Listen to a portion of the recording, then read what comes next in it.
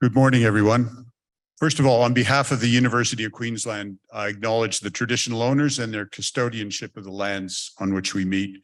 We pay our respects to their ancestors and their descendants who continue cultural and spiritual connections to country. We recognize their valuable contributions to Australian and global society. The Honourable Grace, Queensland Minister for Industrial Relations, colleagues, ladies and gentlemen, good morning, and welcome to the 5th Annual Dust and Respiratory Health Forum. My name's Professor Rick Valenta. I'm the Acting Director of the University's Sustainable Minerals Institute. Today's forum brings together experts and practitioners from around the world to share the latest advancements and trends in managing dust and mine dust lung diseases, to outline best practice and develop collaborations for future research. As everyone in this room and online is all too aware, dust lung diseases can lead to long-term health problems. They continue to be a significant risk to mine workers everywhere. And unfortunately, we still don't have a holistic understanding of the contributions of these various dusts to the overall risks of these diseases. There's still more work to be done to control dust exposures and in the diagnosis and treatment of disease, which makes forums like this all the more important.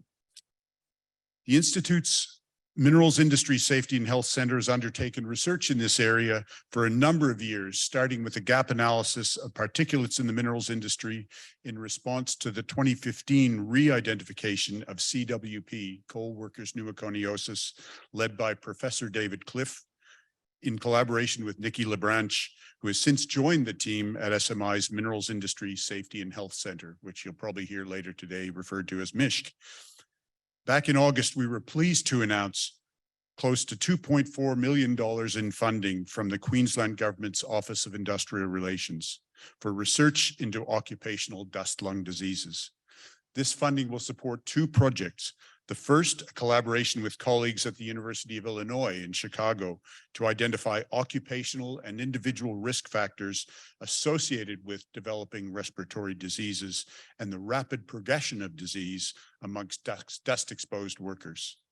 And the second project, in collaboration with colleagues at the University of New South Wales, to characterize various dust sources and their toxicity to identify factors critical to the development, severity, and progression of coal workers pneumoconiosis and silicosis.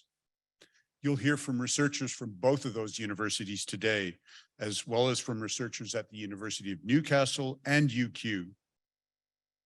We'll also hear from iMed Radiology, who also received funding from the Office of Industrial Relations, and there are also presentations from industry and government. But first, I'm delighted to formally welcome to today's forum the Queensland Minister for Industrial Relations, the Honourable Grace, and to formally thank you for supporting this important research area. The support of your office is crucial in growing knowledge to improve the prevention, detection, and treatment options for mine workers in occupational dust lung diseases. Please join me in welcoming the Minister to the stage.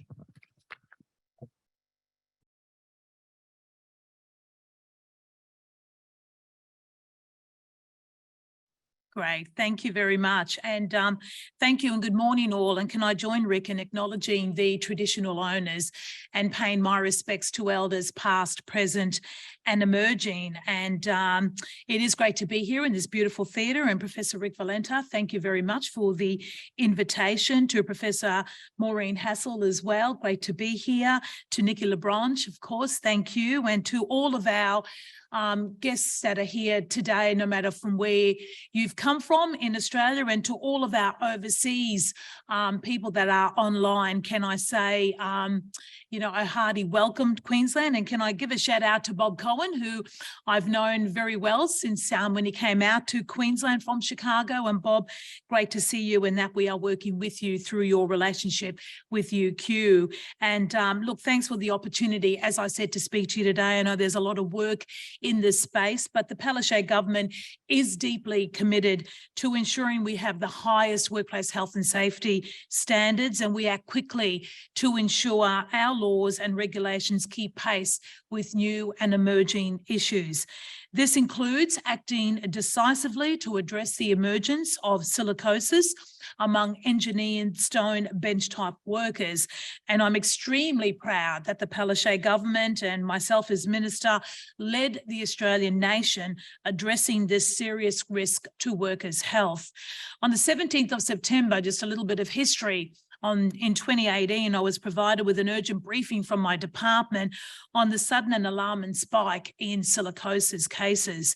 And I and we as a government acted immediately. And on the 18th of September, the day after receiving the briefing that afternoon, an urgent safety warning was issued to workers in the industry about the serious risks of working with engineered stone, and all dry cutting of engineered stone was banned. Since this time, an ongoing and comprehensive audit campaign has been conducted on all known engineered stone benchtop fabricators in Queensland, and there's about 158 in total. And I think we're up to our third audit of these workplaces, where inspectors do a blitz, they go in and make sure that all of the safety procedures that are necessary for a safe system of work are carried out. And as I said, I think we're doing our third comprehensive audit. During these audits, we've issued more than 350 notices, with fines going up to nearly $100,000 for infringements. 1,053 workers have undergone free health screening paid for by our WorkCover Queensland, which is our insurance, workplace health and safety insurance arm, WorkCover, at a cost of about $2.3 million. We established Australia's first dust lung disease register. We commenced on the 1st of July 2019 to enable us to monitor the incidence of dust lung disease throughout the state. We developed a code of practice for the stone benchtop industry, and that commenced on the 31st of October 2019, the first of its kind in Australia. The code of practice gives clarity on how legislative requirements apply, with minimum enforceable safety standards for working with silica. So there's enforceable minimum standards. Of course, if an employer wants to do more, they're more than free to do that, and they are enforceable standards.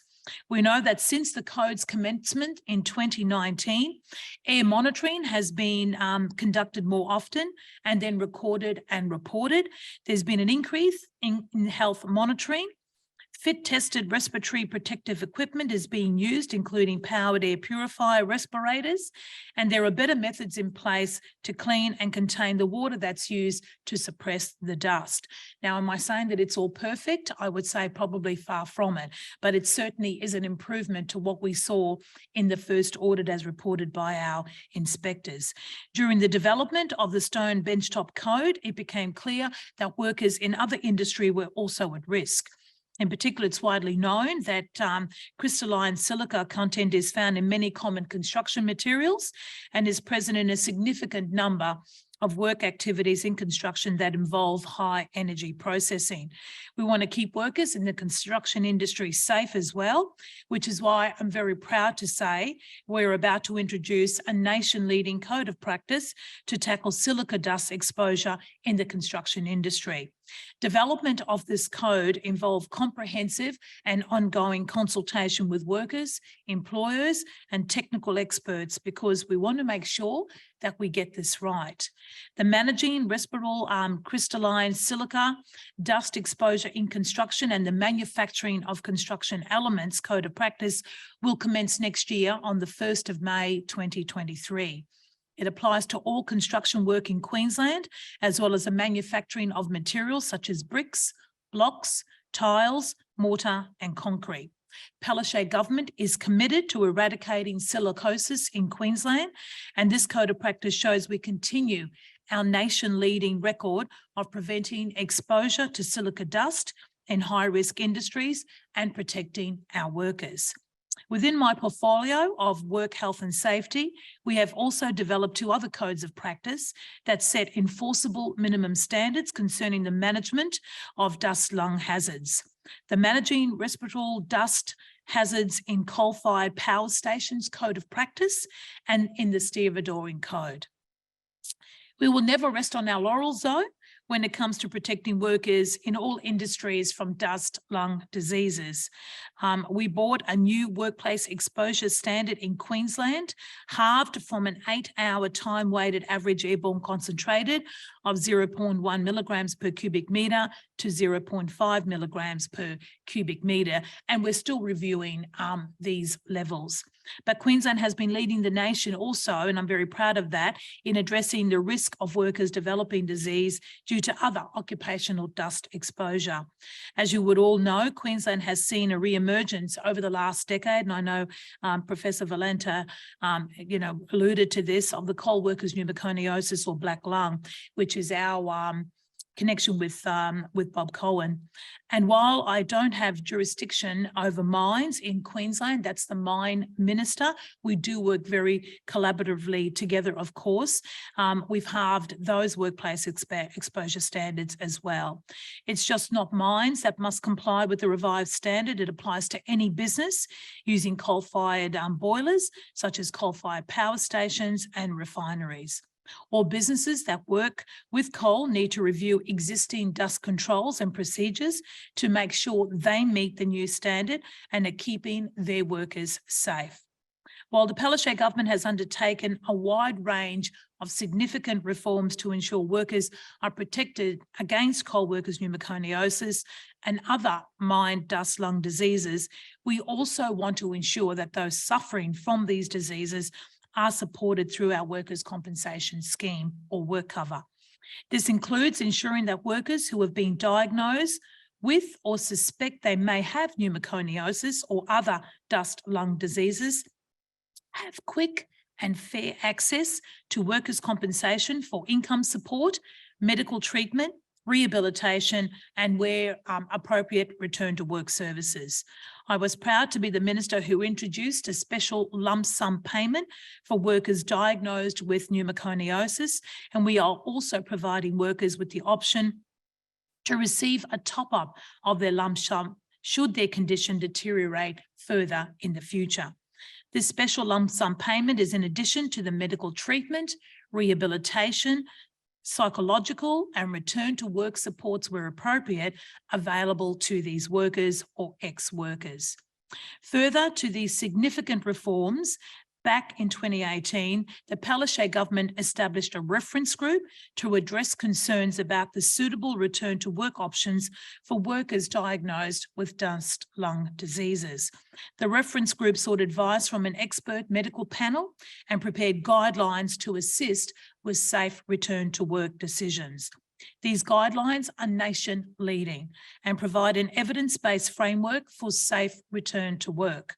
The framework takes into account the individual circumstances of the worker's disease, including its severity and the best outcome that could be achieved. The guidelines cover the process for carrying out a workplace occupational dust exposure assessment and requirements for enhanced medical surveillance. In 2020, the Palaszczuk government, of which I'm a minister of, established the Mine Dust Health Support Service as a joint body involving Work Cover Queensland, Resources Safety and Health Queensland, and my Department of Industrial Relations. The support service provides a confidential and independent one-stop shop for workers to navigate the screening and diagnosis process, to access counselling and other ongoing supports, and provide advice on making a compensation claim and on post-claim exposure. And an independent review of this support service has found it is overwhelmingly well received and supported by clients, stakeholders and staff, and that it provides quality support to current and former workers. It really is being well received. I had a meeting with Minister Scott Stewart, Mines Minister, Resources Minister, sorry, it's more appropriate his title. And we talked about some auxiliary workers who could be in the transportation and in the ports area that would really like access. And we're now working with WorkCover about how they may have access to that support service as well. And we basically just said, let it happen, and we'll work with them about how we can incorporate those workers who may have felt they were missing out on such a good quality service. So happy to report further about how that's going. The Palaszczuk government is very aware of the impact that occupational dust lung diseases have on workers affected and, of course, their families, friends, and the communities they are part of. We recognise we need to ensure workers diagnosed with dust lung diseases receive effective support and treatment. I know that's been a bit patchy, but look, I think we've done a very good journey. We've worked very well in doing it. We've learned a lot, and I think we're getting to the point now where hopefully we can avoid, eliminate, and then obviously support where is required. Because to deliver effective support and treatment, we need to research literature, data and information. And right now, there's very limited, as we know, in this field. That's why we acted to change this by supporting research into exposure risks, types of dust which may cause harm, and investigation into treatment options. And I think Professor Valenta has referred to this. We provided $5 million in research grants from my department as part of this initiative, targeting to improve the health, wellbeing and treatment option for workers with occupational dust lung disease, particularly silicosis and coal workers pneumoconiosis. In July, announced more than $3 million in research grants to 3 recipients with different projects ranging from screening methods to analysis of exposure scenarios. I think we've had some referred to. The University of Queensland received $1.5 million to collaborate with the Chicago School of Public Health at the University of Illinois to research early detection, prevention, and progression of mineral dust-related lung diseases, which I think is money really well spent in the right area. And we've got another $827,000 has been awarded to UQ to collaborate with the University of New South Wales to identify factors critical to the development, severity, and progression of coal workers' pneumoconiosis and silicosis.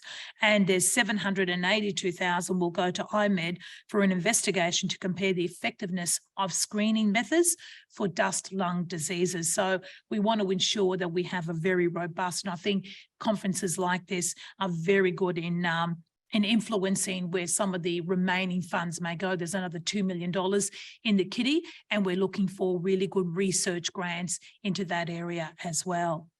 Can I say I'm very proud to be part of the Palaszczuk Labor government, which not only cares about workers and their health and their safety, it's at the core really of everything we do, everything I do.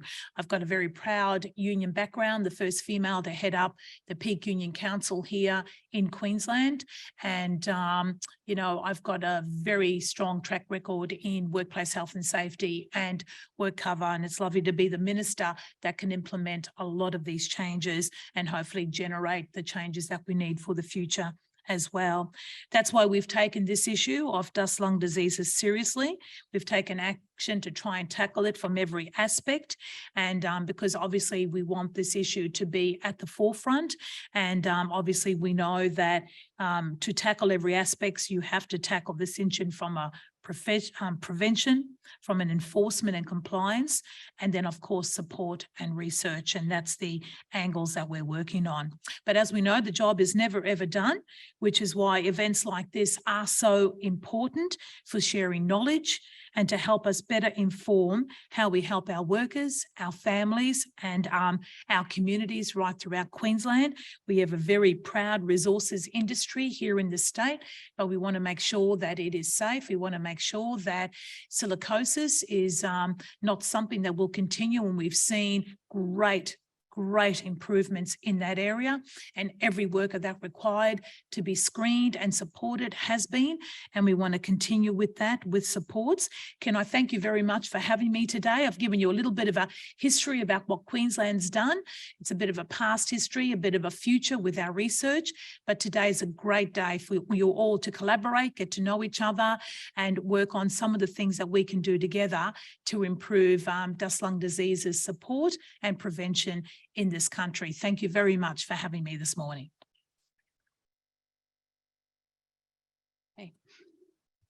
The Honourable Grace, Queensland Minister for the Office of Industrial Relations, colleagues, ladies and gentlemen. My name is Maureen Hassall. I'm the Director of UQ Sustainable Minerals Institute Industry Safety and Health Centre, and it is my pleasure and honour today to give the vote of thanks. So I'd first like to start with our special guest. Thank you, Minister.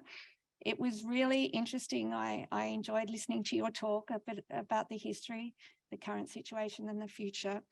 And I think we're all combined with that passion of really understanding the evidence around the dust in order to protect workers, and covering the span from what is the dust, how does it get generated, how can we manage and monitor it and detect and then address where we have the lung disease.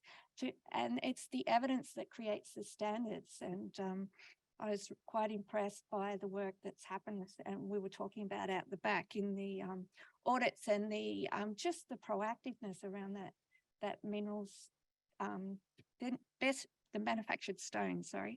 So, and with the future of critical minerals, we've just got to keep up the pace. So it's research like this that helps us protect the workers. So thank you very much.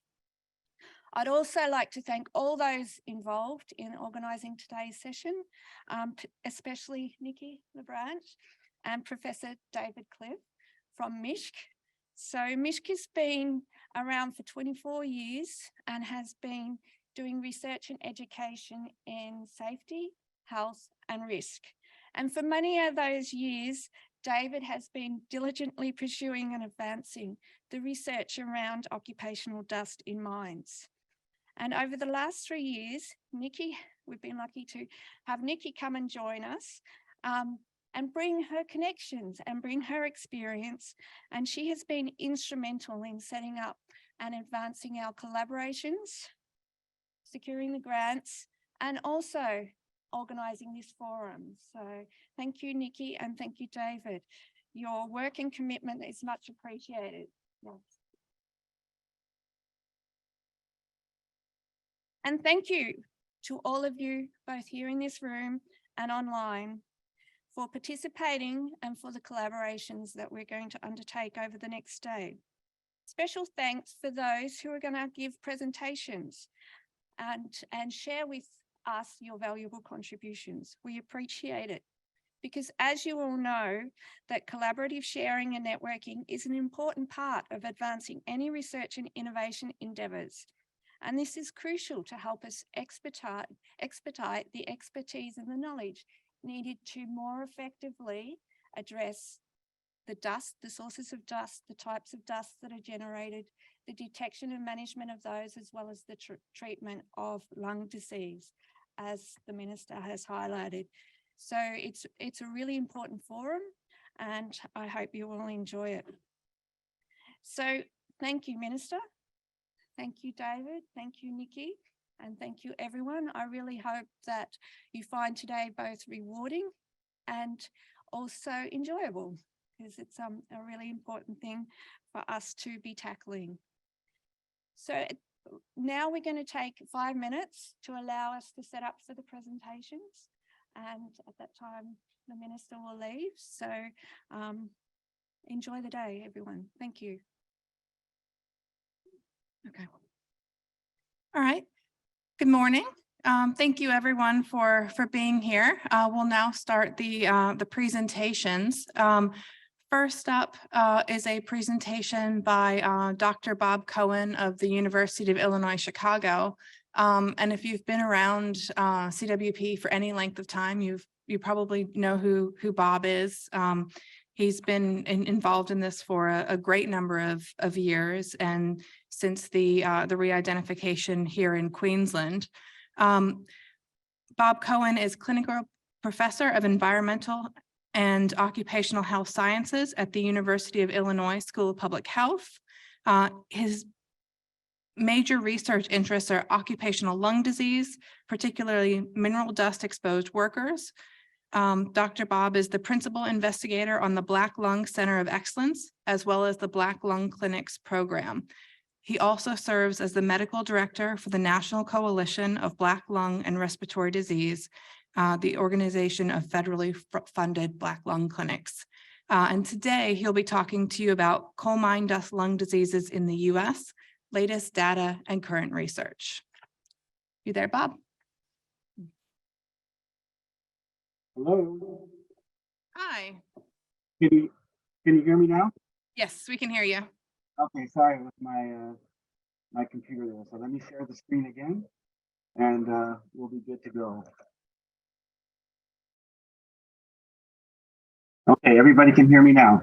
Yes. Okay, thank you so much, Nikki, and thanks to Honorable Minister Grace and Professor Cliff for inviting me. I'm just sorry that I couldn't have stayed a little bit longer in Brisbane to be there in person. But looking forward to this wonderful conference for today and sharing some of the research and information from our work in the US. One moment, there we go. So these are just a disclosure of our sources of financial support, which I don't think provides any conflict of interest in any of the work that we do. Today, I'm going to talk about some of the recent trends in surveillance data for coal mine dust lung disease in the United States, in particular to discuss the role of silica in what we've seen here as a resurgent disease in young miners and really relatively severe disease, and what we found to be rapidly progressive pneumoconiosis. And I'll review some of the X-ray evidence, and we've got a great deal of interesting evidence from the pathology of these diseases, and so I'll talk a little bit about that as well. And then finally, we have actual mineralogic evidence, which is wonderful to present here at the Sustainable Minerals Institute, because we can drill right down to the mineralogy. And then we'll talk about really what we need to do in the US, which is to follow the example that Queensland has set and in lowering the permissible exposure limits for silica. So some people may not understand exactly what the sources of silica are in mining. And I thought I would just show this slide to give you an idea. This is an underground coal mine. And you can see that based on the size of the seam of the tunnel that we need to get the equipment in there, there's a fair amount of stone that has to be cut above the coal seam in order to get the equipment in and to mine efficiently. Also, as part of the seam, you can see coal that is sort of marbled, like the marbling of fat in meat, but marbled with mineral. So you can get contaminated coal seams that also, when cut, and will generate silica. And then you have the coal seam itself, which may have a smaller percentage of silica. There's rock below the seam, and then there's also rock in the floor. So there's a fair number of sources of silica in underground coal mining.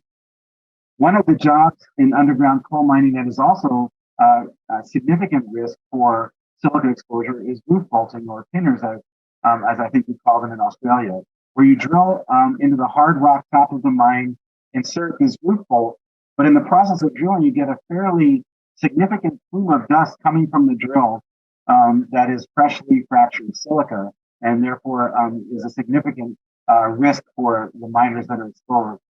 Many roof bolting machines have suction devices so they can mitigate that exposure, but it's still a very important risk. This is a picture of a longwall mine, and you can see that the longwall shear is cutting and has water sprays directed at the mine at the coal face. But again, there's a significant amount of rock above this coal seam that the longwall shear is cutting, and that is a significant source of silica as well. Many folks think that surface coal mines, because they're outdoors, that there's no real risk of exposure, and that severe disease may not occur, and that's just not the case. It really depends on the quality of the cabs and the equipment that the workers are working inside of to keep the dust out. And these are some pictures that were taken at surface coal mines in the US. This is a surface coal mine drill. You can barely see the equipment, and you can hardly see the miners from the plumes of dust that are generated by these drills. And so unless you have cabs and this equipment that are really well maintained with excellent seals, and then dust filtration equipment, not just regular air handling for air conditioning and heating, these workers can be exposed and develop severe disease. And then workers that work on drag lines and other surface coal mine equipment are also at great risk for silica exposure. So it's not just coal dust. That's why we call these mine dust lung diseases, coal mine dust lung disease, because it's a mixture. And in many parts of coal mining, there's significant silica exposure. So let's look at what the recent medical surveillance that's done in the U.S. Has shown us about the severity of disease and the type of disease that we're seeing.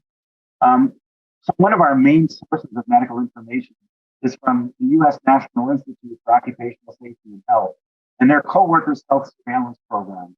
And it's very similar to the coal mine workers health scheme, except that in the U.S. it's voluntary, whereas in Queensland it's mandatory. So you actually have a much better collection of data than we do in the U.S. But the purpose of these schemes is to detect early disease for two reasons. One is to remove the worker from exposure if they have severe disease or if they have significant disease, and the worker would then enter the compensation.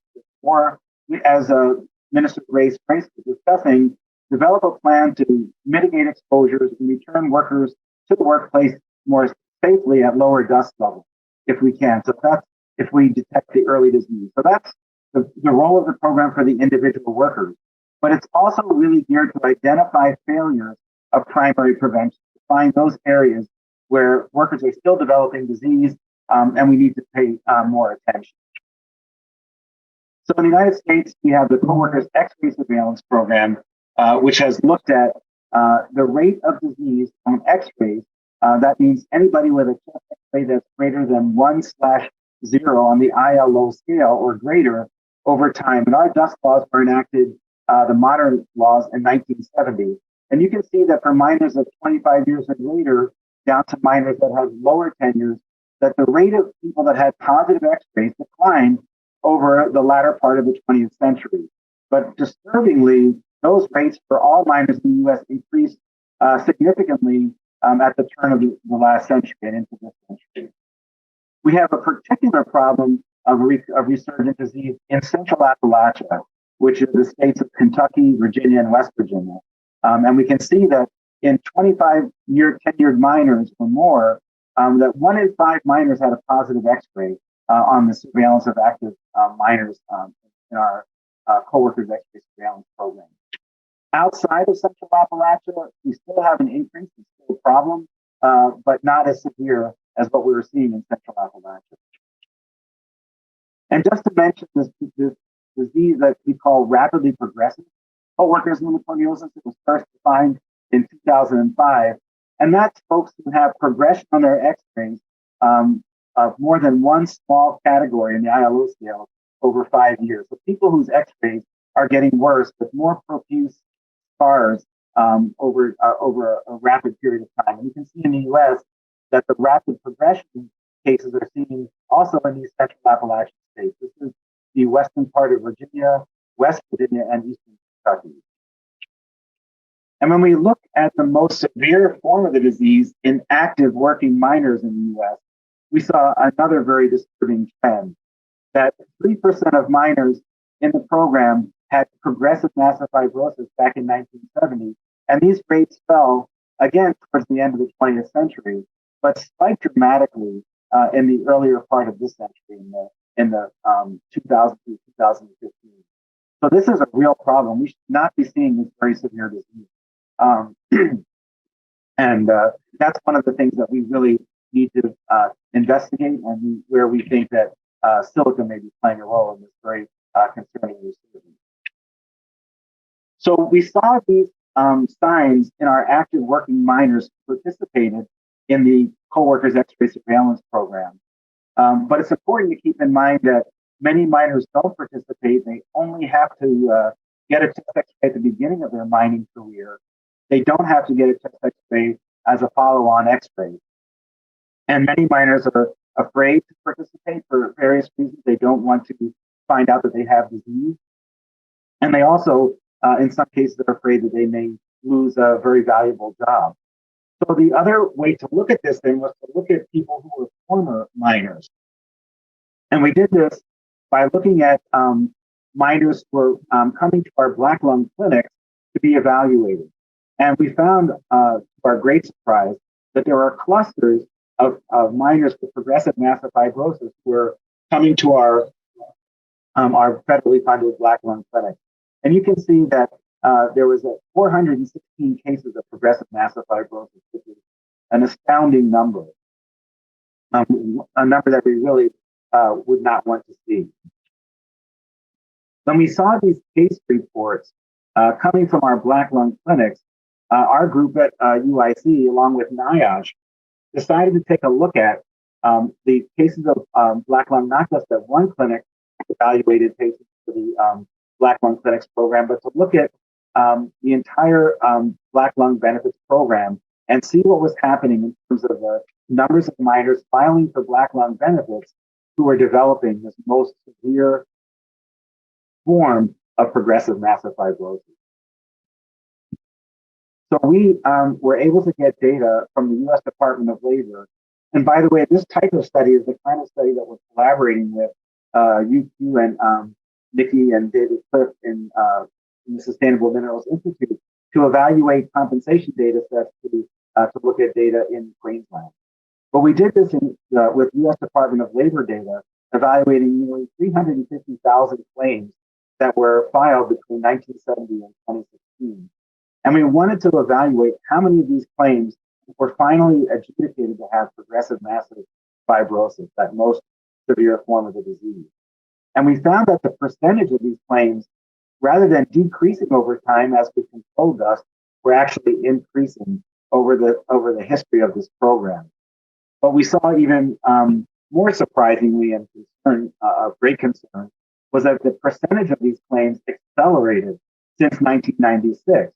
So this sort of mirrored what we were seeing in the active mining population who participated in the coworkers X-ray surveillance program. We are now seeing this in the compensation data set. And we identified through the U.S. Department of Labor data nearly 2,500 cases of this most severe form of the disease occurring between 1996 and 2016. And this was more than 10 times the number that were identified in the surveillance program of active miners. Interestingly, this increase occurred even as our workforce declined and the claim rate among miners was stable.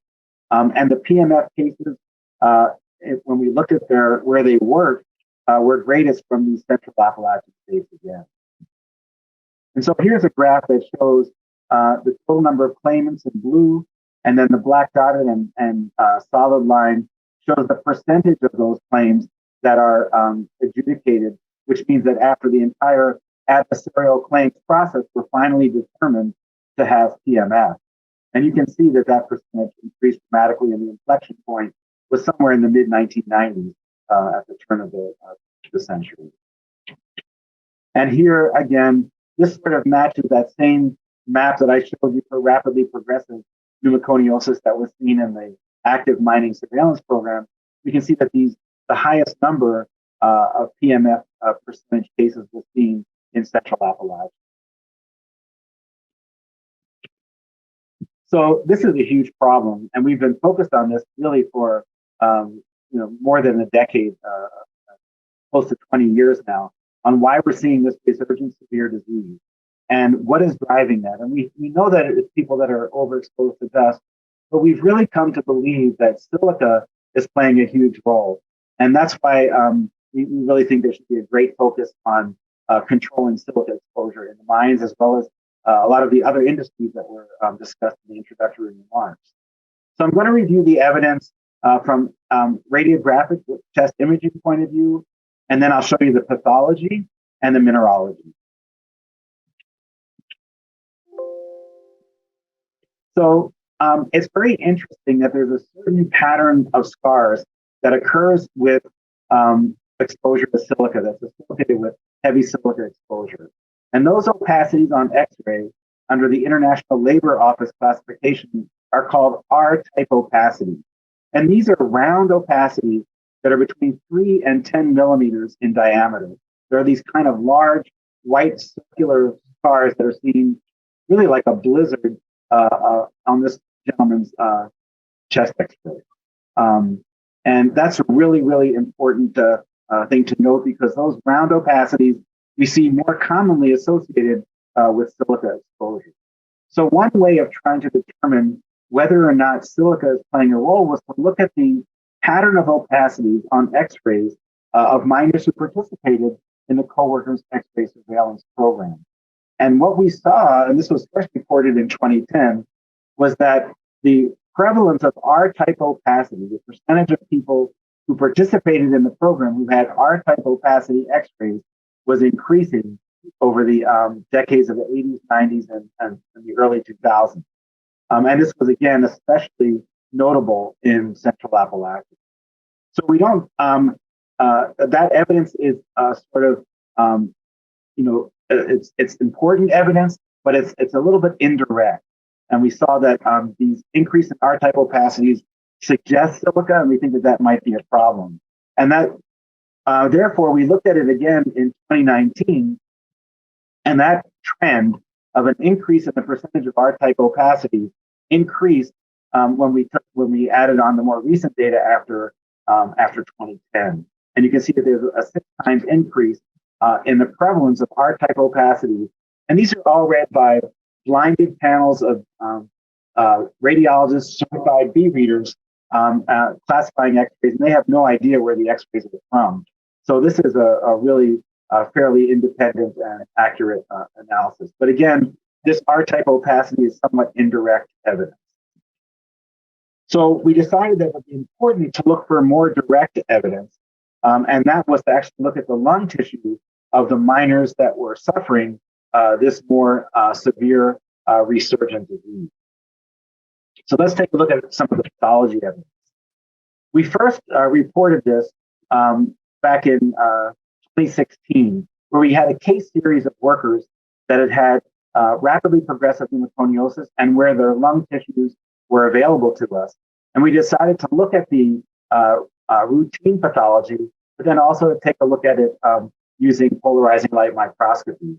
And if you look at this explanted lung here, it looks just like regular coworkers pneumoconiosis. We see dense black pigmented scar tissue on the gross specimen of the lung. But when you actually look at it under light microscopy, we actually see pathologic findings that look like silica, pink, whorled nodules of silica, and we'll talk about this a little bit more. But there's not a lot of black pigment here. It really looks like a worker that may have been a sandblaster or artificial stone worker, somebody that really has silica as the main dust driving the disease. We also saw a few pathologic features that are really pathognomonic, which means really a very clear sign that silica is playing a role. And one of those is the presence of lipoprotein in the alveolar space, in the air sac. And those lipoproteins are really associated with, strongly associated with silica. When we took, in that same study, we took a nice light microscopy slide of the tissue. We see lots of pink scar tissue, and we see black pigment. So if you just look at it under routine microscopy, you would say, well, this is just, there's a lot of pink scar tissue and there's black pigment. But when you look at it under polarizing light microscopy, this is a focused polarized light beam that when it hits a crystal that's birefringent, the crystal bends the light in such a way that you can really see it shine very brightly. And when we look under polarizing light microscopy, the same tissue that we saw before is lit up like a starry sky. And we see many, many, many particles of silicates, which are the long, brightly birefringent particles. And we also see some dull, roundish birefringent particles that are silica. So this case study, which was just a small case series of miners, about 13 miners, gave us the idea that there was significant pathology that was implicating silica, but it was a small number of cases that we acquired, and it was with no comparison group. So we decided to look further at what resources were available to look at lung tissue in coal miners. So one of the things that our group did was to work with the National Institute for Occupational Safety and Health, which has a National Coworkers Autopsy archive. and look at, this study was led by my colleague, Dr. Leonard Goh, and to look at those, the materials from that archive and evaluate the pathology pattern and looking at the type of pathology that we saw. And we had 5 groups of expert occupational pulmonary pathologists, including pathologists from Canada, United States, and South Africa. And we divided these cases into those born before 1930 who were unlikely to have ever worked with modern mechanical technology and those born after 1930. We looked at those large PMF lesions and we developed a classification system by dividing them into silicotic type of PMF, mixed dust type, or cold type, based on the percentage of silicotic nodules in the tissue. And we saw that if they were less than 25%, we classified them as cold. If they were more than 75% silicotic nodules, we classified it as silica type, and in between was mixed type. Here's an example of the cold type of PMF. You can see lots of black pigment here and relatively few pink scar nodules that are consistent with silica. This is the mixed type, and we see still a fair amount of black pigment, but it's more than 25% of these round nodules that are just dense whorls of scar tissue consistent with silicotic nodules. And this is the silica type of PMF, where there's very little black pigment and it's really almost entirely silicotic nodules. And so we did this classification for all of the cases that we could find of PMF where we had the tissue in the National Co-workers Autopsy Study. And when we looked at that and we compared miners that were contemporary, born after 1930, to those that were historical, we found that 48% of the contemporary miners had this silica type of PMF versus only 17% of historical miners. And you can see when we look at the silica type in blue compared to the cold type in green, that there's a crossover and the silica type became much more prevalent. So that one source of pathologic material was very useful.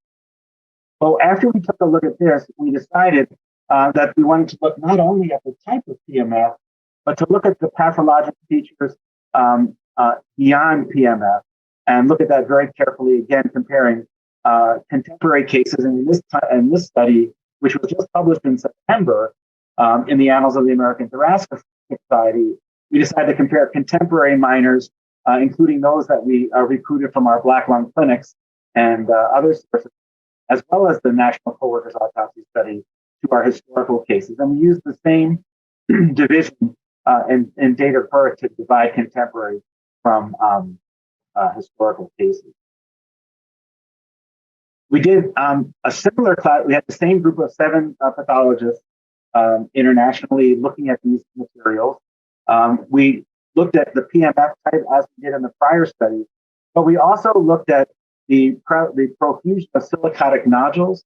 We looked for the presence of immature silicotic nodules, which I'll talk about, and this phenomenon of lipoproteinosis, this mineral dust alveolar proteinosis, is heavily associated with silica. This is an example of this mineral dust proteinosis. You can see this pink staining material inside of an air space.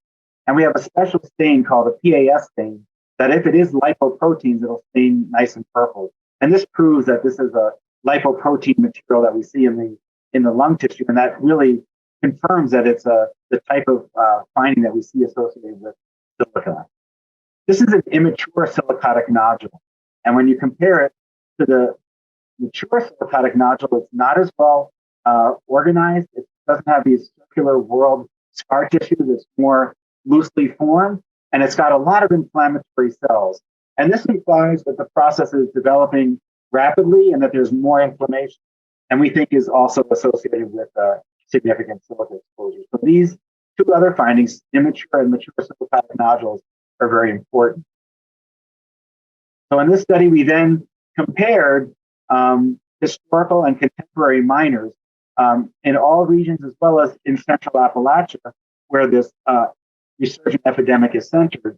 And we looked at the proportion that had the findings of silica type PMF was again seen in much greater in contemporary versus historical miners, 57% versus 18%. and in Central Appalachia was similar.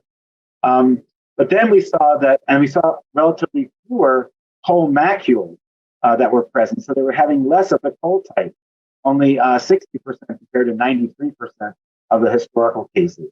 And again, similar in the Central Appalachian cases. And this finding of mineral dust alveolar proteinosis was something that we had just seen in that first case series. And now we realize that it really is an important sign of silica exposure. And we really believe that this is important. And I'll prove that to you in the next series of slides. So we now have more direct evidence than just the X-ray. We have the pathological evidence. And we wanted to take a look now at the mineralogic evidence, which is actually taking a look at the minerals that are present in the lung tissue. So out of that series of cases, we took 33 historical and 17 contemporary cases and analyzed them with scanning electron microscopy, which lets us count the particles, and then we focus a beam, an X-ray spectroscopic beam that will allow us to characterize it. Here you can see the silica nodule under scanning electron microscopy, and here you see at higher power, you can see all the particles that are mineral particles. And under even higher power, we can focus a beam on an individual particle. And this one seems to be an aluminum potassium silicate. And this particle here has a pure silicon peak. So we can count the particles and we can identify the particles and tell exactly what is the mineralogy there. And this was something that hadn't been done before in the coal mining population. When we did this, we found that the contemporary miners with this resurgent disease had a much higher percentage of silica particles than the historical cases. And the concentration of the silica particles was also greater when you take the particle count and add it over and divide it by the volume of tissue. And this is 47 times 10 to the 8th silica particles in contemporary miners compared to 26 approximately. So we really have the smoking gun here, where we can see that silica really is present in the tissues. And we went ahead and actually wanted to prove that these pathological findings that I just discussed are really signs of silica exposure by looking at people that had this mineral dust alveolar proteinosis present, that had silica nodules present, and immature silica nodules present. And we found that their percentage and concentration of silica was greater in those folks whose pathology showed these findings. So that really proves to us that what we saw in pathology really did represent excessive silica in the tissues of the lung. So I think that we've shown radiographically, we've shown pathologically, and we now have, I think, proven it mineralogically that there is more silica in these contemporary miners, more silica pathology, more silica associated type of radiographic findings in miners that have the severe disease in recent years. And we're thinking that what are the contributors? Certainly the geology plays a role. The seam thickness, and in Central Appalachia, we have thin seam mines that are being mined. The composition of the surrounding rock is important. Obviously, we think that mining practices have changed over time with powerful mechanized mining machines that allow the increased cutting of rock and separating rock from coal in the preparation plants. And then we've got increased shift durations and work weeks that we've noticed in the U.S. over time, over recent years. And also, there may be variability in adherence to dust control regulations. And we clearly know that the particles are more silica, and we haven't proven this yet, but we think that modern mechanized mining will generate smaller size silica particles. In 2014, MSHA passed the new respirable dust law, but that only reduced the permissible exposure limit for respirable coal mine dust. It did not address silica. So in 2019, MSHA, our current standard is about 0.1 milligrams, which is double what you have in Queensland right now. MSHA asked for information to propose a new silica standard. And I'm happy to say that in 2022, the new Secretary of Labor for MSHA has committed to issuing a new silica rule, and they're actively, they've written it, I believe it's under review, and we'll hopefully get a chance to review this rule and get that done so we can try to catch up with our fellow folks in Queensland and try to do as well as you're doing control of silica.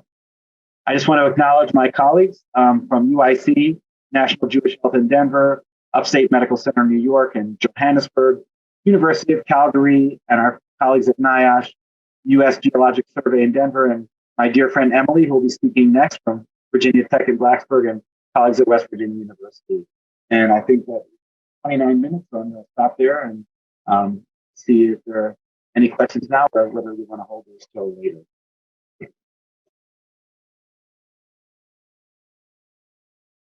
Do we have any questions for Bob?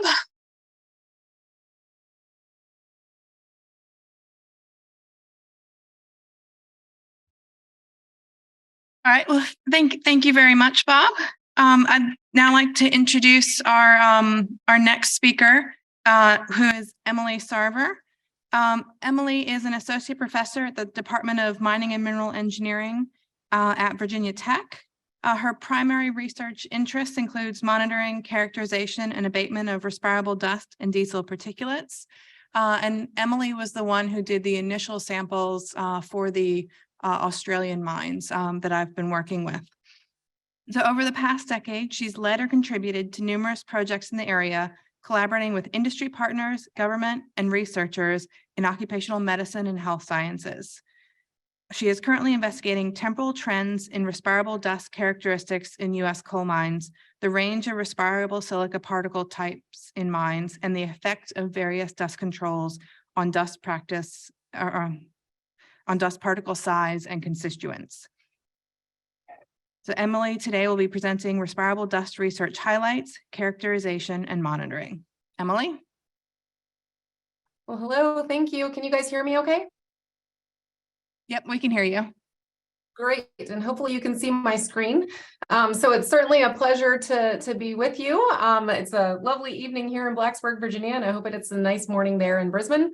So thank you so much to Nikki and all of your colleagues for the invitation to speak with you today, and also for putting me after Bob. He always does the hard work, so I really appreciate the opportunity. When Nikki reached out to me this time and asked me to present, I sort of said, what do you want me to present on? And she was kind enough to say just research. And so I've chosen some highlights to present for you today, and hopefully this sort of hits the spot for what people are interested in. I'd like to get started just by acknowledging quickly our research funding sources. So most of the work that I'll present here to you today has been funded by the Alpha Foundation for the Improvement of Mine Safety and Health, or by CDC NIOSH. And I would like to also acknowledge that the work I'm presenting to you today is mostly that of my research group. A special thanks to Dr. Chidem Kelesh, who I think is actually joining online tonight, to Nestor Santa, Jonathan Gonzalez, Liveth Jaramillo, Satara Afruz, Eli Agiantanti, Victoria Essex, and Meredith Whitty. So those are just a few of the groupers that have contributed to our work over the years, but I'm going to present some of their work tonight. We're really grateful, of course, to our industry partners because it's never lost on me that we're able to do the work that we are, because we have great partners that invite us to come back and sample time after time. And of course, the views I'll express tonight are those of myself and my research group, not of our partners or our sponsors.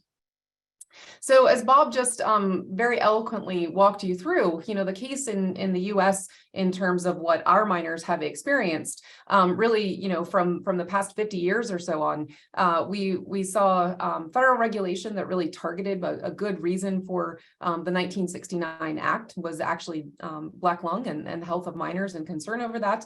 And we saw for some number of years that that disease rates actually went down, and that was as expected. And unfortunately, what we've seen over the past 2 decades or more now is that prevalence of the most severe forms of disease have certainly been going up. And so that's very alarming and something that is very well acknowledged at this point. And the question really becomes why. And so as Bob just presented to you, well, the pathologic data, now the mineralogic data in lung tissue would suggest that silica is really a primary culprit. So this is really just a recap of what Bob has presented to you. What he hadn't showed you, though, is the data from dust monitoring in our mines. And what the dust monitoring data shows is that, well, the story isn't so clear. And so if we look at the respirable dust concentration over time, if we look at the percent of samples that are exceeding our silica permissible exposure limits, and if we look at the projected silica concentration in mines, well, all of these trends seem to suggest that overall silica is going down. And so really that leads us to the question of, well, how do we explain the difference between the health and the dust data? And really, how can we improve monitoring? And so back several years ago, the National Academies did a consensus study, which I was honored to participate on and co-authored part of this study. And they came up with a number of recommendations, and I'll just highlight 3 of those here because I'm going to touch on these in our research highlights for you this evening.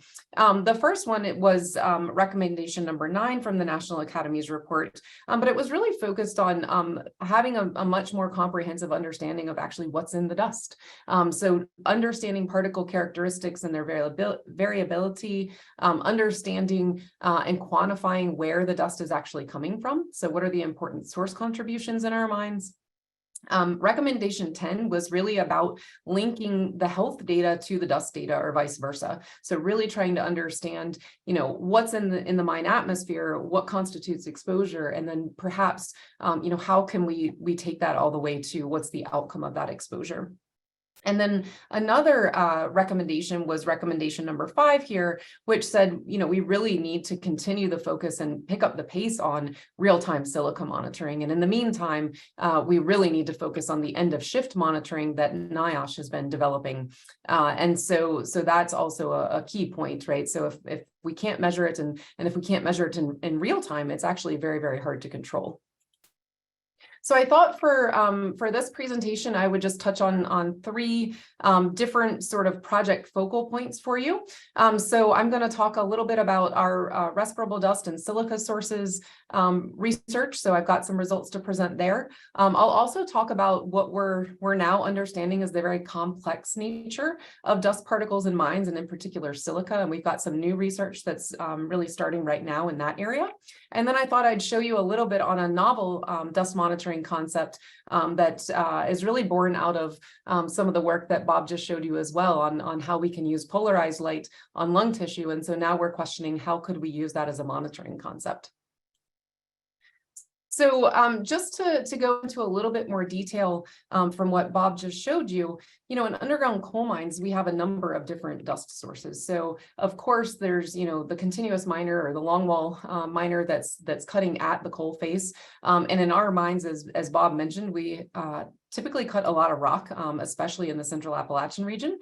And so when we have dust being generated right there at the mine face, it may be coming from the coal strata. It may also be coming from the rock strata. We, of course, have roof bolting that's happening. And so we might be getting a lot of dust in that area. We've got, excuse me, we've got a, shuttle car loading.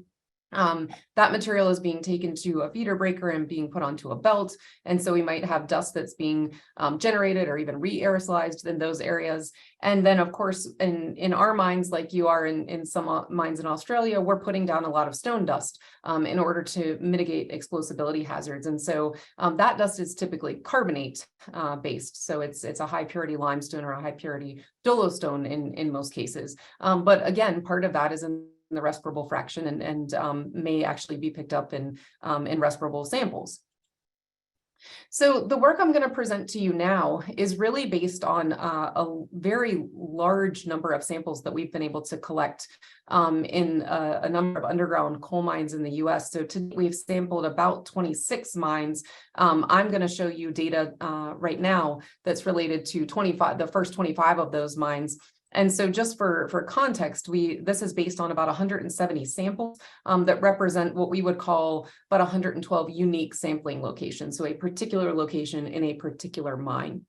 And one I think unique thing about the way we've been doing our work here at Virginia Tech is from the very beginning, we said we were going to sample in stationary sort of area locations, so not on a person. And so that has allowed us to really do the same type of sampling in each mine that we've been in. So we typically sample in the intake or the fresh airway in a particular mine section. We also sample in the return or the exhaust airway. We sample just downwind of an active roof bolter, just adjacent to the feeder breaker or along the belt. If there's not a feeder breaker, we can sample near, and then just downwind of the active production, whether that's on a continuous miner or on a longwall unit. And in about the past 15 mines that we've sampled in, we've also been collecting bulk samples of what we would call primary dust source materials. And so we would take material off of the conveyor belt, so the run of mine material, which we can hand pick from that coal versus the rock that's in there. We would take material out of the roof bolter dust collection system. So, there's sort of like, you can think of it as like the vacuum cleaner bag. So we can take dust that's been vacuumed up as the drill is in the roof. And then we've also taken some samples of those stone dust products that are being put down for explosibility mitigation. And so we use a variety of analytical techniques in our research group. One of those we've developed in-house, which is called thermogravimetric analysis. And so when I say we developed it in-house, we've developed an application for respirable coal mine dust samples. But what the thermogravimetric analysis actually does is it measures a sample's weight loss as we heat that sample in a very controlled oven, essentially. So we can control the temperature in the atmosphere, and then we measure weight loss during that thermal ramping routine. And what that allows us to do is really fractionate the dust into three primary fractions, being the coal, the non-carbonate minerals, and the carbonates. And the reason we really like this method is because we think it should actually equate very nicely to the major sources of dust in mines.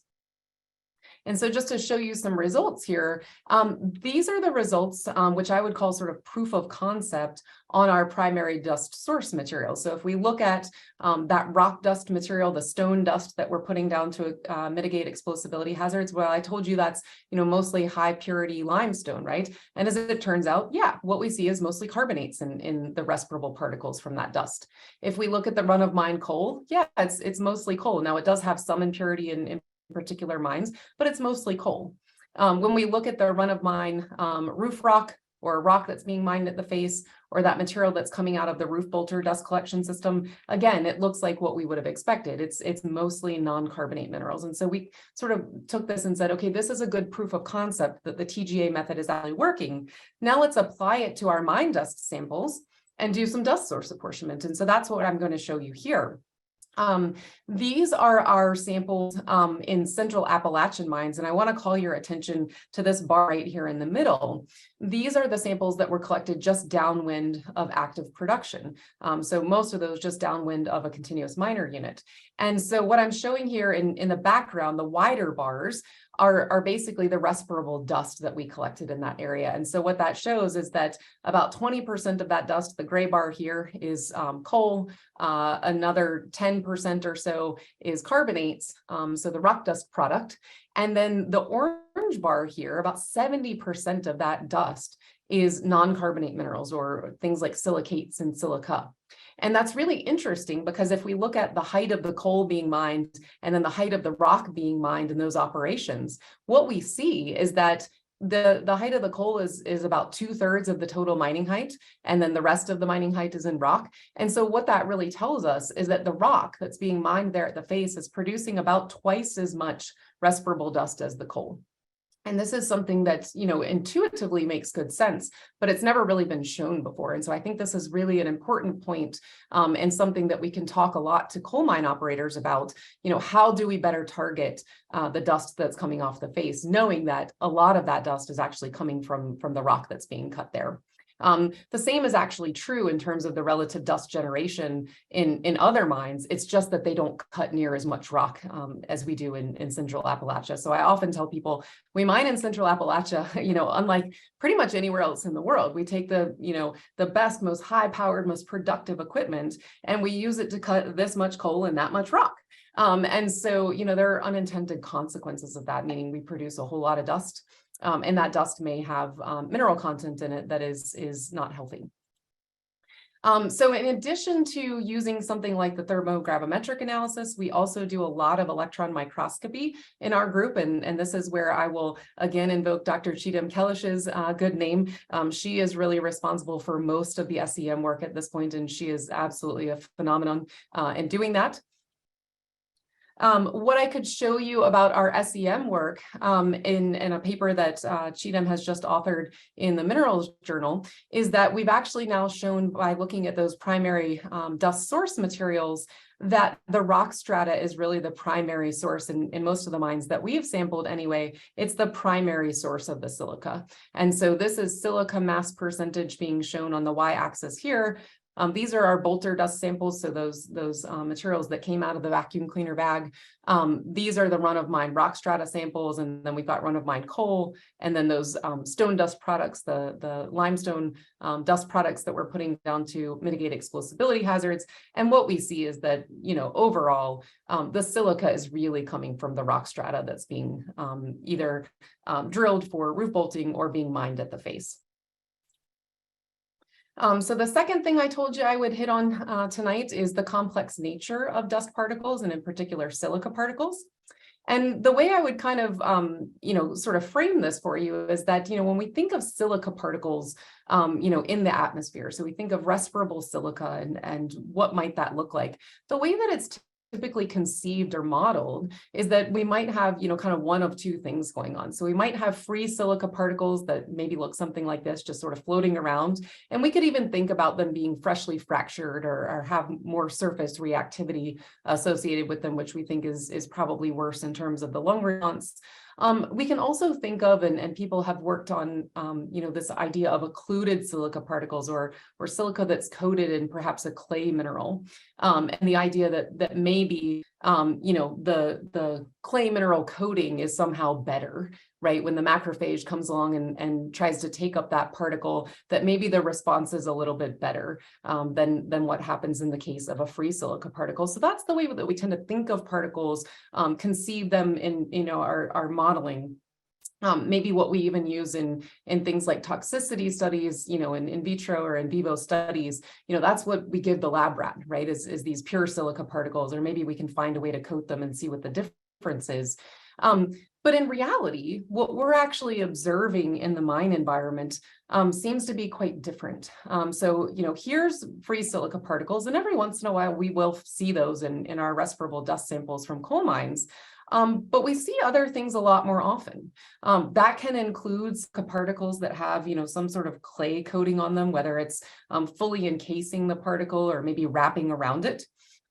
More often still, we see other very interesting things. So we might see agglomerates of particles, and I would note that these are still in the respirable range. So the whole agglomerate may still be respirable, but my goodness, look at all the different particles that are there. So we've got some coal particles, the ones that look gray up here are most likely coal particles. We've got some silica, some aluminosilicates, all right here together.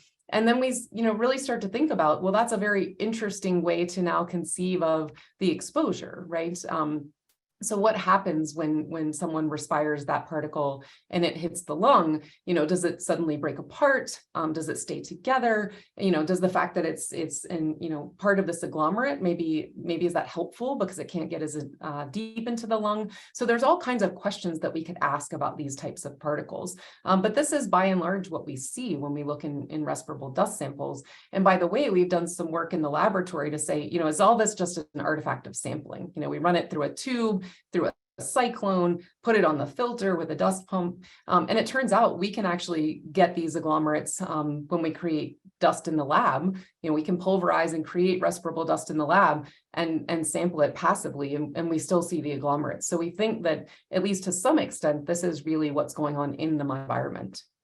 We also tend to see these ingrained particles every so often. So you can see these are actually images side by side that have been captured at lower and then higher accelerating voltage. So the lower voltage just hits the surface of the particle, whereas the higher voltage penetrates into the particle, so you can kind of see what's on the inside. And so here in this image, we have a coal particle, and inside of it is a silica grain.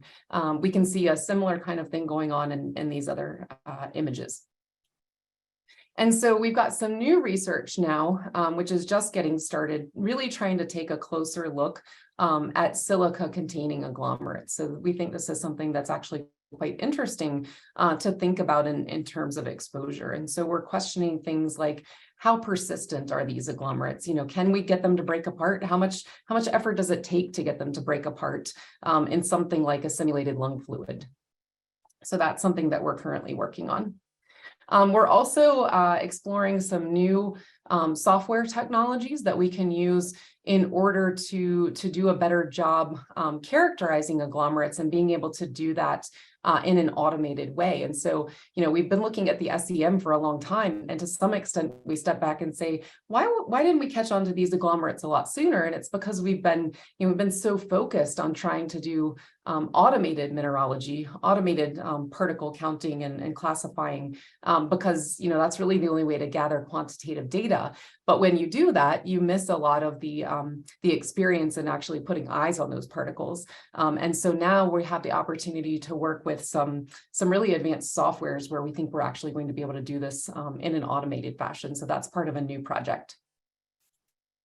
And then, of course, continuing, you know, working with Bob, the other thing that we're real interested in right now is trying to connect what we're seeing in the mine atmosphere to what's going on in the lung tissue. And so another thing that we're going to explore, again, with that newer software is actually looking at some of the lung tissue samples Bob just showed you and trying to figure out, you know, can we actually do a better job to, number one, count and classify more particles in an automated way, but also have the opportunity to look at, you know, the context around silica particles. Are they occurring on their own? Do they tend to occur with silicates around them, to really get a better sense of how these particles are depositing in the lung and what may happen to them after they deposit?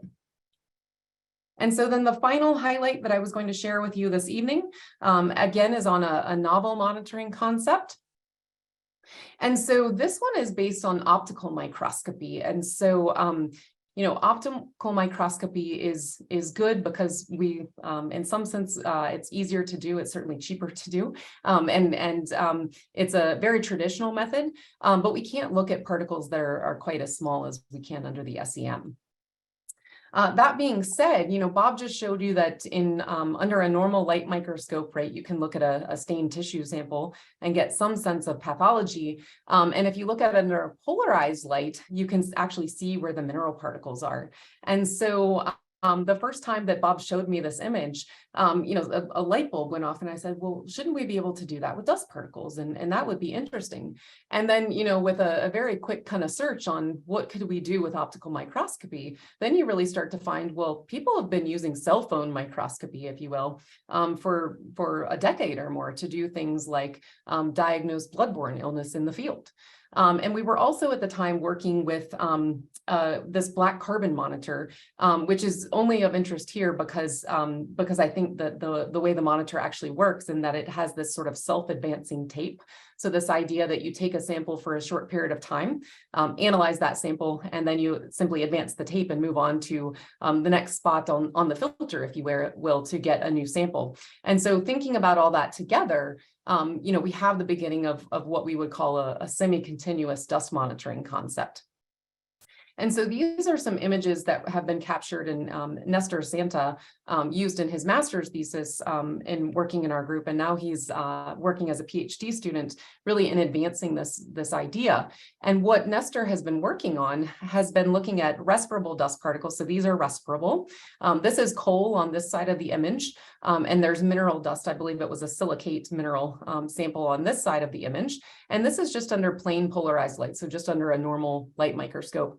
And then this is under cross-polarized lights. And what we see is that the coal particles sort of disappear. They are not birefringent, but the mineral particles, they're anisotropic crystals. And so they do have that character of birefringence. And so they illuminate under the cross-polarized light. And so what Nestor did for his master's thesis was to basically come up with an algorithm that when we take these images and put the two together, we can come up with an algorithm then to separate the coal from the mineral, right? And that can be done very quickly. All we need are 2 images. And we can produce even an output to show, which particle was coal and which one was mineral. And so our idea at this point really is to turn this into, a real field monitor. And so that'll be part of Nestor's dissertation work, is to actually prototype a field monitor and test this, not just to look at coal versus all the minerals, but to see if we are also able to separate out the silica in our classification scheme. So to come up with an algorithm that actually classifies out the silica as well. And so this is just sort of a schematic representation of what we have envisioned at this point. So with that, I think I'm almost at time, maybe caught us up just a little bit, but I would be certainly happy to take any questions or hear any feedback that you have, and really appreciate the opportunity again.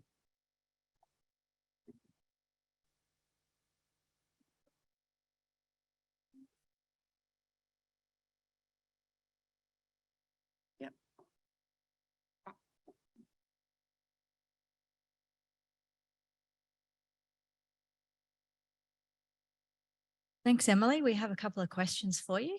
The first question relates to the TGA. So is the TGA heating methodology similar to what's done for DPM analysis in NIOSH 5040, but the measurement process is gravimetric instead of FID? Yes, to some extent you can think of that way. In the NIOSH 5040 method not only has the thermal component, but it also has an optical component to it, and that is to separate the organic from the elemental carbon. So we've done that analysis a lot as well, because we've also been working in diesel particulate. So the thermal part is certainly a good analog. We don't do the optical part because we don't need to sense the difference in different types of carbons. Thanks, Emily. Another question for you. First of all, Deborah says, thank you. What a great presentation. And also thanks to Bob. Does the coal rank, bituminous or anthracitic, affect the dust level or type? That's a great question. I know that there's been some research on, the coal rank in terms of, the epidemiology anyway of CWP in the US, and findings from back in the 90s seem to indicate that coal rank, higher coal ranks seem to go along with higher prevalence of CWP. I don't think that we don't have enough data to say at this point, which one produces more dust, but there may be some data out there from NIOSH. I think at some point NIOSH may have done some dust generation tests on different types of coal, and of course anthracite coals, the higher ranks can be a bit harder, so it may produce more dust, but we have not looked at that specifically in my group. Thanks, Emily. You've got questions coming in quite quickly now. The next question is also from Deborah. Could the Tate methodology be used for the stone benchtop industry? Oh, great question. Potentially, although I think that the stone benchtop industry may have they may actually have in some ways an easier time. So much of what we can't do in underground coal mines, at least in US mines, has everything to do with what we can't get approved as being intrinsically safe to operate in an underground coal mine. But theoretically, yes, if we can find a way to separate silica particles from other types of particles that are being produced, then sure, that technology could be used anywhere. I guess one other point I would make about the engineered stone is that part of what we don't understand in coal mines is the uncertainty of where the dust is coming from and when, right? So how much dust is really coming off the face, how much dust is really coming from other parts of the mine. In the engineered stone setting, we sort of know where the dust is coming from. And if we have, let's say, a uniform dust source, and that we know, how much silica is contained in that, and we could do some studies on, when we generate respirable dust, how much of it is silica, then simply by monitoring the dust, I would think we'd have a good, understanding of what the expected silica exposure could be. So I actually think that problem is potentially a bit easier to solve, thankfully, because it's a terrible problem. But I think we actually have a better shot of solving it, and solving it more quickly and with more certainty. Emily, Joanna asks, are you also looking at other elements of atmosphere, for example, diesel particulate, when you are looking at samples? Oh, that's another great question. This is a wonderful audience, my goodness. And I'm on my toes because it's getting late here. Yes, so we are able to see the diesel particulates in our respirable coal mine dust samples, and Cheatham has done a wonderful job actually in trying to separate those out, both visually and by doing some size distribution analysis. So we do know, it's quite clear when diesel is occurring in these samples. One question I have, which is sort of similar to the agglomerates question, is, what's the effect of co-exposure to dust and diesel at the same time? Particularly if the dust, coated in diesel is sort of a nice little delivery mechanism for those diesel particulates, or perhaps, the fact that they occur together, does that keep the diesel from getting, as far into the lungs? So I think there's really some brilliant questions to explore there. We are able to see it on the electron microscope images, but the diesel, in terms of like a mass analysis, the diesel is so small that typically it doesn't contribute much to the mass. So you almost have to use the particle analysis to know that it's there.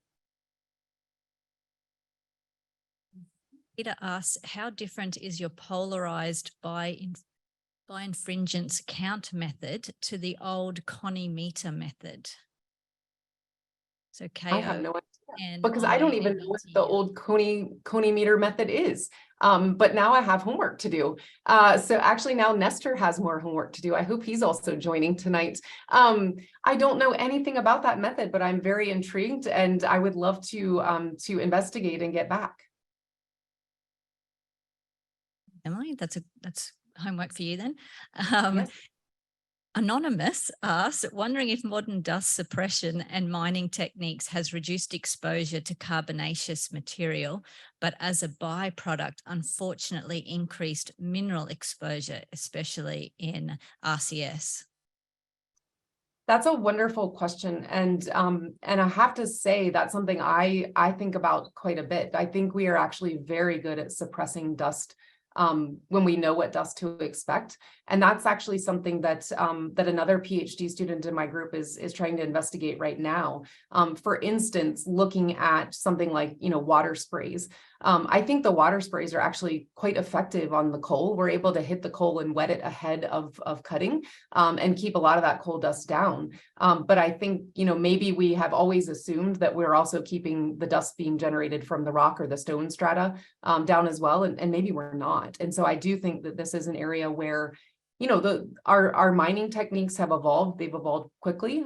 They've worked very well to be quite productive, but there are always unintended consequences. And I think that you may be right. That's probably one of them. Emily, the last question, I think that it's asking, with this new method that the PhD student's working on, do you think that because it uses an algorithm instead of an SI traceable method, it might not be accepted by regulatory bodies? I do. I think that that's true. I think it's the sort of thing that I would say, even as a proof of concept, we would want to calibrate to particular mines or particular operations. And to be quite clear, I don't really envision this at this point as something that, I would want to run to MSHA and say, we should be telling people to do this.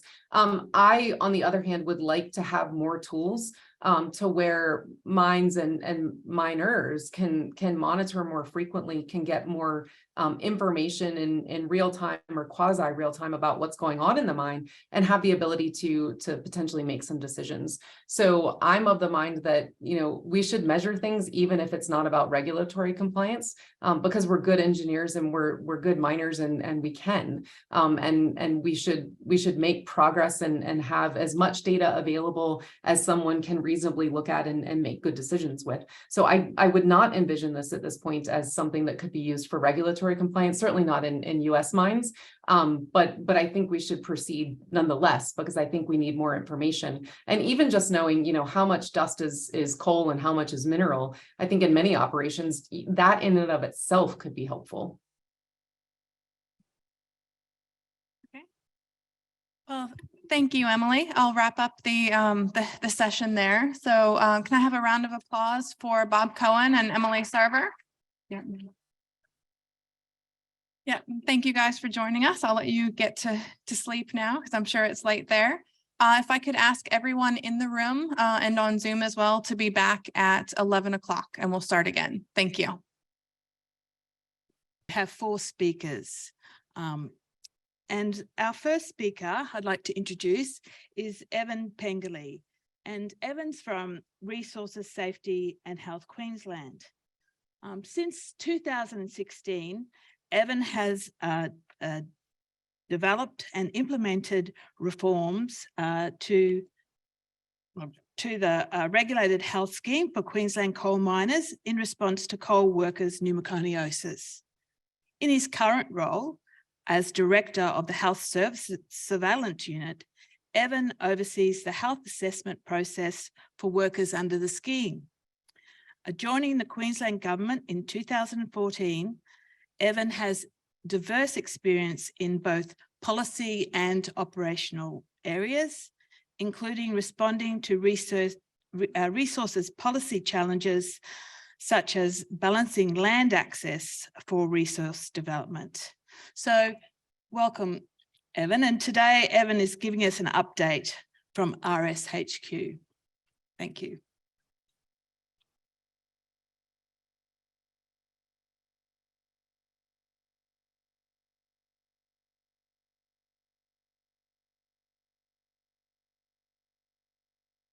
Good morning, everyone, and thank you, Cassie. So today I'd like to give you an update on work done by Resources Safety and Health Queensland in our occupational health space, and in particular on mine dust lung disease. So many of you will know that we have cases of mine dust lung disease that are reported to us at RSHQ, and that lets us do a few things. It lets us link workers up with support services, but also helps us to understand whether controls that are in place for dust exposure are effective. I'd like to share with you some of the learnings we have from those cases today. I'll also touch on Res Health, which is our new electronic records management system that's in place for coal miner health assessments. That system becomes mandatory next year. I'll let you know about some changes to some of our standards and guidelines, particularly around spirometry and the clinical pathway. And I'll let you know about some recent audit activities that we've been undertaking.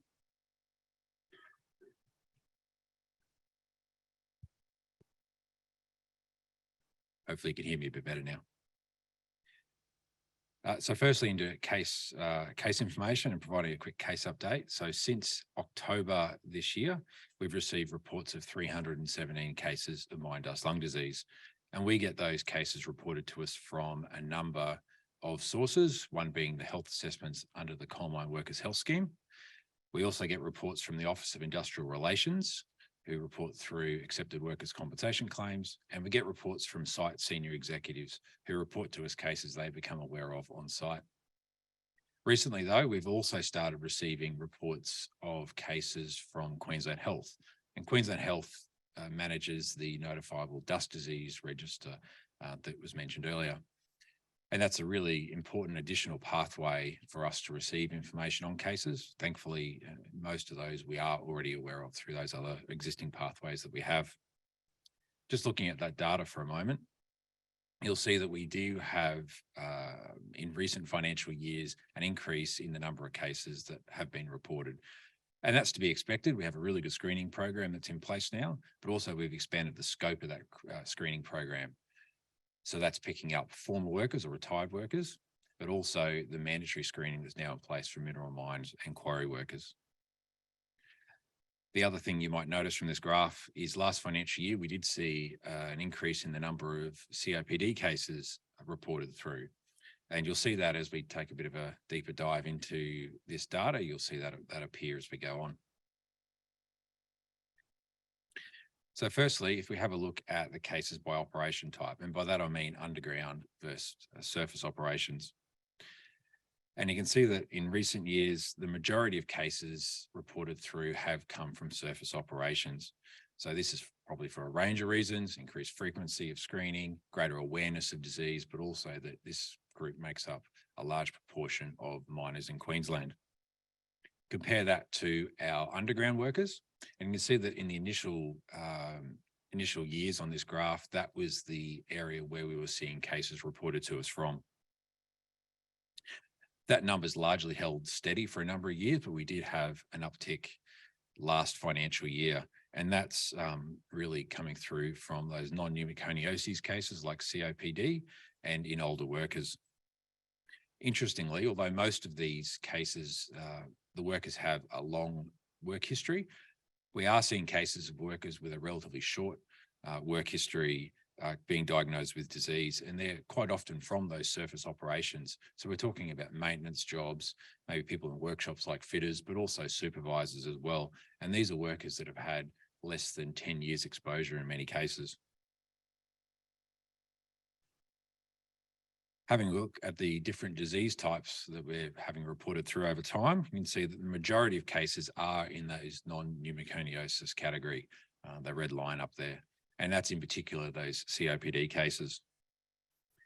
Mineral mines and quarries workers and former workers are a large source of the increase in both the non-pneumoconiosis, but also in the last few financial years, you'll see that silicosis cases have risen slightly as well, and that's primarily from those groups.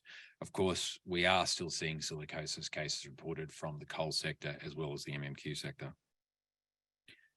Coal workers do still represent the majority of cases reported to us, and you can see that reflected here in this graph. So as you can see, mineral mines and quarries workers are a small but increasing representation in the number of cases reported, and to an extent that also applies to the number of workers who have substantial experience in both coal and mineral mines and quarries, because there are workers who move across both industries. In comparison, coal workers, the number of cases out of the coal industry are quite steady and have been for a while now. A lot of those workers have now already undergone screening. So the screening program as it stands at the moment with the dual reading of chest x-rays and the like, that program's been in place for 5 years now. And 5 years is the frequency of health assessments for coal miners. In both sectors, we're seeing cases not only out of production workers, but also out of non-production workers and out of support areas as well. So we're talking areas like mechanics, electricians, geologists, even administration workers, as well as those workers who are in the exploration sectors. And I think this really highlights the importance of dust monitoring and control across all areas of the mine, including those areas where perhaps they're not front of mind as being areas where you might be seeing a lot of dust exposure. So we have a look at some mineral mines and quarries cases in a bit more detail. As I said, this is a small but increasing area where we're seeing cases reported. Primarily, we're seeing COPD and silicosis cases, but there are a number of occupational lung cancer cases in here. These reported cases are coming not just from the mine operations, but also from associated areas like processing plants.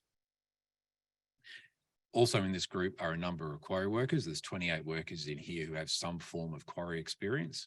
And of those, 6 workers have only had experience in the quarry sector. So yes, we are seeing cases being reported from quarrying operations.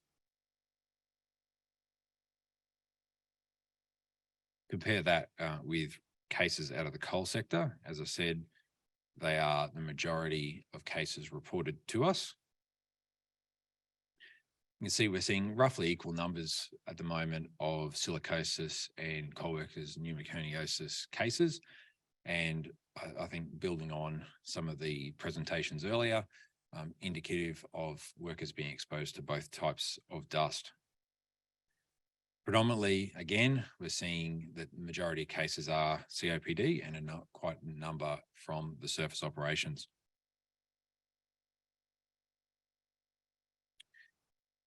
So obviously we have a screening program that's in place that is diagnosing workers with disease. But the question is this being done in a way that enables workers to get help? And we can use perhaps looking at diagnoses of PMF or progressive massive fibrosis as a bit of an indicator here. And it's an interesting build on to what Dr. Cohen was talking about from the US. So from the screening over the years, we have seen an increase in the number of cases reported and correspondingly an increase in the number of pneumoconiosis cases reported. But what we're not seeing is a corresponding increase in the number of progressive massive fibrosis cases. I think that's really positive because what that's saying is although we obviously don't want people to have mine dust lung disease, it means we are diagnosing them before they get to that advanced stage. More than that, though, what we want out of our screening program is to identify workers really early in their disease stages, so perhaps before they even become symptomatic. And so it's useful to have a look at our program and see whether we're achieving that. So this graph here shows the percent of workers where we know about the severity of their disease, about whether they've been diagnosed in those early stages. And by early, I mean chest X-ray with an ILO score of less than 2 and a spirometry score of FEV value greater than 70%. So if you have a look on the left, this is for our current miners. And that's really positive because it shows that the majority of those workers are indeed being diagnosed in those early stages. Contrast that though with the right, which is for our retired miners, the former workers. And that ratio is a lot lower. And I think you can understand from that group, they've had a long mining history, a long time since their exposure, and they didn't have access to a regular screening program during their working life. And that really highlights, I think, the importance of screening, not just in the current miners, but also into retirement.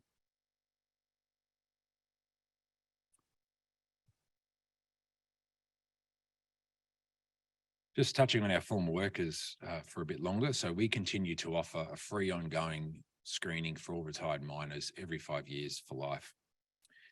We've had a really strong increase in the number of applications for that program this year, and corresponding with our mobile health unit getting on the road from its first visit up in Collinsville earlier this year.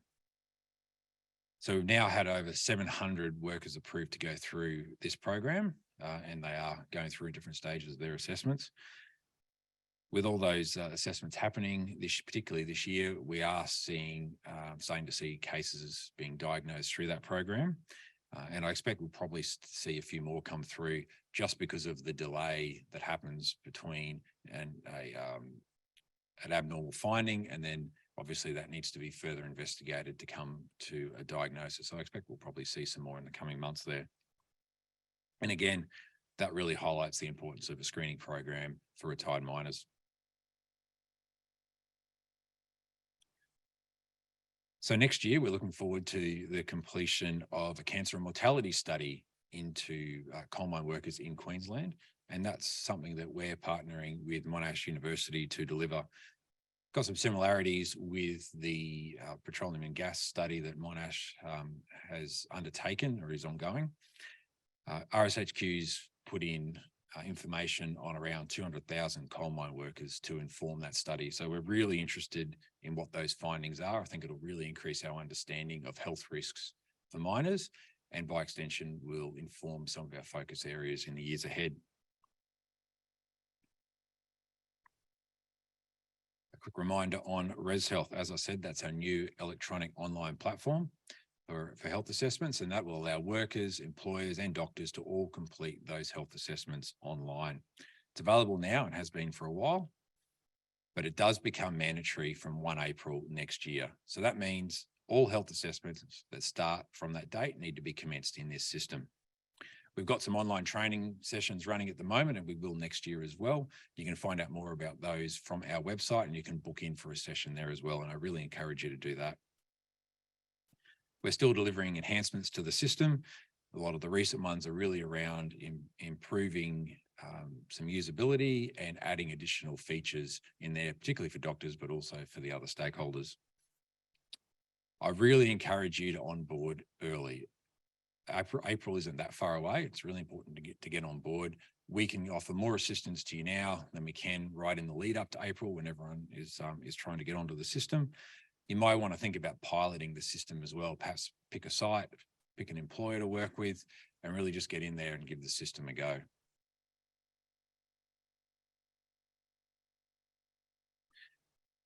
So I've spoken to you about the screening that we do and the results out of that. There's a whole group of work of activities behind that to make sure that process is effective. So everything from having standards in place to registering our workers, undertaking audits to ensure the quality of the program is maintained, and then if necessary, even looking at compliance action. So I wanted to talk to you about a couple of recent changes in this space that I think are important to a number of people. And the first is around the new spirometry standards that have been released for resource workers. This has been developed with TSANS in work with us, and that those updates apply to both the spirometry standards and also the standards for spirometry training. I'll touch on some of the major changes that are in there. So the first is that it updates to match international standards and the updates that are happening in that space. It picks up a number of the outcomes from our clinical spirometry audit that's been ongoing with TSANS for a while. It aligns with the clinical pathway guidelines, so there's some consistent information in there for doctors about what actions to take. And it acts on a range of the feedback that we've received through various consultation. So this is available now. It can be used, but it does need to be in use by the 30th of March if you're not using it already.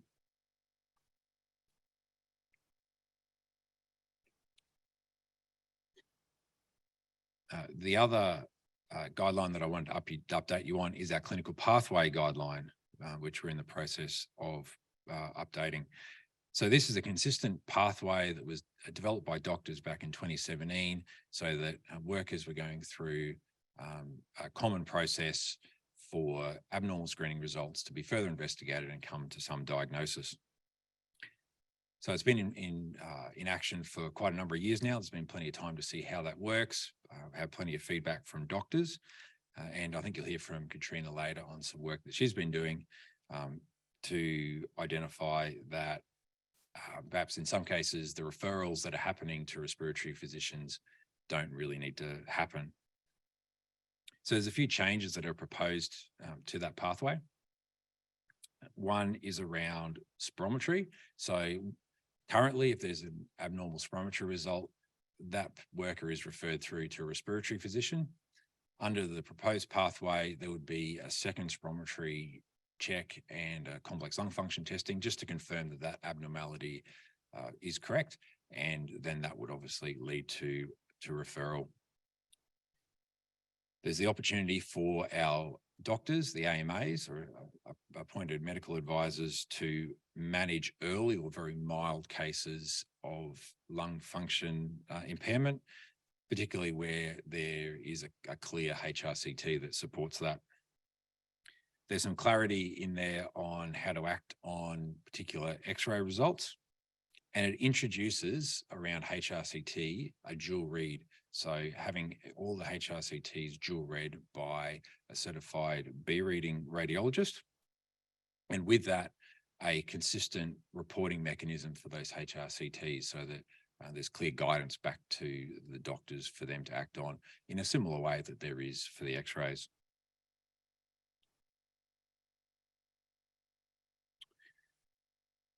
One of the programs we have is our audit program. So we have obviously implemented all these improvements to the scheme, and we've been doing some audits to make sure the quality is there. We also want to know that the workers are actually getting access to this system. So we've been doing an audit with a number of sites, five mine sites, and that's looking at all the workers on the site to make sure that they have a valid health assessment.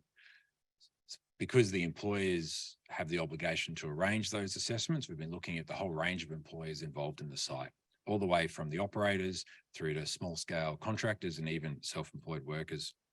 And the good news is the vast majority of workers are holding a valid health assessment. And that's really positive because it means that they are getting access to that screening program, which is what we want.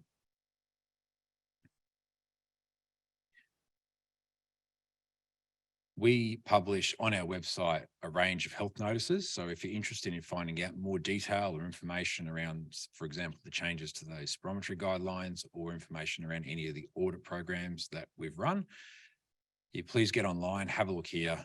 There's some really useful and more detailed information that I hope will answer any of your questions.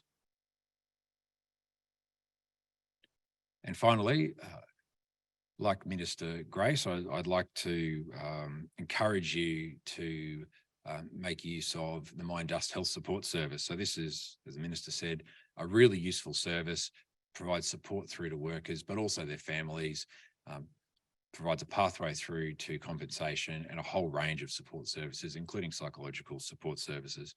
So if you do have or are aware of a worker who has been diagnosed, I really encourage you to provide them with this phone number so that they can access that support. And with that, I'll finish up and I'm more than happy to take any questions. Thank you.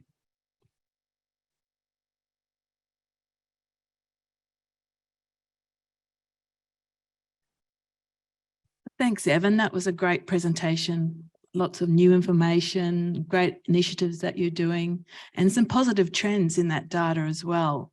So I'll just open up to anyone in the room has a question.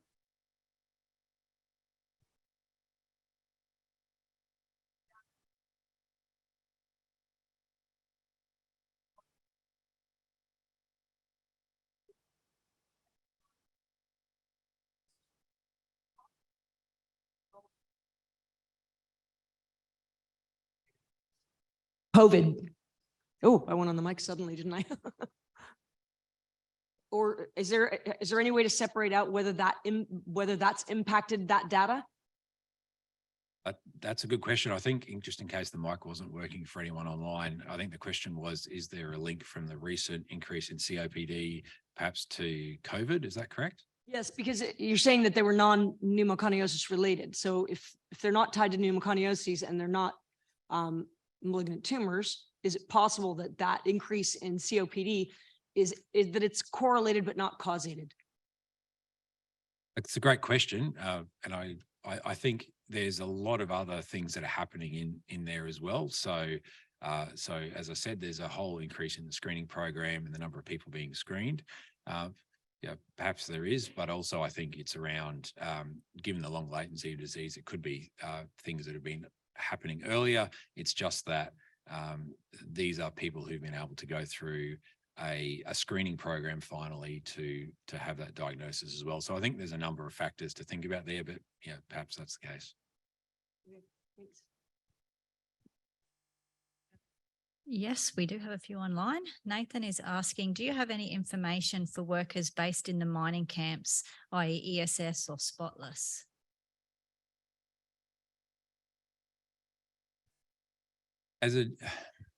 So the work we do is primarily around mine sites. So no, we don't have a heap of information directly relating to camps, particularly where they're off-site. However, obviously, the dust exposure does have the opportunity to affect anyone, and I think that's probably a good question to ask internally within the camps about where they might be seeing exposures. Thanks. Our next question, are you finding mines are reporting dust exceedances? And is there an appetite for introducing compulsory real-time monitoring so there is a more accurate picture of just how much dust workers are being exposed to? It's a great question. I would need to leave the second part to some of our occupational hygienists to answer. I do know that we publish exceedance information online. So if anyone's interested in seeing dust monitoring results, they're available on there. I think from memory, yes, there has been, or there are exceedances that happen, but that overall the trend is reducing in the number of exceedances that are seen. But definitely get on the website, have a look, and I think that might provide some more information for you there. Thanks, Evan. I'll sort of combine these last two questions. They're more practical questions. Shelley's asking how much the bus costs to develop, and Nathan would like the link to the new system emailed out, if possible, please. Yeah, absolutely. We can provide a link. I presume they mean to Res Health. So yes, I'm happy that we can provide a link through to that. If you can't wait, there's a direct link off our website. If you just want to jump onto the RSHQ website, you can get it from there as well.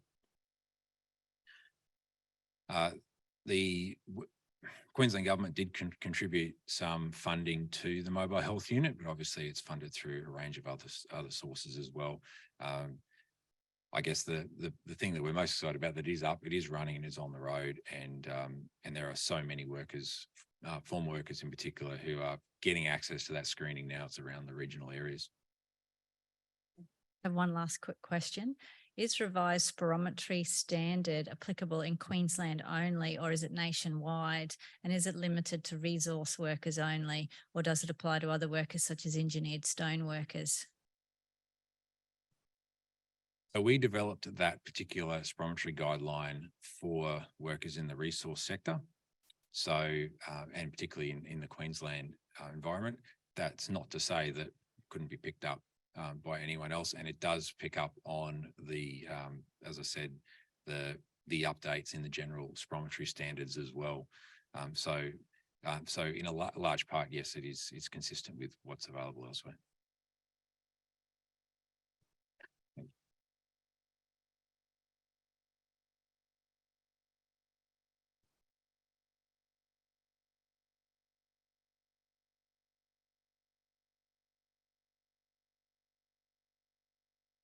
It's my pleasure to introduce our second speaker for this session, Lucas Boyne.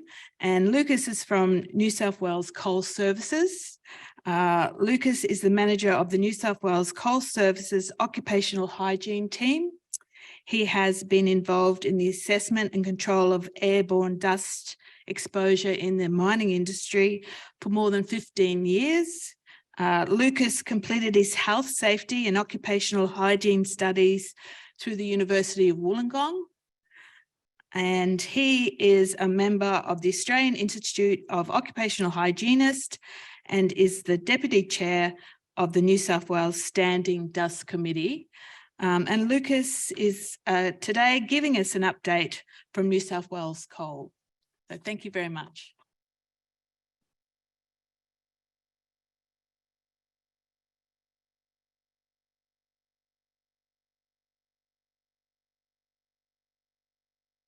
Thank you. Hopefully you can hear me all right. I'll try and stay close to the microphone.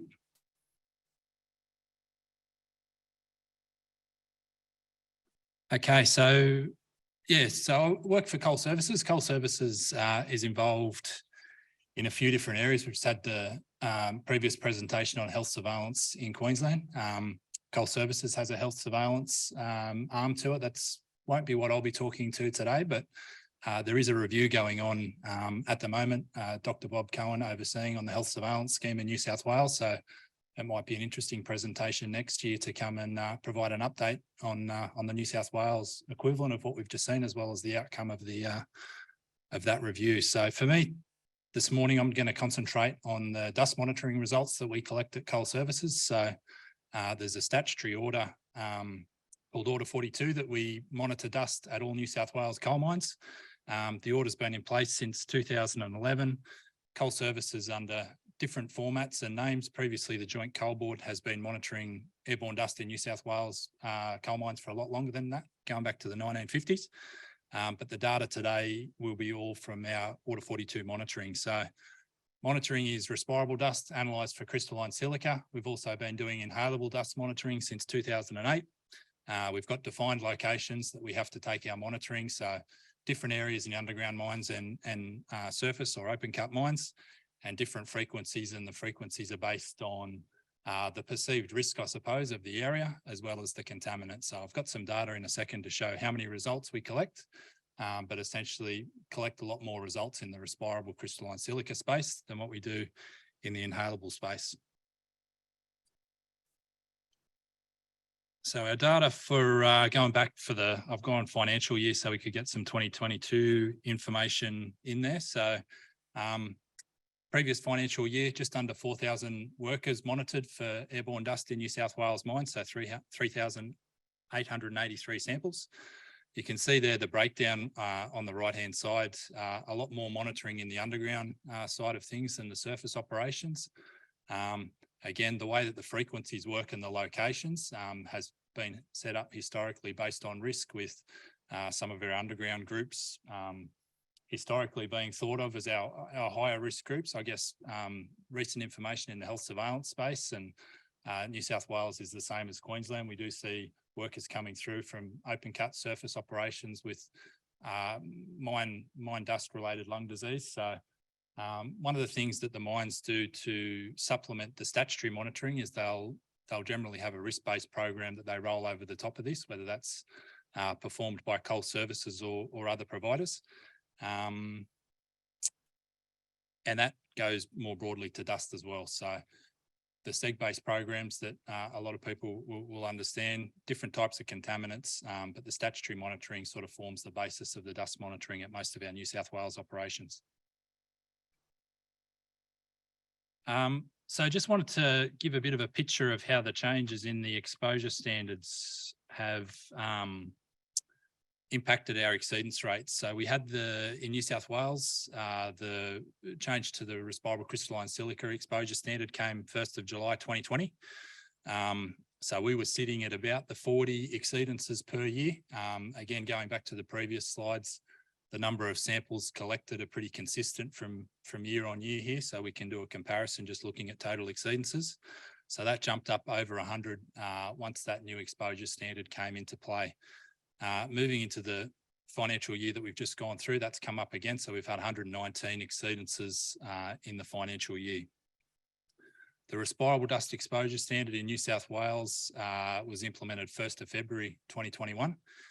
So when we look at the exceedances for respirable dust, which are the light blue bars, you'll see there we only had 2 exceedances in the FY22 financial year. So previous year, no exceedances. Going back to the couple of years before that, only 2 or 3 exceedances. So if we were to go back historically, that hasn't always been like that. If we went back another 10 years, we start to get up into the 20s, 30s as far as exceedance numbers go. So as an industry, when it comes to respirable dust, there's been a pretty good trend in a reduction in exceedances, as well as overall average results, which I'll show in a second. Inhalable dust, the green bar there, pretty consistent all the way through. Again, if we go back to when we started the monitoring in 2008 for inhalable dust, we had a lot of exceedances. I'll show you the averages in a second. We actually started off as an industry with our underground average sitting above the current exposure standard of 10, and it's been a gradual improvement to currently to sit where we sit. So as I go through the slides, I'll go through the 3 different contaminants, but the focus for us in New South Wales is on crystalline silica. That's where we're seeing most of our exceedances. It's also where we're not seeing the same trend in reduction in exposure levels as what we see with respirable dust and inhalable dust, both in surface operations and underground operations. So just quickly, that's our longer term trend there for respirable dust for the underground and the surface operations. So again, fairly consistent improvement year on year. We had a big drop there from 2004 to 2005. So that was when the Australian standard for dust monitoring changed. So the flow rate went from 1.9 to 2.2 litres per minute. To account for that, there was also a reduction in the exposure standard in New South Wales. So we went from 3 milligrams per metre cube down to 2.5 at the same time to account for that change. And more recently, again, just breaking it down for financial years to get some 2022 data in there. That trend continues. And the change in the exposure standard, as I mentioned before with the exceedances, was projected to not be too much of an issue from a compliance perspective, which has proven to be the case. Inhalable dust, already mentioned, we started statutory monitoring for inhalable dust in 2008. You can see there where we started in the underground space up over 10 as an average from an industry perspective. We were running at 10 as an exposure standard at the same time, and that's gradually come down. We did have a bit of a blip there in 2013 in the underground space. There was 2 or 3 mines that had some particular issues around spraying tasks that they do with cementitious product that was enough to impact on our industry trends. And again, just focusing in on the last 4 financial years. So again, a pretty consistent trend down, continuing on with what we've seen historically. So moving on to crystalline silica, which is probably the focus, and some of the presentations that have already we've heard this morning lead into, I guess, some of the observations that we've made in what we've seen in New South Wales. So we can see there where the exposure standard was introduced in New South Wales 1st of July. We were actually trending up in the couple of years in the lead up to that exposure standard being introduced. We then saw a slight reduction both in underground and surface operations in the FY21 period, and that's come back up in FY22 in the undergrounds. The open cuts have stayed stable in what we saw the previous year, but we haven't seen that same trend that we've seen in respirable dust and inhalable dust, and it's an interesting discussion. I think the question earlier around trends with the different dust types, and we do have mines in particularly underground mines in New South Wales, where when we look at their average trends, they're trending down for respirable dust, but trending up for respirable crystalline silica. And there's a few considerations on the next slide to talk through that. I don't have the long-term trend like the other 2 contaminants. One of the things that's changed in the monitoring process in New South Wales, previously the approach was we go out and our test is 5 workers. We'll go out and try and collect 5 workers. So if it's an underground mine, it'll be a crew of workers in the longwall or a crew of workers in a development panel. And previously the way that the silica analysis occurred was one of those 5 workers was picked for analysis. Generally it was the highest risk, or perceived to be the highest risk worker. If there was multiple workers where there was a perception of elevated risk, then multiple filters would be analysed. But as a result of that, it means we can't go back and trend our average trends like we can for the other 2 dust types that we monitor, unfortunately. So I've just pulled some data from a few mines just to demonstrate what I mentioned there around the what we're seeing with crystalline silica and as a percentage of respirable dust. So this is real data from 5 de-identified mines. You can see mine A, mine B and mine C in FY22. There's an increase in the percentage quartz or respirable crystalline silica in the total respirable dust. So we're just going on our personal monitoring results here. The previous presentations analysing filters and dust for the same type of information, I suppose. Mine D, as an example of a mine that's been fairly stable with the percentage silica in their respirable dust, and then mine E, where we've seen a reduction. So I guess the reason that we've been looking at some of this sort of data recently and basically trying to assist the mines with it is we're having mines that are struggling to understand why they're putting additional controls in place, seeing improvements in respirable dust and inhalable dust levels, and either not seeing the same improvement in the crystalline silica space or things are getting worse for them. We'll break this down into, we heard in the previous presentation about looking at different tasks. It's the same thing for this. We look at the different seed groups within the mines, and again, there's not consistency there either. So we might see that some seed groups have increased while others have stayed stable. And the main thing that's been identified, I'll come back, is to do with what we saw in Dr. Cohen's presentation around the stone being cut. So one of the things in New South Wales in our underground coal mines is we don't seem to have seams quite as thick as some of the mines in Queensland. So most of our underground mines in New South Wales are cutting to sandstone roof and sandstone floor. And in certain areas, they're having to cut stone planned. The other thing that we see is even from a shift to shift basis, different amounts are being stone cut. So the mines are trying to get a better handle on that, get a better understanding of the impact.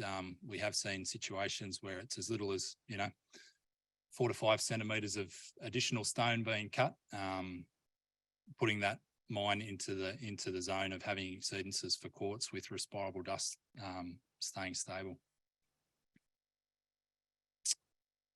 So just a couple of comments on from a standing dust committee. So I didn't mention at the start. So the other thing from the statutory monitoring in New South Wales goes through the standing dust committee. We review all exceedances every 2 months.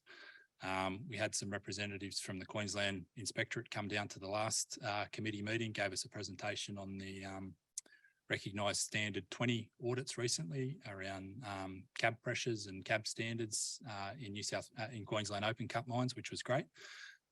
So some of the conversations that we've had as a committee, I guess over the last 12 months, just to share with you, is a focus on control degradation. So what we're seeing is not so much a lot of new controls being talked about or implemented.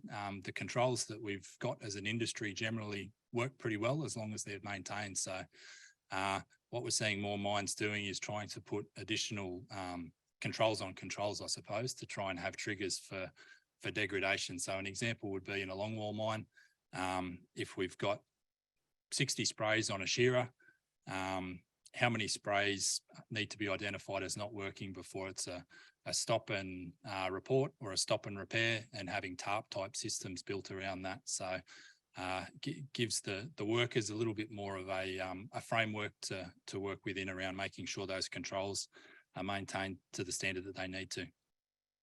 The second point there is around the crystalline silica risk change, which goes to the previous slide. So we're seeing a lot of mines trying to do their best to understand potential changes in crystalline silica risk change, and some of that goes to in risk assessments and mine planning, having an idea of what the geology is like where the mine is planning to mine into. But the other part about that is the unplanned change.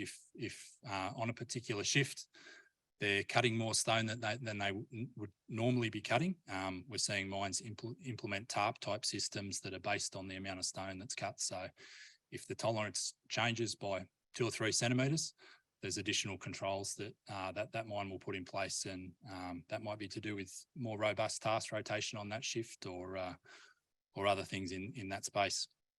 The third one is around compressed air, which the representatives from the Queensland Inspectorate talked to as being something that's been talked a lot about in Queensland as well. So a lot of our, well, not a lot of our exceedances, but some of our surface exceedances have had a trend with use of compressed air. Coal labs, electricians. I know there's been lots of presentations on some of the mines that have worked through control solutions to that issue. So there's been a process of trying to share that information through the New South Wales mines as well.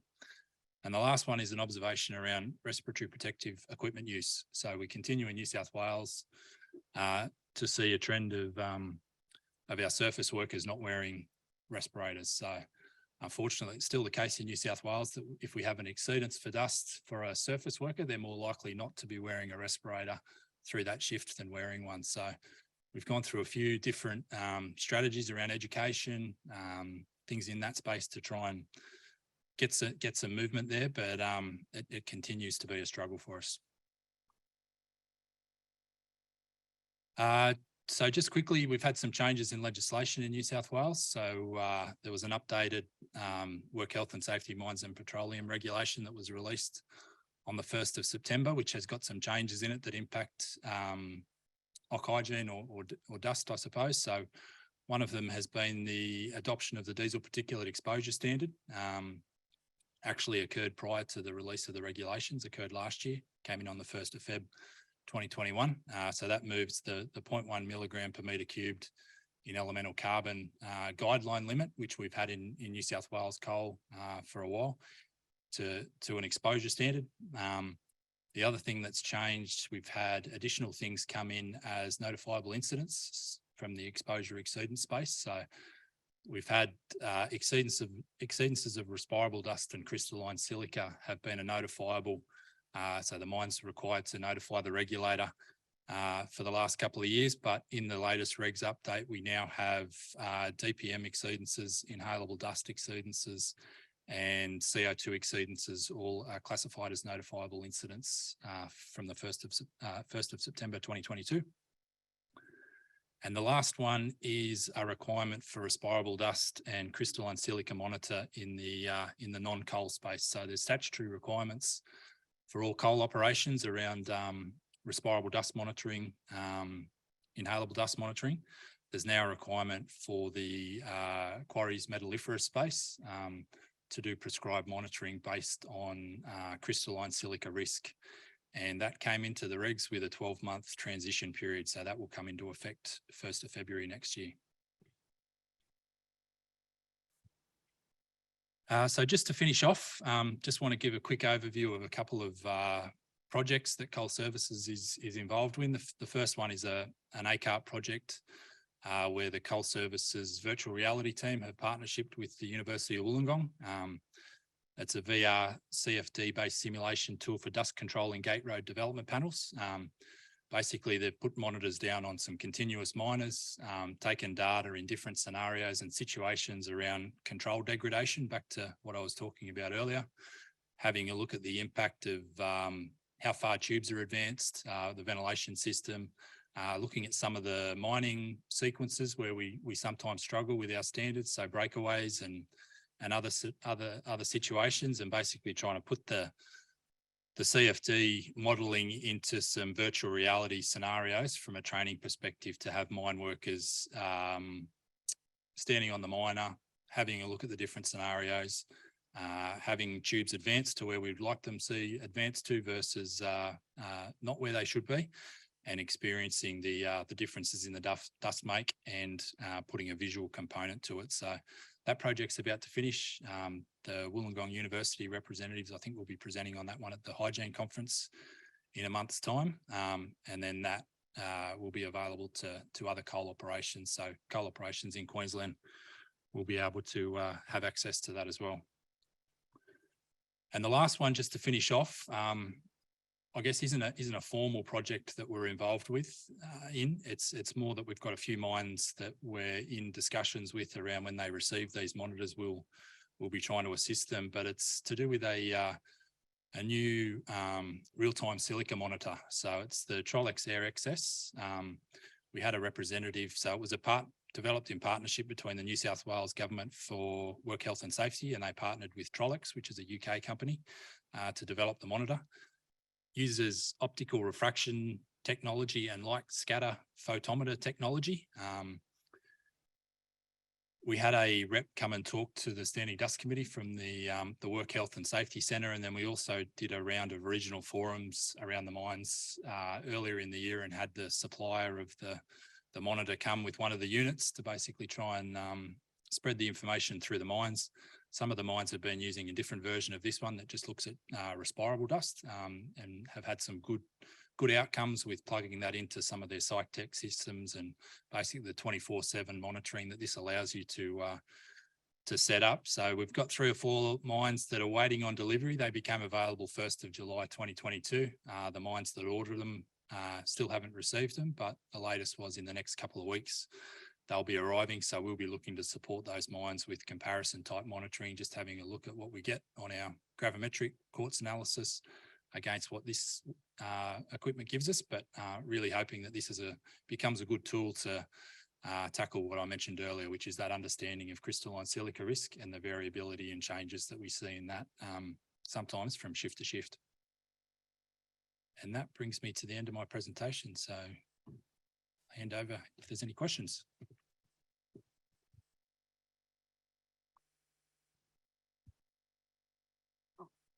Thank you so much for a wonderful presentation. I really liked the emerging technologies that you had at the end, and particularly the collaboration that we're seeing between Queensland and New South Wales. That's fantastic. Do we have any questions in the room? Yes, we do. 2 up the back. Who has the microphone? Hi, sorry, just very quickly on the real-time monitoring that's arriving, just 2 quick questions. Do you see it in the future being utilised for compliance? And the second question, is it intrinsically safe? So on the first one, probably the same answer as the previous presentation is I don't see that particular monitor being used for compliance in the near future. The second question, the air excess isn't intrinsically safe currently, so that is going to be one of the hurdles to work through from an underground perspective, obviously able to be used in the surface operations. The other thing is that you see in the picture there, it's a fairly big unit, so the discussions are that ideally, from a development perspective, you want that to get down to a size where it could be a wearable instrument, and also from an underground coal perspective, to get through that intrinsic safety process, hopefully.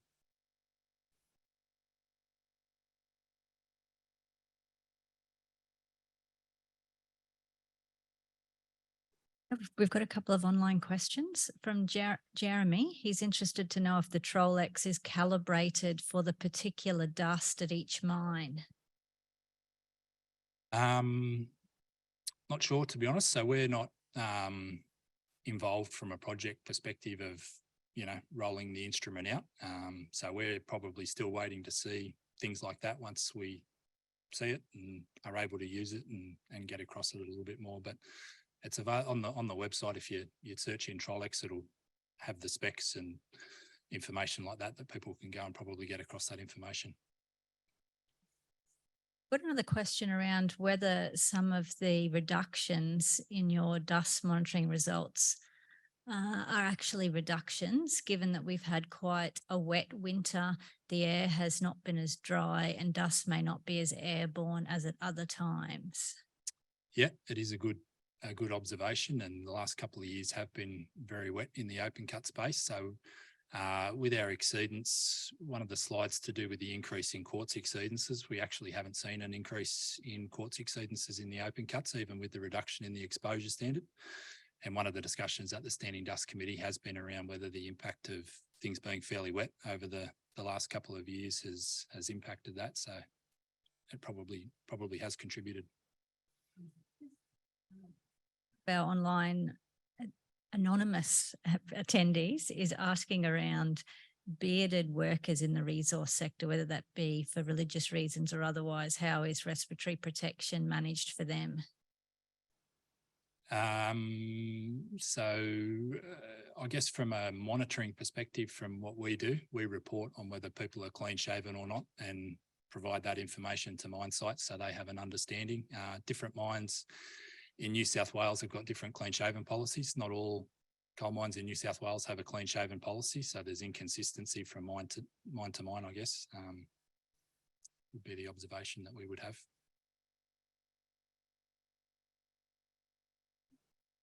How useful do you envisage the updated monitoring for quarries and metal mines being, given the limited sample numbers and annual monitoring period required, considering the potential for sites to manage exposure on days of monitoring? Yeah, so I guess that question goes to the way that the requirement in the regulations has been set up, and I probably will say that the quarries and metalliferous space don't come under the coal services umbrella in what we do, so we don't have too much visibility, I guess, of what goes on in the quarries currently and what the impact of the monitoring will be. But essentially what it will do will provide a minimum requirement of one test per year for any of those sites if they've identified respirable crystalline silica risk at their operations. So a lot of sites will be doing a lot more than that, so it's probably not going to impact on them. So when you think about it, it's probably the smaller operations that, you know, might be operations of 3, 4, 5 people that may not have done anything, who will now be required to do something once per year. Thank you. Last question. Is there a real-time and compliance sample in development where a standard cyclone and filter is used in combination? Not that I'm aware of. I guess the closest thing to that would be the PDM real-time monitor. I know that what's the last update on that? One of the things with that was to do with so that has a filter, I suppose, as well as being real time. And I'm not sure where that's got up to as far as the ability to analyse for quartz, but that's the only monitor that I'm aware of that has that combination in the same instrument.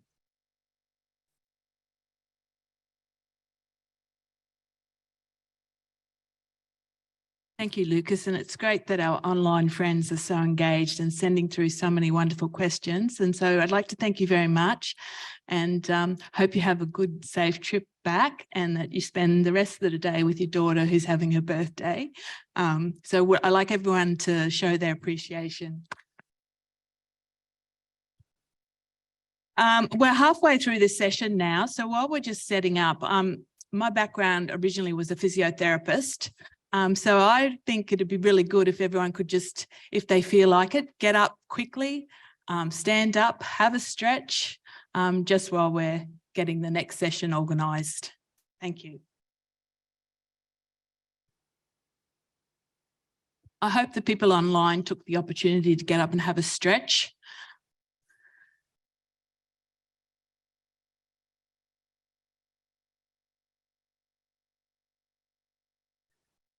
Okay, so our third speaker in this session is Dr. Rob McDonald from BHP. Rob is the immediate past Vice President of Health and Hygiene at BHP, a role he's held for over 12 years.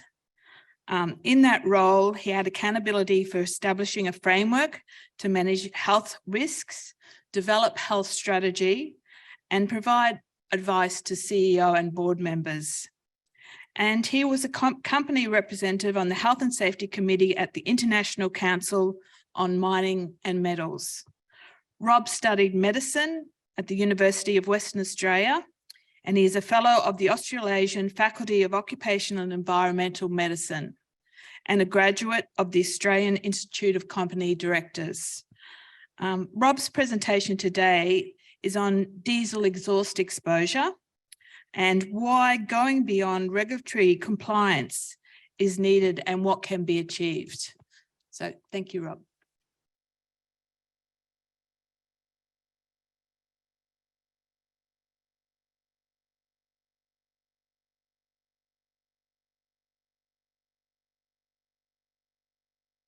Right. Thank you very much for inviting me along here, Nikki, today. It's my great pleasure to share with you our approach to the management of diesel exhaust within BHP, and hopefully get a bit of a sense through this presentation as to why we at BHP believe that there really is a need to go much further beyond regulatory compliance when it comes to managing this particular agent, and to share with you some of the results that we've managed to achieve within BHP. So without further ado, in the occupational hygiene space, for quite some time now, BHP's commitment to worker health is to go beyond regulatory compliance and really seek to understand what's the status of the underlying science that's being used to inform those standards.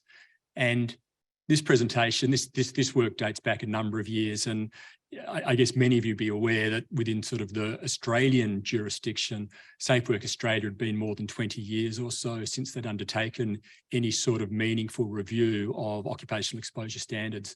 And so because of that, there was a real risk that if you just relied on regulations in order to set limits for the management of exposure standards, there may be a very genuine health risk associated with that as science evolves, new studies are published. And if you don't pay attention to that, it really is putting your workers at risk. And so really over the last 10 to 12 years, we've sort of had that approach. And importantly, we've relied on independent experts to advise us on this rather than doing that work internally. We've looked sort of globally to identify who do we think are the best in the business to advise us on the types of exposure standards.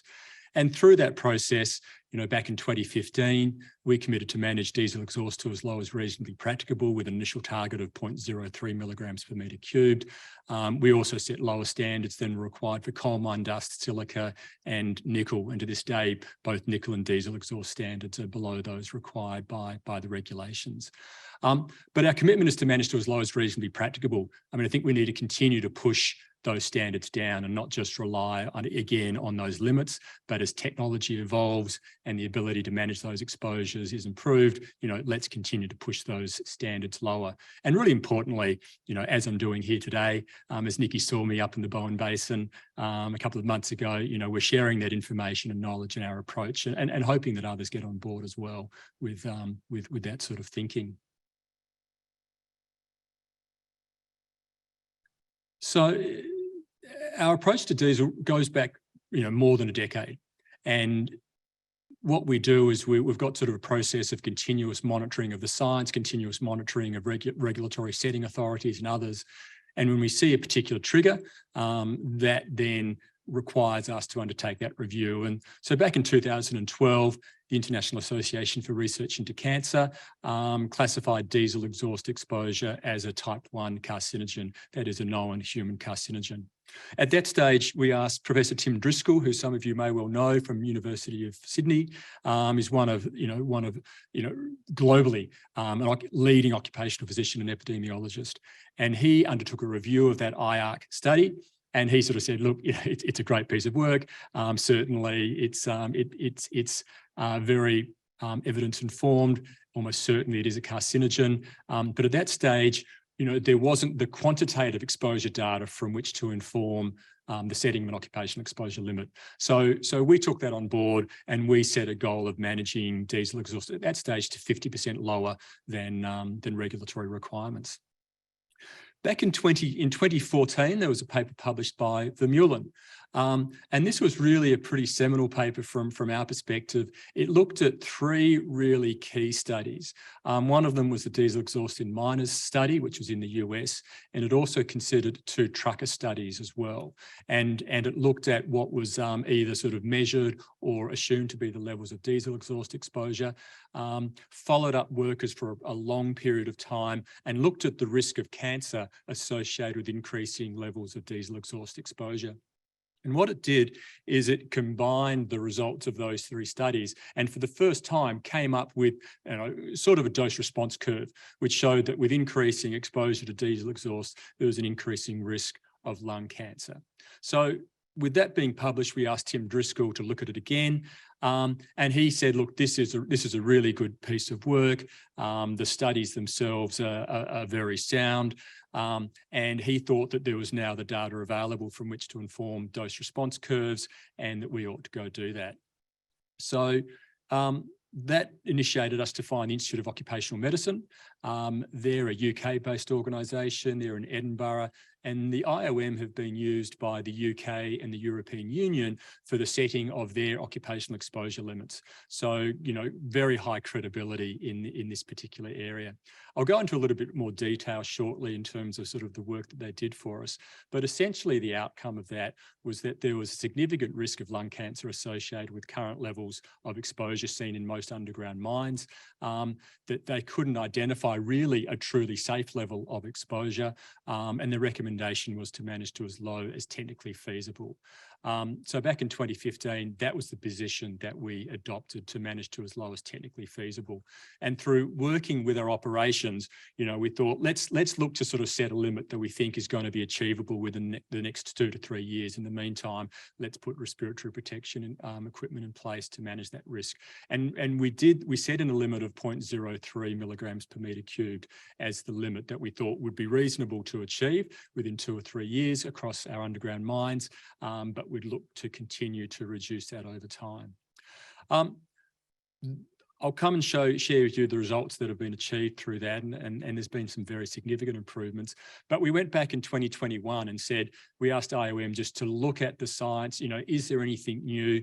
There'd been sort of a number of studies that have been published that were quite sort of critical of the Vermeulen review. We wanted to sort of understand, what was it telling us? And essentially that review confirmed the strength of the initial study, so the scientific evidence that was used, looked at some of the reviews that were critical of the Vermeulen paper, and basically, they identified weaknesses in those studies, and they said very much on the, if you're sort of weighting some studies findings against others, the weight of the findings in the Vermeulen paper and the conclusions that were drawn, outweighed the criticisms that were being put forward, questioning its results. And so it really reaffirmed to us that we were on the right track and continuing to push that down. So that's sort of a brief history, from going back to 2012 to where we are at this point in time. So if we sort of just go into a little bit more detail in terms of what did the initial IOM analysis show, and this is, we've actually made this publicly available in 2016. We published an abridged version of this, so it's available through the internet to sort of see what their analysis showed. But as I said, the Vermeulen study looked at a cohort of US miners and 2 studies in truckers. Looking at that, it excluded one of the trucker studies by Steenland, and it really felt that it was unreliable exposure assessment. So it only considered one trucker study and the US miners study. It then looked to develop its own dose response curves. And as I said, what it found was a marked elevation in lung cancer at, even at sort of relatively low levels of exposure. What's important to understand in those studies, in particular in the US miner study, and this study is probably one of the most evaluated and assessed studies of any study that's occurred, I think, that's relevant to occupational epidemiology. The evaluation goes back, it predates when there was actual measurements of diesel exposure. And we're talking about diesel exposure, really talking about diesel particulate matter and using elemental carbon, which is how we're, evaluating diesel exhaust exposure or diesel particulate matter in our minds at the moment. So they used proxies. They looked at carbon monoxide, which was being measured. They looked at the changes in diesel equipment that they knew was occurring in terms of increasing sort of size of diesel equipment, and they looked at sort of ventilation. And basically, through that, and then more recent studies will come up with sort of an algorithm to determine what was the likely pattern of diesel exhaust exposure during that period of time. And that's what that, if I can get the...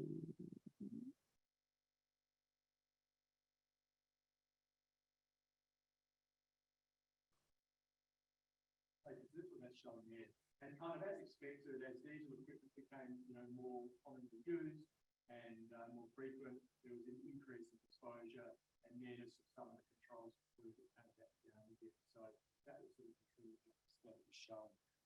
And it was, as I said, there was, validity of the model through more recent exposure assessments. But it's important to understand, and this applies to most epidemiological studies, because of the lag between exposure and onset of disease, there often wasn't actual exposure measurements in the early phases of the history of the worker exposure. And so they've got to do extrapolations.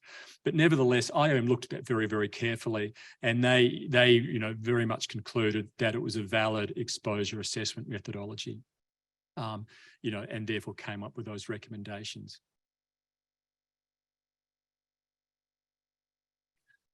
So again, there was a lot of interest in this study when it came out. The US Health Effects Institute. Importantly, that's a group that is half sponsored by OSHA, and it's half sponsored by the diesel engines sort of associations. And so it's both sort of got academia, but it's got industry associated with it. They looked at this, and they certainly, I was quite relieved by this, to be honest, back at that time, because IOM came out before Health Effects Institute, but the Health Effects Institute also concluded that the results of the diesel exhaust in miners study was something that was useful for the setting of quantitative risk assessments of exposure. So, deep sort of sigh of relief when they came out and made that same conclusion, because we'd already sort of committed to using that data. Finnish Institute of Occupational Health, they looked at it. They recommended a target OEL of 5 micrograms and 20 micrograms in the underground mine, so a little bit more aggressive than what we had done in terms of what they thought was available. NEOSH, recognised the risk. MSHA back in 2016 decided it was time to look at the exposure standard. They started doing that work, then Donald Trump came into to power, and a lot of the work by MSHA looking at sort of increasing regulations was put on hold. So that hasn't actually progressed. But certainly there are a number of others that were coming out and coming up with sort of similar conclusions. a bit more of the same. Don't know what's happened to the formatting here. Apologies for that. But really sort of saying that, the risk of lung cancer associated with current exposure in underground mines is high, and we need to do something more about it. Yeah, formatting's not quite right. Apologies. Look, but not, as I said, not everybody was coming out and agreeing. And this is a study by Sun that was saying that, neither the cohort of case control studies using the diesel exhaust in miners study showed a positive relationship between diesel exhaust exposures and lung cancer, and were suggesting not to use it. They looked at it sort of slightly differently. They included some additional studies, and it's always good to have sort of some experts come in and help you understand the literature, because you could look at that and you can look at the next one below by Moorfield, and you could come to the conclusion that the studies aren't valid. But we had IOM look at those, and essentially what they'd done is they'd used different ways of evaluating exposure assessment. They'd looked at a number of different mines globally across the world, and they'd used a German exposure matrix, job exposure matrix, to try to estimate what those exposures were. And essentially what IOM concluded was there was likely to be a whole lot of error in trying to apply those exposures in different mines and different types of work groups to a German job exposure matrix. And it was likely to basically force there to be no results shown. Similarly, in the work by Moorfield, when he sort of said that there weren't valid findings, he'd added in the confounding of radon, and radon's a carcinogen as well. The Health Effects Institute looked very, very closely at the effect of radon, and they concluded that really the radon levels were very, very low, really don't need to take them into consideration. And if you do take them into consideration, it's likely to introduce error. So again, it's really, really helpful to not just read these at face value, but to get experts to help you interpret what they're saying. And so that was, again, useful, that although there'd been criticisms of the studies we were using, we felt that the weight of evidence was very firmly on our side. So this was the updated report and conclusions from IOM, essentially taking all of this into account. We don't feel there's any evidence to change the recommendations of the previous report, which are to control exposure to diesel exhaust to the lowest level that is technically feasible. So that's what we're looking to do. So in terms of from a BHP perspective, this is something which we've been sort of active on in terms of engaging with others for quite some period of time. And part of the work that we've been doing is through the International Council for Mining and Metals, and we are a sponsor of developing the Innovation for Cleaner, Safer Vehicles. Our CEO, Mike Henry, is one of 3 CEOs who are on a council who are providing advice to it. One of our senior asset presidents is on the steering committee that's overseeing the work that's occurring, and we've got members on the working group, and it's got 3 streams, one of which is looking at reducing diesel exhaust exposure in underground mines, one of which is looking to reduce fatalities associated with vehicle interactions, also in underground mines, and one of them is looking for greenhouse gas emission-free vehicles in surface vehicles by 2040. What the ICMM, through those working groups, they've come up with a maturity curve in terms of mine design, operation and ventilation and technology, and looking at sort of 5 levels of maturity. And ideally, what we're encouraging all of the members of ICMM is to aim to be at level 5, which is essentially looking to eliminate diesel equipment underground by 2030. Now, that may not be technically feasible, it may not be operationally achievable, but that's sort of the goal that we're sort of stepping on, informed by the evidence that I've shared with you now, as well as obviously the benefits from an environmental perspective on top of the health benefits of looking to eliminate diesel equipment from the underground environment. So that's sort of some of the work we're doing externally, trying to drive exposures lower. From an internal perspective, we've got a number of drivers which are helping us to do that. Part of our purpose to bring people and resources together to build a better world. That's why we're keen to be sort of sharing this information, finding new ways of doing it. Our charter values, putting health and safety first. As I said, our health requirements, which are our minimum mandatory performance standards, have set a limit of 30, so 70% lower than regulatory requirements. We set public targets.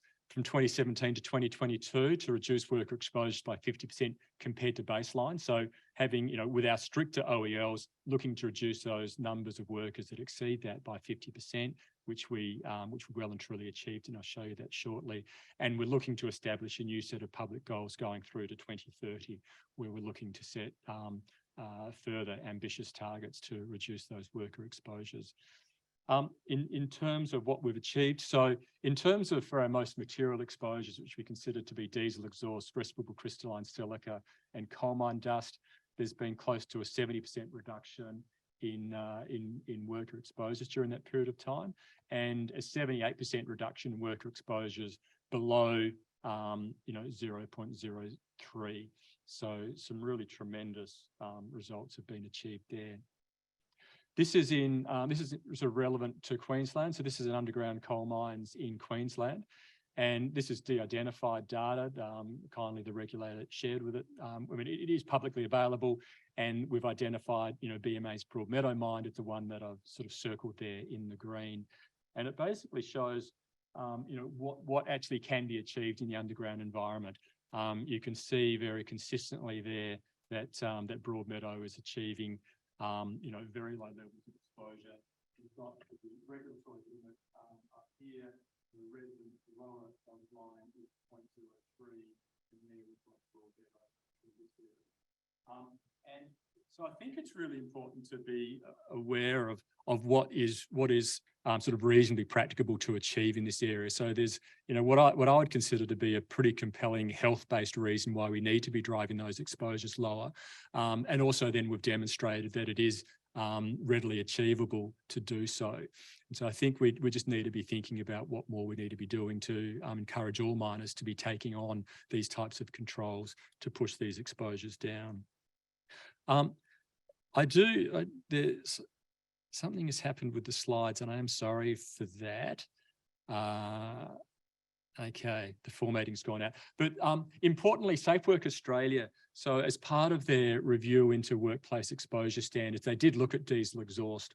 And I guess, somewhat disappointingly, they've kind of sat on the fence on this one, and they've decided not to publish an exposure standard for diesel exhaust. And look, I can understand that, because the studies that have been done, the diesel exhaust in miners study, it was really looking at old technology diesel engines.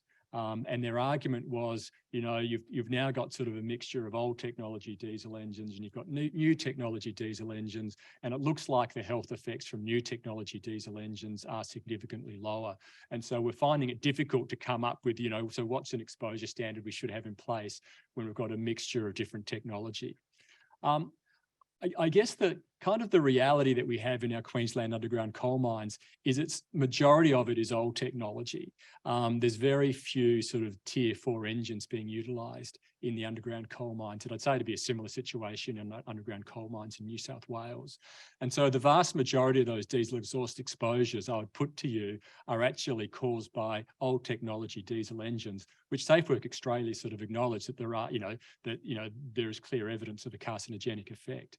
And so if we've got old technology diesel engines being used predominantly underground coal mines, it suggests to me that we need to be very much looking to push down those exposure standards within those environments. If you get the new technology in there, it's going to achieve the outcome of driving those exposure standards lower anyway. And so I think that we can't just rest on our laurels and sort of say, perhaps I'll come across a little bit forceful, but for New South Wales, 100 micrograms, I'm suggesting that's going to be far too high when we're using old technology diesel engines in there. So just because you've got that regulatory standard there, I suggest that there's a very strong reason why you need to be going and driving those exposures much, much lower. So coming back to just the conclusions. So as I said, look, I think there's a large body of international regulators and eminent scientists and scientific institutions recognise the health risk posed by diesel exhaust, particularly by those older transitional technology diesel engines. Recommendations on OELs need to be underpinned by detailed reviews of the literature. Certainly, as I said, we believe current OELs for diesel exhaust in the underground operations are too high. But even within that context, you know, in terms of, I think there is a requirement within Queensland jurisdictions to be managing to as low as reasonably practicable. You know, we're able to demonstrate that it's reasonably practicable to drive those exposures much, much lower. So, you know, my encouragement to you for the interest of the health of your workforce is to be looking to do so. Our present target for managing diesel exhaust is 0.03, but that's, as I said, beyond that, we're looking to drive those exposure further. We're working with suppliers, looking to see how we can speed up electrification, and we're running trials at our Broadmeadow mine in terms of being able to do that. We're committed to engaging with others in seeking to better protect the health of all workers, and as I said, really encourage others to take stronger action in this particular area. And we're happy to share further in terms of how we've managed to achieve our results. So on that note, I'll finish up. Thank you.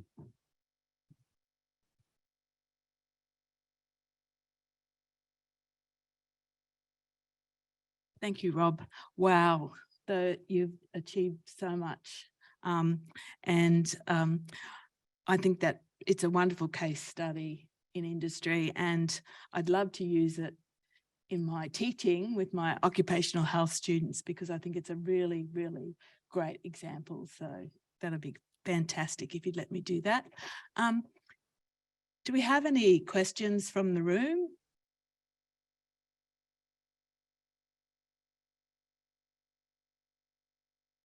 I'm sure we've got some online, because we've been having lots of questions from our friends online. Always, Cassie. There are a few questions online. There's a question around the difference between using as low as technically feasible as opposed to as low as reasonably practicable with regards to the practicality, those two terms and what they actually mean. That was the difference between as low as technically feasible and as low as reasonably practicable.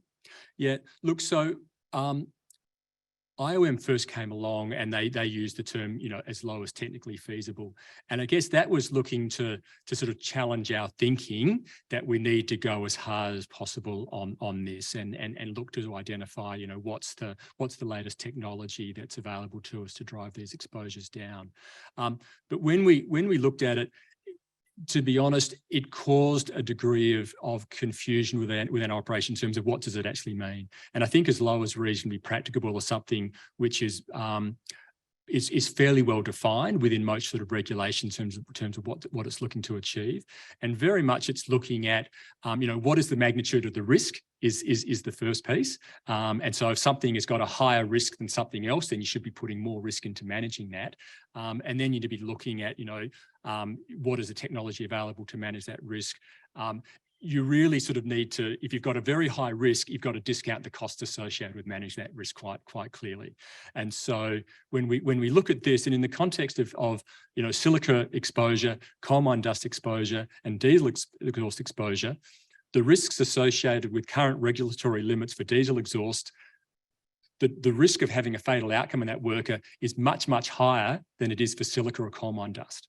So that's something which I think is perhaps because we've been sort of such a focus on silicosis, and I don't want to discount that, it's really, really important, but actually the data shows that there's a greater risk associated with diesel exhaust exposure.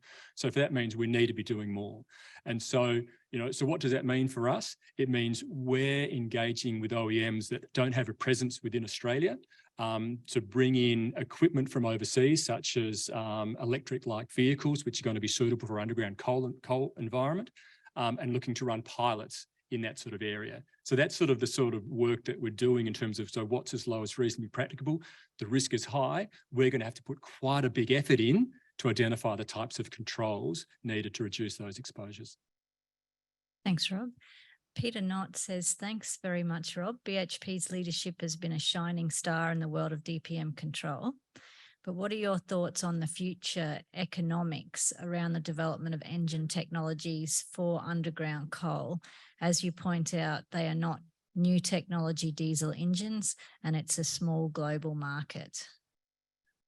Look, I'm probably I'm not the right person to be asking that question, but certainly you know, there are some small original equipment manufacturers, both sort of locally and internationally, who are keen to be working with us.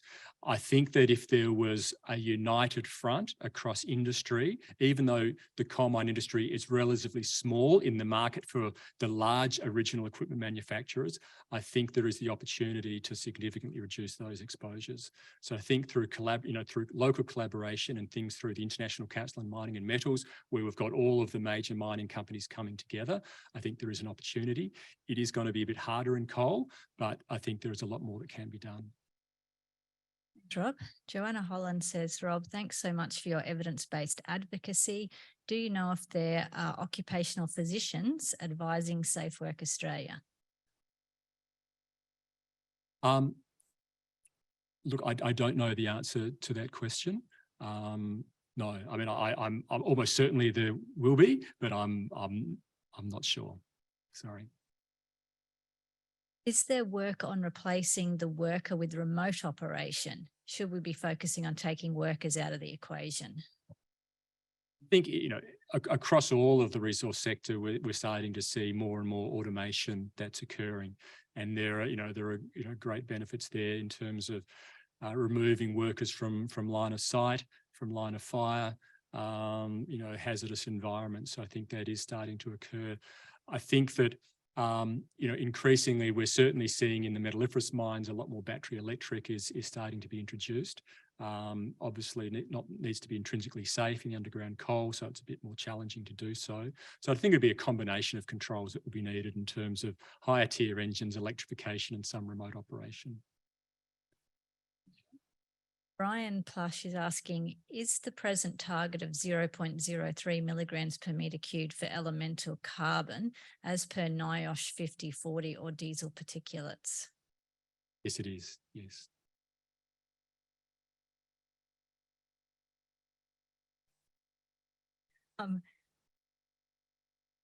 One last question. It says, Ewan is saying, thanks for your presentation. Do you think workers benefit from low dose CT lung cancer screening? And is it possible to define an at-risk worker population?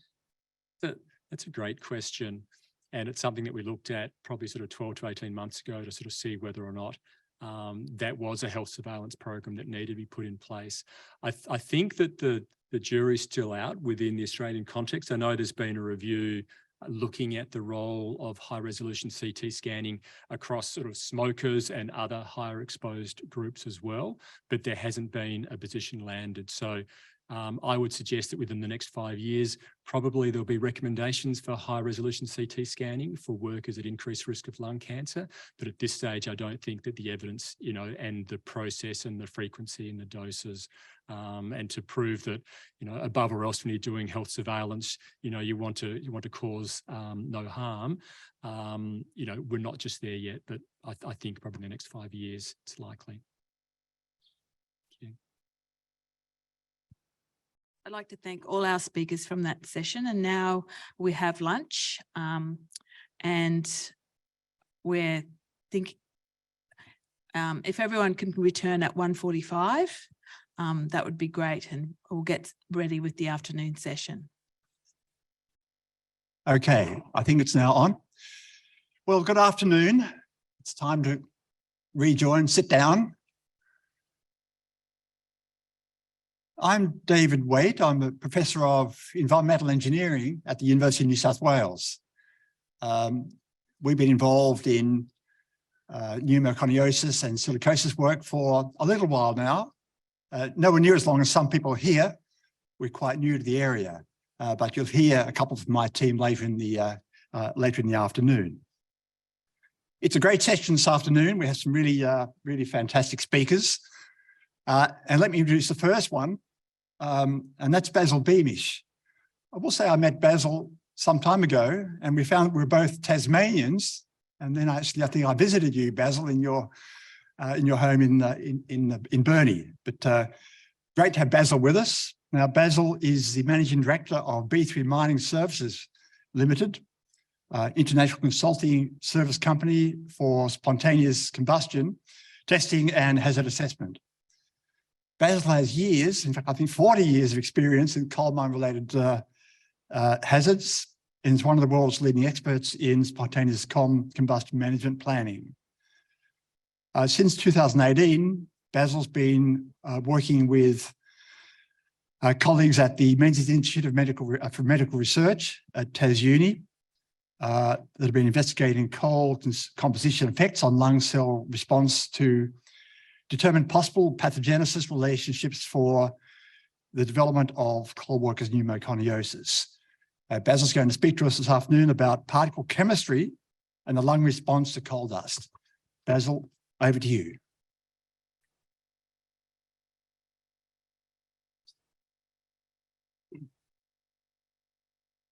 Okay, good afternoon, everyone. I'm doing this presentation. It's basically the same presentation that my research colleague Graham Zosky gave to the Queensland Mining Industry Health and Safety and Health Conference on the Gold Coast about 2 months ago. So nothing much has really changed in this. I apologise if you've seen it before, but most of you probably wouldn't have, given the range of people that are in the audience. So I'm going to read from a script a fair bit because, as you can imagine, I didn't do all the medical testing work because I run my own laboratory for other commercial purposes.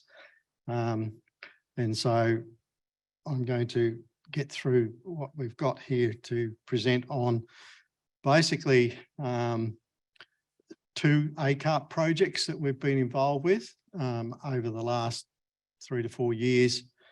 And by doing that, we'll give you a bit more background. Most of the presentation will focus on the second project. And obviously we've all been familiar with what the coal workers' pneumoconiosis is. And because of that instance, we're looking at, do all coal dust pose the same risk? That was basically the question that we were going to try and address.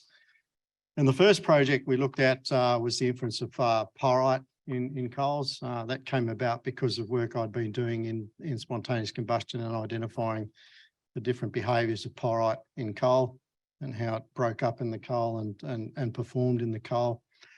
And then as a follow-on to that, we moved on to looking at other inorganic constituents within the coal, and that's what we'll get to. So the background of the pyrite work is you might have sort of seen some interest of papers that have been done by Bob Cohen and so on. These are papers that were done in the US. They formed an association of epidemiological association between bioavailable iron and essentially identifying, is that going to work? Yes, it does. That there was some sort of linear or correlation between the different coal fields that contained higher amounts of bioavailable iron, and it was assumed that this would be in association with the presence of pyrite, because many of these coal seams in the US at that higher end had a higher pyrite content. So that's where we sort of started with this premise, and we're trying to determine whether there's an association between the pyrite, the bioavailable iron in the coal, and the lung cell response. So the experimental approach was that samples were crushed. We had 10 coal samples in this suite. They had a range of pyrite contents from 0.79 up to 47.9, which is pretty well at the extreme end. The reason we had that available to us was there was a borehole suite of samples from somewhere within the Boyne Basin that we had access to that covered this large range of pyrite contents. And the pyrite in this particular circumstance was in a form that was very reactive. It was in a very spongy nature pyrite. It's not like the sort of pyrite that you would see in your museum specimens, you know, nice big bright crystals that you see formed. This stuff had a different matrix to it. And so the reason for doing this was that we didn't have to add any pyrite to the coal. It was already there. And that's an important feature of the thing, is that the mineral itself was there present in the coal as the coal was deposited. So it was therefore going to be there in the particles in the form that it was in the peat swamp originally. So the samples were crushed. That was to ensure the samples were homogeneous and to reduce the impact of variation in particle size on the cell responses. And the mean particle size there was down at 3.52, 6.57 microns. So it was over a fairly defined fineness. Get it into the right range. And the iron bioavailability, we did the assessment on that in 2 solutions. The first of those was a gambled solution, and that models the composition of the fluid that lines the airways. And then the second solution was an artificial lyosome fluid, so ALF, and that models the conditions inside macrophages, which are the cells that engulf or they'll swallow the particles in the case, and the environment inside the macrophage is a low pH, as they also have a role in eliminating the pathogens that are present. So primarily, we had 3 cell types that were exposed to the particles. You had the macrophages, and these are the sentinel cells in the lung. They engulf the particles and the pathogens. There was the epithelial cells, which is the second on the list there. Those are the cells that line the internal surface of the lung, and they're the first point of contact for any inhaled particle as it comes into the lung. And then the third was the fibroblasts. These are the cells that are responsible for the scar formation that is characteristic of pneumoconiosis in the lung. And so we measured a range of responses that are associated with pneumoconiosis. So looking at inflammation and cytotoxicity, so cell death, and then also looking at proliferation or cell growth and collagen production, which would have been, of course, the scar formation. So that suite was the arrangement for the testing.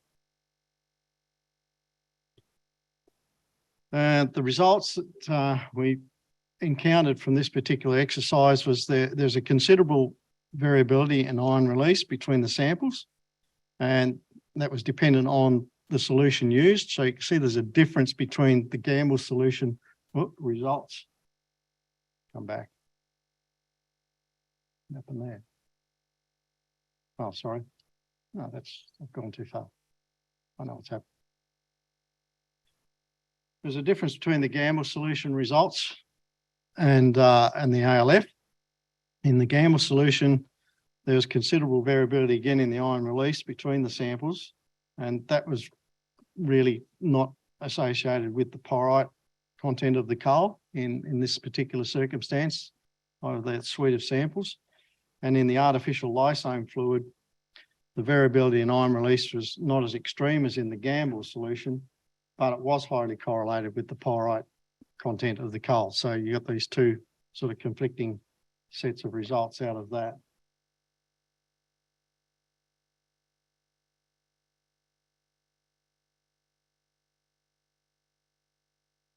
And this slide's really an example then of the cell responses that were observed in terms of the epithelial, the macrophages, and the fibroblasts.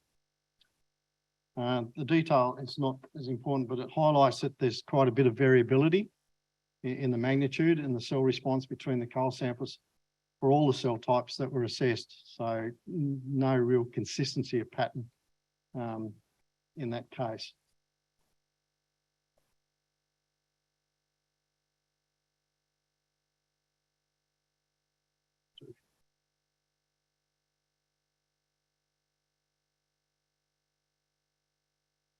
And so using linear regression, the results that came out for the epithelial, the macrophages, and the fibroblasts under the different regimes, we actually found no association between the pyrite content of the coal and any of the key cellular responses being measured. We also found no association between the pyrite and the cytotoxicity, the cell death in this particular circumstance, the response that was there in the epithelial cells or the macrophages. There was also no association between the pyrite and the inflammation that was measured, or the collagen production, the scar formation in the fibroblasts. We did find, however, that the association between the bioavailable iron and the inflammatory response in the epithelial cells, but recall that the pyrite was not associated with bioavailable iron release in the gamble solution, which is the closest model for the epithelial cell environment. So bioavailable iron is important, but that's not correlated with the porite content of the coal in these particular samples. So at the completion of that project, the basic conclusions were that there was variable lung cell response, and that suggests that the risk of CWP will be varied depending on the physico-chemical properties of the coal particles, and you'll probably hear some more about that. The porite content was associated by iron bioavailability, but only in the ALF solution, not the gambles. And the porite content of the coal was not associated with any of the measured lung cell responses. Bioavailable iron was associated with the IL-8 production in the epithelial cells, and the porite content of the coal, therefore, on its own is unlikely to be a key driver of the CWP risk. So from there, we sort of went to the next phase of, well, are there other components, the other inorganic components within the coal? Could they be having an influence as well? So that's where we move to next. And looking at other inorganic constituents, we were trying to look at, well, obviously we know the cause there of adverse lung responses from silica, but are there other mineral components in the coal that could be playing a role? So the aim then was to identify organic components of coal particles that are associated with the lung cell response. And we pretty well did the same approach, right? So we didn't want to change the methodology because we wanted to be able to have consistency comparison between these different mineral components or inorganic components. So in this case, the sample database was expanded because of the range of things that we were trying to look at. So there were 19 coal samples, and they had a range of ash contents from 8.7 up to 90.7% ash. And if you remember from Bob Cohen's diagram, of course, coal seams can have cutting into the roof, which would be 90.7% ash, or a higher ash band coal, as he said, poor quality coal in that upper part of the seam, all the way down to the really good coal in the center of the seam, which might be down to 8.7% ash. So a whole range of samples were taken out of, in this case, it was 3 different seams and covering these ranges of ash content, which would relate to mineral constituents. I should point out these are bituminous coals. You find that in much lower rank coals like subbituminous and lignites, some of the inorganic components are actually organically bound into the coal, but these, of course, it's not the case. So once again, crushed to maintain homogenization.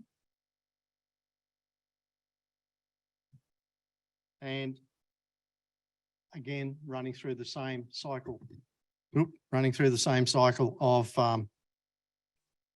of test regime.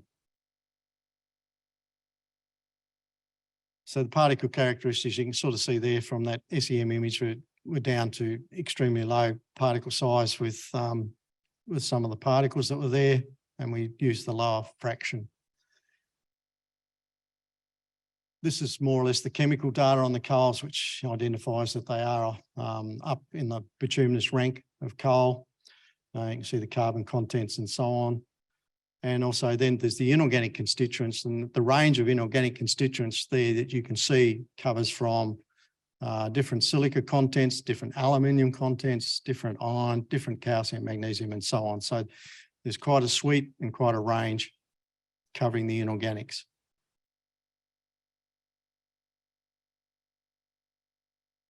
And again, in the cell response, this one just demonstrates again that the magnitude and the response varied between coal samples for all the cell types measured. The cytotoxicity cell death for epithelial cells is the one shown as A. B is the inflammation for the epithelial cells, and the macrophages, proliferation, cell growth, and collagen production for the fibroblasts. And so you can see a lot of range between or across the samples. Now, because of the high number of variables that related to the responses, the 3 cell types, the multiple cell responses, and so on, and the particle characteristics that were likely collinear correlated with each other was a bit of a challenge. So to deal with the likely correlation between cell responses, for example, cytotoxicity being associated with inflammation and so on, we conducted a principal component analysis, so a PCA, to identify key cellular responses and simplify the data down. And though that's shown on the left, and using this approach, we're able to identify three principal components. There's PCA1, PCA2, and PCA3. And that explained up to 75% of the variance in the data. And PCA1 primarily characterized the cytotoxicity, the cell death response. The PCA2 primarily characterized the inflammation, the IL-8 response, and PCA3 was mostly linked to the fibroblast growth response, which is linked to the scar formation. So to deal with the high level of correlation between coal characteristics, which are shown on the right, and the red represents positive correlation, yellow represents the negative correlations. The darker the colour, the greater the correlation. There was a stepwise linear regression analysis conducted, and that's on this next slide.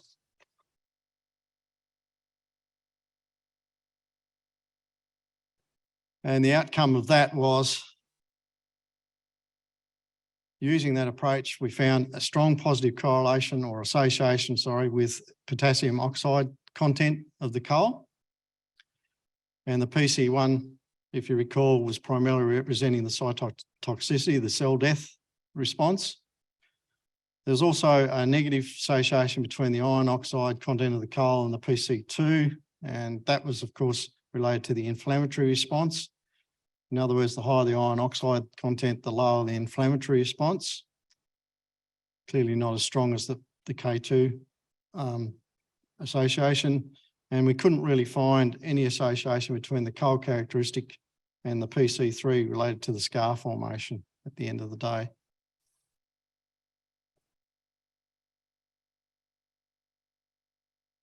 So we were left with trying to work out, well, what would be the likely potassium association in these particular circumstances with the inorganic constituents.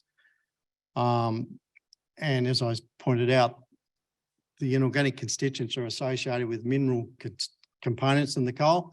It's not they're organically bound. So then you have to come back and have a look at, well, what are the likely minerals in these particular circumstances? And one way you can actually do that is go back to some sedimentary analysis of mineral types and so on. So we had the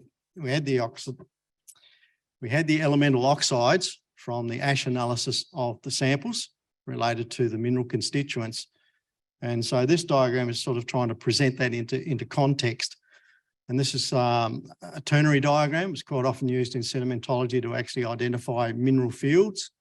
And in this particular case, what we're looking at here is, if you look at the A at the top, well, I'll get there. No, I can't get it. The A at the top is for aluminium, the aluminium oxide component. Clearly the K on the right is the potassium component. And the C and N on the left-hand side is the actual calcium and sodium combined component. And when you put those three into a ternary diagram in this particular context, and remember the one that we were looking at in terms of association was potassium, we're trying to pin down, well, what's the likely potassium mineral associated with this? And if you look at it from that point of view, the fields that show up are, if it's potassium feldspar, it would plot down midway down that right-hand side of the triangle. And clearly it didn't plot there. If it was a plagioclase feldspar, it would plot to the left-hand side, midway down, and none of the samples plotting there. But what you can see is the majority, well, all the samples plot up in the top apex of the ternary diagram. And you can see that some of those samples are way over to the right, and one in particular, and they're encroaching on what would be, they would be a mixed layer or mixed clay combination of kaolinite and illite. And illite, of course, is the potassium type clay. Some of the samples were low potassium on the left. They were smectite clays. And then you've also got then obviously mixes between the two. So primarily what these associations were, they're clay minerals, and the most likely source that we're looking at there for the potassium in these particular samples is an illite component. And we actually did another thing called, you can do a SED norm analysis of the oxide components, and that also highlighted that the potassium mineral was most likely illite. So where have we gotten to? At the end of this particular project, we found that the cell cytotoxicity, that's a stumbling word, was associated with potassium oxide from the suite of samples. We had a cell inflammation negative association with the iron oxide. The chemistry of the coal particles is a likely determinant of the CWP risk following inhalation. And so we're looking at further work to dissect that complexity, because there is obviously, and as you saw from Bob Cohen's presentation, they're starting to look at the complexity of the mineral combinations, as it turns out. And perhaps this is, of course, what we're trying to put in context here with what we've been finding. So we're going to look further down the track at the clay mineralogy impact, and we'll see how we go from there.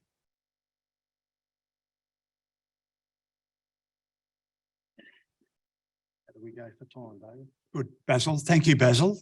Are there any questions in the house? Any burning questions by the audience here? No one's jumping up, Basil, here. So let's go online and see what's online. I have two questions so far. So firstly, from Peter Knott, IL-8 works to attract neutrophils in airways. Is there a role in IL-8 generated by BAI in the development of chronic inflammation in the upper airways? So not associated with CWP, but perhaps chronic bronchitis or COPD? I can't answer that question, but as it turns out, Peter, Graham was doing some other studies on other influences or predisposition aspects, which is probably something along the lines of what you're getting at. And I really don't know what his findings were on that at this point in time, but he was asked to look at that aspect as well. Yeah. Jeremy asked, do you know if the cytotoxicity is related to the potassium oxide itself, or is it forming potassium hydroxide in contact with the water or body fluids? I'm not going to sort of specify. I don't specifically think it's the potassium chemistry to some extent. I'm of the mind and suspicious that it's actually the mineral constituent itself. So it's the form of the mineral that is creating the issue, as much as it is just the fact that it's got potassium in it. And that's what we've got to look at. That's all our questions online. Okay, thanks, Dave.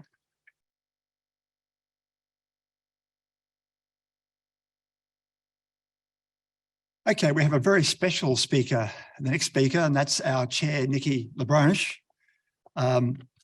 Most of you know Nikky by now, but Nikky is a research fellow in the Minerals Industry Safety and Health Centre. Is it Mishka or Mishka? How do you pronounce it? Mishka. Sounds like a cat. At the University of Queensland. She's also pursuing in her spare time her PhD characterising the impact of dust on the respiratory health of coal mine workers. She's been funded for that through a postgrad scholarship through the AUSIM Education Endowment Fund. Nikky is a mining engineer with 15 years experience in surface and underground coal through her work in the US, Colombia and Australia. She's currently serving on the board of directors of the AUSIM Health and Safety Society and has received the John T. Boyd Young Engineers Award. Nikky, over to you. Thank you, David, and welcome everybody. So today I'm going to talk to you about the characterization of airborne particulates in Australian mines. So your first two presentations today have done a wonderful job of setting you up for why we're interested in characterization. And Bob even showed you the graph on the right, which is the CWP cases in the US in the various jurisdictions. And the graph on the left is old British coal in the UK. So from both of those, we can see that there is a regional variation there, that not all coals are created equal and that the prevalence rates do change. So that's a lot of the reason for the lung tissue studies you just heard about, and you will hear more about, as well as the characterization work of looking at what's in the dust. So in order to get a true dose of exposure, there's actually a number of factors there. And I actually borrowed this slide from a New Mexico Tech presentation at a NIOSH MSHA conference I was at a few years ago now, because I think it does bring in all the different areas that we need to understand to look at what that true dose is. It's not just the gravimetric total mass monitoring that we do. We also need to understand, well, what's in that dust? What are the mineralogies? What are the size of the particles? What are the shape of the particles? And that's the external dose. But then that also relates to the internal dose. How much of that is actually staying in the lungs versus what is being breathed out by the person, because that will make a difference as well. And then there's the toxicity studies. So you'll hear lots about lung tissue today. And that tells you of those different mineralogical components and even of the different sizes of those components, what that level of toxicity could be. And there have been previous studies in pure silica that show that submicron particles are have a much greater inflammatory response than particles in that 4 micron range. And then this all leads to what is then the degree of lung injury that someone sustains. And there are molecular epidemiological components to that as well, as to who's getting diseases and who's not. So with what I'm doing here in Australia with the airborne characterization, so I'm actually collecting ambient air on filters from the underground mines. So similar in a way to what Emily is doing in the US, the same filters. I am using different respirable cyclones because using the Kinselas now, because that is what's commonly used for compliance monitoring here in Queensland. But the sampling sites I'm using are a bit different, and that's just based on the disparate nature of how we do mining in Queensland. Whereas roof bolting is a separate activity, we have miner bolters, so it's all done in one, and everyone on that continuous miner is being exposed to basically the same dust there. And I'm using a specialized scanning electron microscope with energy dispersive spectra called the Mineral Liberation Analyzer, which was set up to do a lot of this mineral liberation analysis for the metals mines.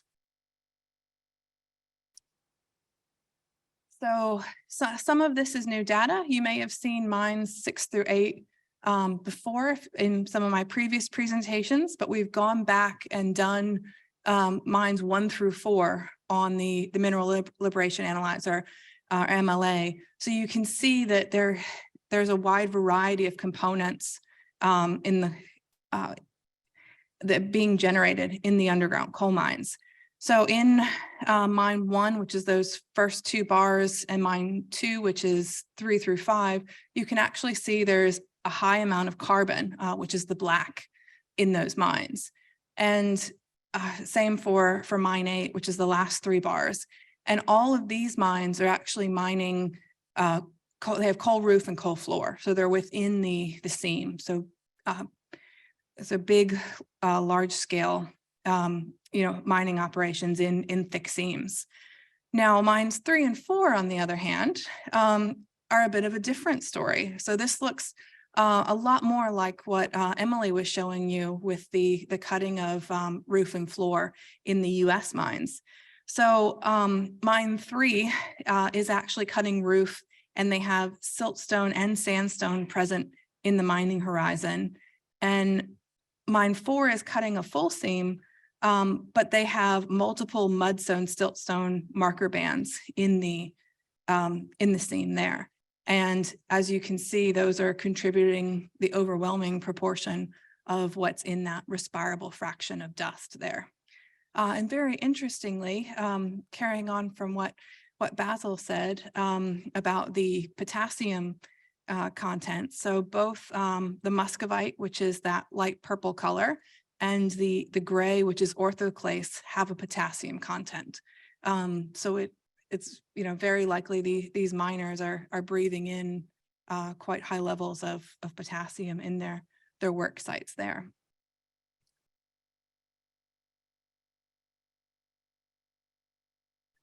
Another interesting thing we can do with the MLA is look at the particles individually, and you can filter by what mineralogical components you'd like to look at. And silica is one of the more interesting ones. And while we don't actually track many of the other constituents, silica is one of the few we do, but you can use this technique to look at any of the different mineralogy should you choose. It also can be helpful for the metals mines. So if you're looking for the arsenic bearing minerals, such as the arsenopyrite and the cobaltite, you can filter for them as well.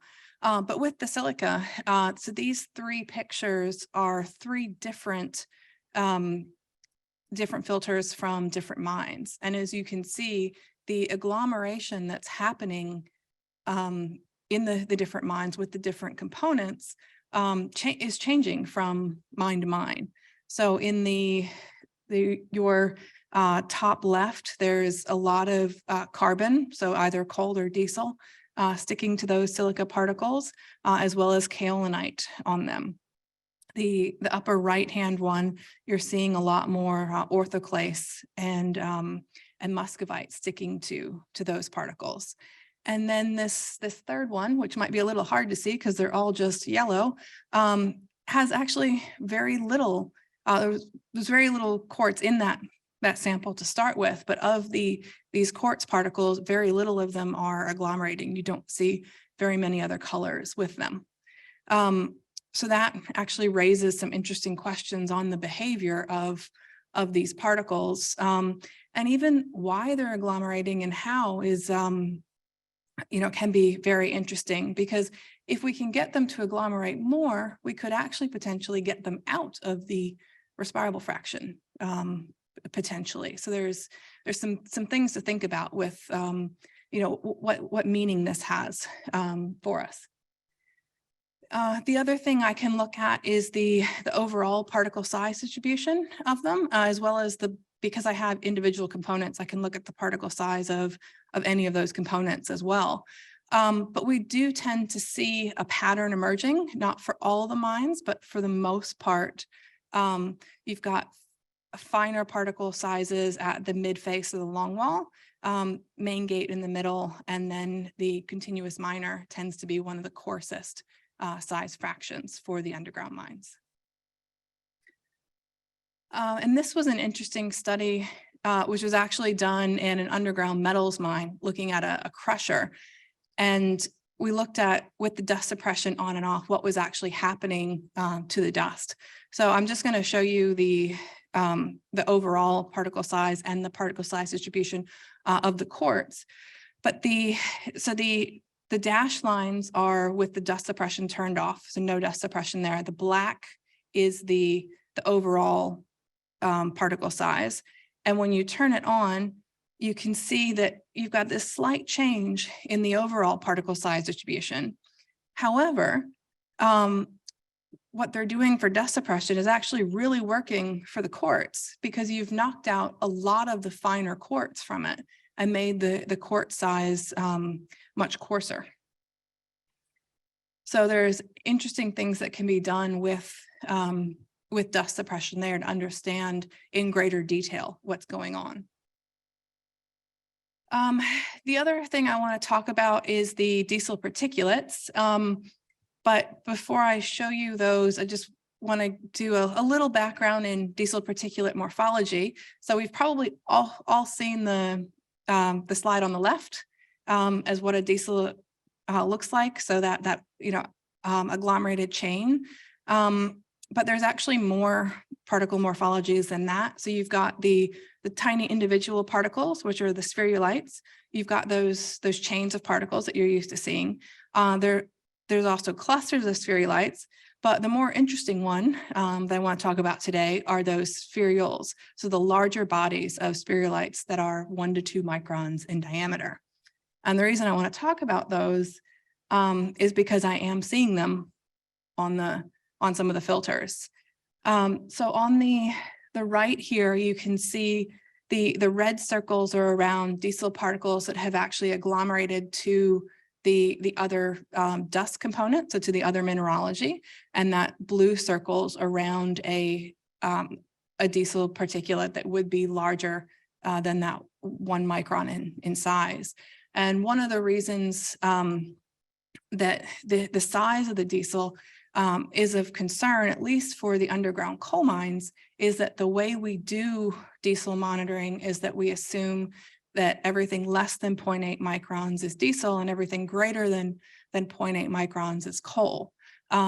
So you can see here that there are particles that would get missed by agglomerating to other mineralogies or by themselves being larger than that 0.8 cutoff. So Rob told you about this morning how we do need to lower the diesel standard.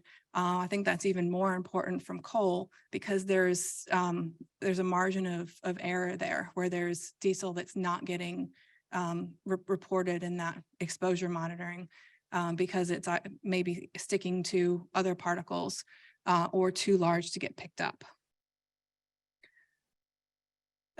So I did an analysis of some of that carbon that I was finding, but this one I actually filtered for the particles that were greater than 90% carbon. So I didn't want to look at particles that were mostly something else, but just had a little bit of diesel stuck to them. So for those that were predominantly carbon, this is actually the particle size distribution that I got. And it's actually a bit coarser than I was expecting to find. So I was expecting it to them to be much smaller than they were. And this has a respirable and inhalable pair to be able to look at them side by side. So there's that is something to be aware of, is that there are larger diesel particles happening in some of these. So now I want to talk about some of our OIR project work. So Grace introduced you to those projects earlier this morning. And Bob talked a bit about the medical side of it.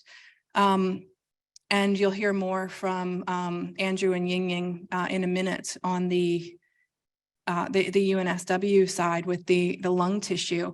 But the characterization actually kind of sits in the middle of those. So some of what we're finding can be used to inform what we're looking at in the lung tissues. For instance, those particular mines where it's very high components of stone and not of the coal. Well, we have the opportunity that now that we know that that's contributing to the respirable fraction, let's look at them as well and see where this dust and this toxicity is coming from. And that can be, and the characterization data can be compared to the medical as well. So to retrospectively look at, are people working in, certain mines or mining regions, or, certain, other factors like that, that the characterization can tell us, would they be affecting some of who's getting the mine dust lung diseases. So as part of this, there'll be a big sampling campaign. So there'll be more underground coal, and I'm starting to reach out to the mines to collect samples from them. So if you're willing to participate as an Australian underground mine, I just need some buckets mailed to me, and I can give you information on those. So there'll be a few more underground sites, but adding to the 8 we already have there, there'll be a whole surface mine campaign, because as you've seen through the presentations today, there are a number of cases in the surface mines, but I don't think we've we've really looked at a lot of that and where it's coming from. And I don't know how many of you have been on a surface mine, but for those who haven't, a lot of it is you're basically just moving dirt. Coal is, you know, sometimes a seventh or an eighth of the of what's getting moved around site, at least here in Queensland. So there's a lot more rock that they're exposed to too, and potential for silica exposure as well. And the other thing I'm excited to get into is the engineered stone industries. So while we have a pretty good idea of what's in the engineered stone and the source there, I think it could be very interesting to look at how that particle size distribution and the shape of those particles change with the different cutting methods that are being used for them. And then when we get to the toxicity studies, also the glues there as well. And so in conjunction with these, we'll also be reviewing the exposure monitoring for from the RSHQ data and from the artificial stone work sites, and comparing that to the medical data that Bob and his team are reviewing there. So we have a few other projects we're looking at as well, because as you can see, this characterization is a very big space, and every time we think we've answered a question, it raises 3 more. So there's lots of different rabbit holes to go down with it. So one of the things we're looking at is commercializing the MLA analysis for airborne particulates. So can we make that, you know, available to the public? So if people want to look at their mines and be able to get this type of data on what they're seeing that they could use for their site to help with the dust control or the understanding of their problems. That hopefully that can be an option for them. We're also looking at, can we do some optical counting of the DPM? So one of the issues that the SEM, these particular methodologies suffer from is that it just identifies carbon. So both the coal and the diesel are carbon there. And while you can pick them optically from the photos, you can't on the false color images that are presented. So is there a way to look at that diesel in more detail optically there? The other thing we're looking at is 3D particle morphology. So being able to look at all 3 sides of, or 3D of the particles, and not just the surface, which is basically what the SEM is doing, is looking at that top layer there. Also working with geology here on petrographic analysis of the respirable dust, because that looks at that organic components, and been talking to Sandra there about, can we look at the vitrinite and inertinite in the coal in that respirable fraction, and is that changing from what's in the seam to what's being picked up there? And then other investigation of other analysis methodologies. So I mentioned, looking at the arsenic minerals earlier. Looking at phases can be important too for some of this bioavailability. For instance, arsenic 3 versus arsenic 5. Maybe for some of these potassium minerals too. That would be quite interesting as well, and the structures of those. So there's a few recent publications if you'd like to read up a bit more. And that's it for me. Thank you, Nikki. Are there any questions in-house? Do I see yes, some hands up? One at the back. Thanks, Nikki. My question was just relating to the MLA analysis. The analysis that you do, are they on full volume filters or are they on reduced runs? Those are polycarbonate filters, so that different than the filters that you'd use for gravimetric sampling, because it is a flat surface there. So 0.4 microns for the holes in those, and 37 millimeter filters. We have one. Dusan.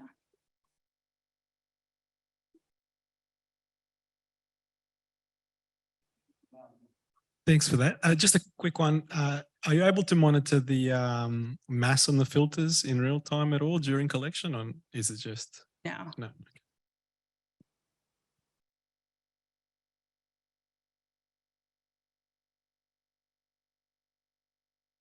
Online.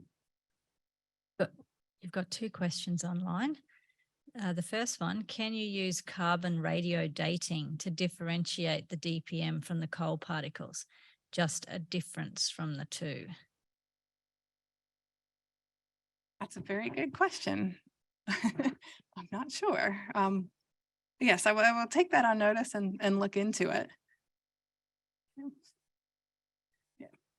The next one's from Peter Knott. Interesting findings, Nikky.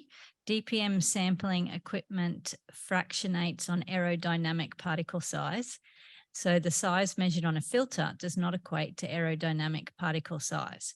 Have you calculated the aerodynamic particle size of the diesel particulate agglomerants you have seen on a filter? Not at this point, no. So what we are measuring is the actual particle size on the filter. So that's equivalent circle diameter and not aerodynamic equivalent diameter.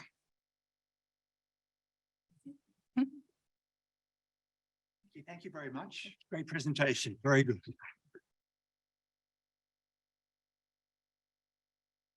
Okay, our next presentation is a double feat, two presenters, both from the University of New South Wales. Andrew Kinsela is a researcher from the University of New South Wales Water Research Centre in the School of Civil and Environmental Engineering. He has particular expertise in the fields of particle characterization and contaminant transformations in both natural and engineered systems. This research typically uses fundamental scientific knowledge to solve real-world problems, such as contaminated site remediation. Yingying is also a researcher in the UNSW Water Research Centre. She's experienced in oxidative stress and inflammation-related cellular dysfunction, especially the pathogenesis of both pulmonary and neural dysfunction.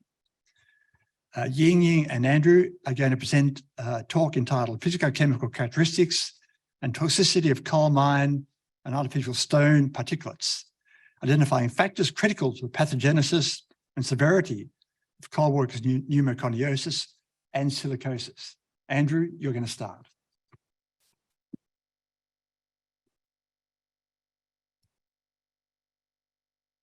Thanks for that introduction, David. Before I begin, I'd like to recognise the collaborators who are working on this project with us. And of course, that's the UNSW team, particularly Dr. Yingying Sun, and of course, David Waite, and also our UQ collaborators, Nikky, LaBranche, and David Cliff. It's good to have everyone here to enjoy our presentation.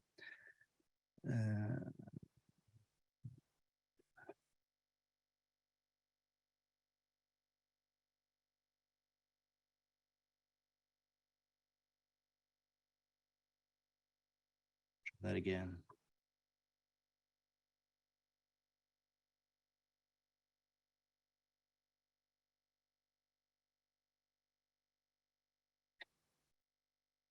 Not moving. No. Tech support.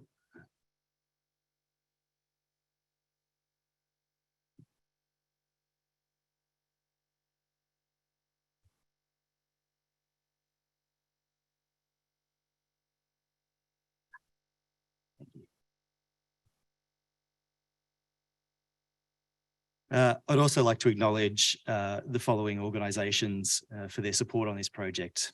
In particular, the Queensland Office of Industrial Relations, who are the major funding partners for this research. As the OIR scheme only began a couple of months ago, we don't really have much data to show with regards to that. So I'll be talking a little bit about one of our previously funded projects by ACARB, very related, looking at coal dust. Hence their acknowledgement. Also, like to recognise the individual coal mines and their workers for the provision of samples, stonemasons, and also RSHQ as well. Just to give a quick outline of what I'm going to talk about today, the first section will be about some relevant information of our now complete ACARP project, including some of the more interesting findings about the characterization and toxicology. And then following that, I'll give a very brief introduction into the new OIR funded project, again, about what we plan to do with regards to the physico-chemical characterization and toxicity. And that is the section that Yingying will be talking about immediately following me. So a very quick intro into the ACARP funded project that was run through UNSW and involved David Yingying, myself, and also David Cliff. And the key objective was to quantify the toxicities of dusts to model lung cells and determine particularly whether there was a relationship between elemental composition and toxicity, with a focus on the production of reactive oxygen species.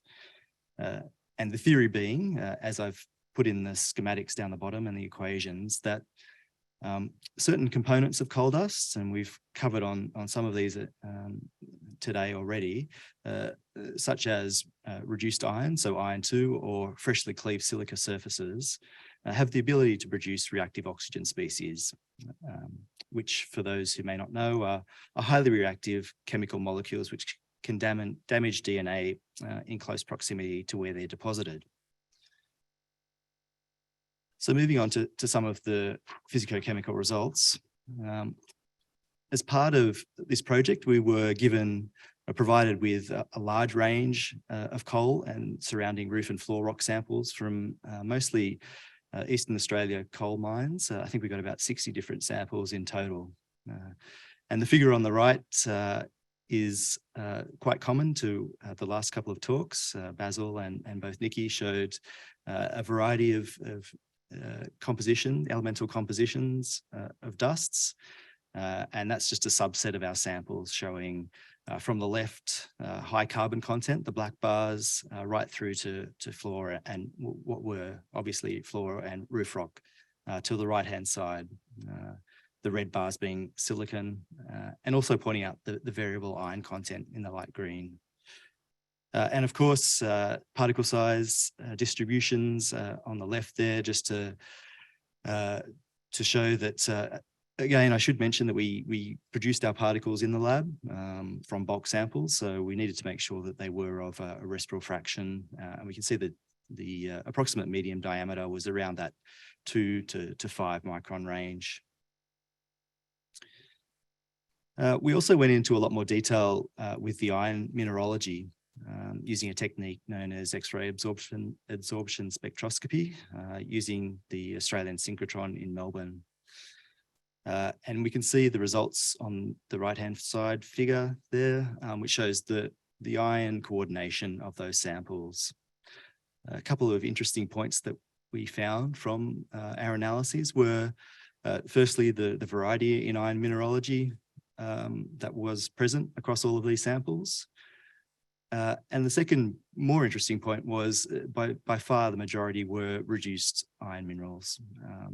And just remembering back a couple of slides, those are the minerals which have the capacity to produce reactive oxygen species when exposed to air or in the presence of another oxidant. And the primary forms of those reduced iron minerals were iron carbonate or siderite-like mineralogy, and they're the green bars. Iron 2 sulfide, so pyrite-like morphology, mineralogy, I should say. They're the black bars on the figure, and also a mixed valency iron sulfate, so a rosenite or a romarite-like mineral, and they're the they're the green bars. Yeah. So we thought that was a really interesting finding anyway. In terms of the biological experiments, and again, these are probably very similar techniques to what was described in Basil's talk as well. So we examined the cellular response to the dust exposure using a couple of different cell models. The epithelial lung cell, A549, also used by Basil and Graham, And as he pointed out, it's widely used for testing alveolar function and is one of the primary destinations for inhaled particulates. We also measured, did our studies using a macrophage cell, a different cell line to what he used. This one's the NR8383. And briefly, for those who might not be familiar with cell culture techniques, the cell lines were grown in multi-well plates, such as those in the schematic there, before having coal dust added to them, after which we add a probe compound, and that can then enable the measurement of certain biological functions, such as viability or ROS production.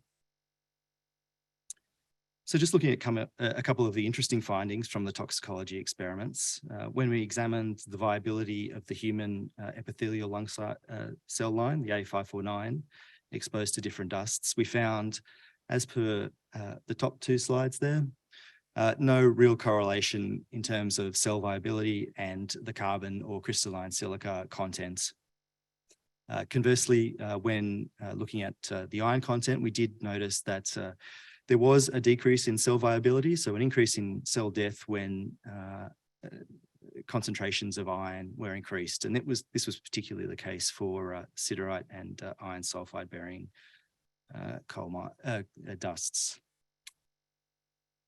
And then similar patterns emerged when we examined the impact of coal dust on the immune response cells, so the alveolar macrophage cells. And you can see that the top figure shows the changing viability depending on the iron content, which are the percentages written above each bar. So -3 and 5 contained high concentrations of iron, and this resulted in greater amounts of cell death compared to the lower iron-containing samples.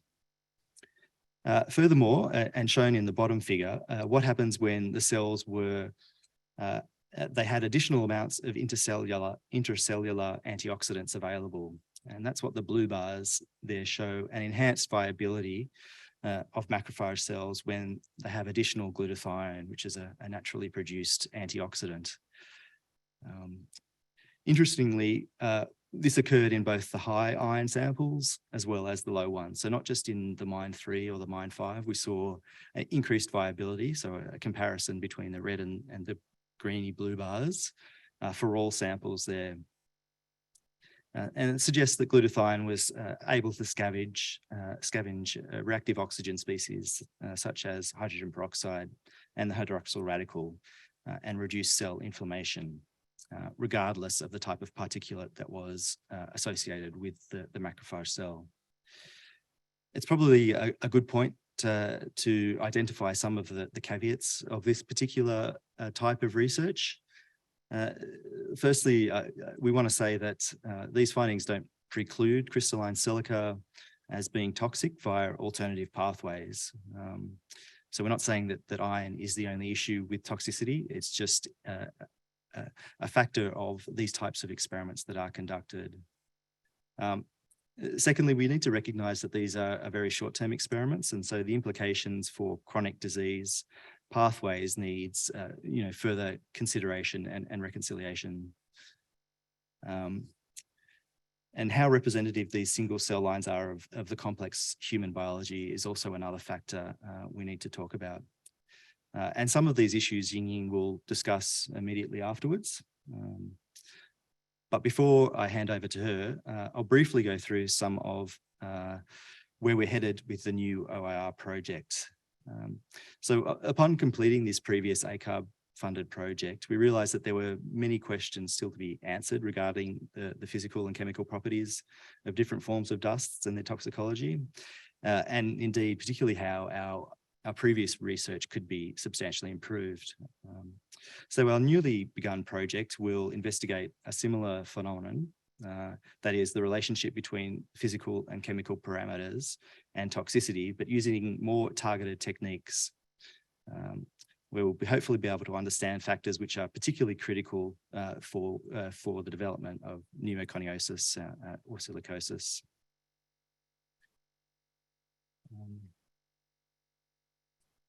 So where we're going to go is, firstly, we'll start off using the MLA, which Nikki just described, as a way to quantitatively assess particle properties. And we're particularly interested in comparing the particles generated and collected from workplace environments, so coal mines, workshops, artificial stone workshops, and comparing that to what we actually generate in the laboratory. Because we need some validation of the samples that we'll be analysing in the lab. And then building upon previous work, there's a clear need to gather as much information on measuring the formation of reactive oxygen species, carboxylate radicals, and free silanols, using both wet chemical methods as well as electron paramagnetic resonance and infrared spectroscopies. But critically, the physico-chemical findings will be used to inform our investigations into the biological impacts and the toxicology of these particles. So now I'm going to hand over to Yingying to talk about the biological components.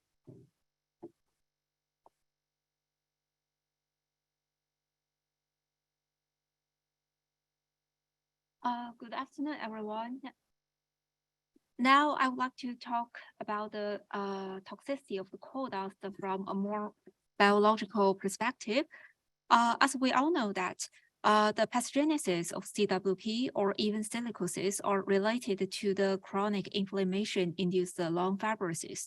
So in terms of the inflammation, in addition to the pathways mentioned by Andrew in previous slides, here I would like to emphasize on our innate immune system. We know that our immune system protect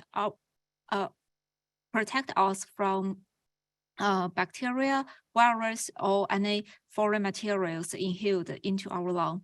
So here, once the coal dust deposits into our lung area, our immune cells will be stimulated, and the activation of such immune cells will result in the production of various biological signals. This kind of biological signals can be used as a special language between the cells nearby. So for example, if the scar formation cells received a certain direction, they will start to produce collagen or the extracellular matrix proteins. And all of this will result in the formation of the lung scars. So as shown in the figure on the bottom of the slides, after the accumulation of this collagen and the extracellular matrix proteins, we can clearly see that the inside part of the alveolars are thickened, and this impacted the gas exchange within our lung. So that's why most of the coal miners and the stone workers, they always experience breathing difficulty at the later stage of their disease. So now let's talk a little bit more about the scars and the scar formation cells. When we are talking about this, there is one protein I have to mention, that is the alpha smooth muscle action. This protein and its organized stress fibers are used as the hallmark of the activation of scar formation cells, which is the fibroblasts here. So according to the literature, upon the progression of the disease, the expression of the alpha smooth muscle actin will be increased, which is indicated as the brighter green color shown on the top image here. So during this process, this protein will also be organized into stress fibers, which is shown as the super bright green line here. So during this process, these cells will start to produce excess of collagens here, and that's why the scars formed.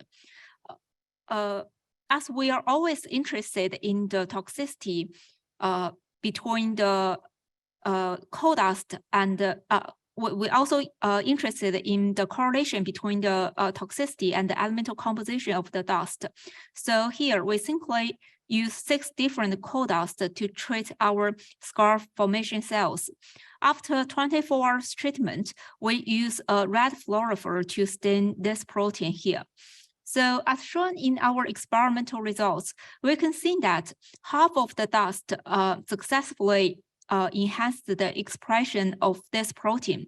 And if we have a close look at the red cells shown on the bottom of the slides, we can clearly see the strand fibers within the cells. But if we have a look at the elemental composition here, I think we may be feel confused because in our previous slides, we try to emphasize iron play a role during this process. But here, when we have a look at the sample M3 and M5, which are the two samples has the highest iron concentration here, it doesn't show any obviously increase in the protein expression. And this is highly possible related to our experimental setup. When we talk about the fibrosis, we say immune cells play a critical role here. But in our current experimental setup, so there is no upstream signal from the macrophages. So this is highly possible results in such an image. And I will show you a clearly different results in a later slides. And there's another thing I would like to emphasize. If we have a look at the sample M5, we can see that it has the highest silica content there. But again, it doesn't show any increase in the protein expression. So if we just try to compare the image collected from the pure inhalable crystalline silica and our control samples, again, there is no obvious increase. And this is consistent with our cytotoxicity study by using the macrophages here. And this may raise a question that because it kind of challenge our well-acknowledged theory, like silica is toxic to our lung. So this may give us a hint that is this kind of short-term study, like 24 hours study, is good enough to reflect what really happened during the chronic inflammation here.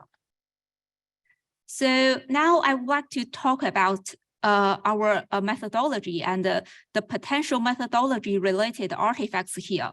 At this moment, the majority of the in vitro toxicity study worldwide are using the monoculture investigations. When we do this kind of study, we simply use one of the cell lines within our lung area to do the experiment. And obviously, this kind of work has their own advantages. For example, they are high throughput, efficient, and cost effective. And also, we can use this kind of experimental setup to focus a certain analysis.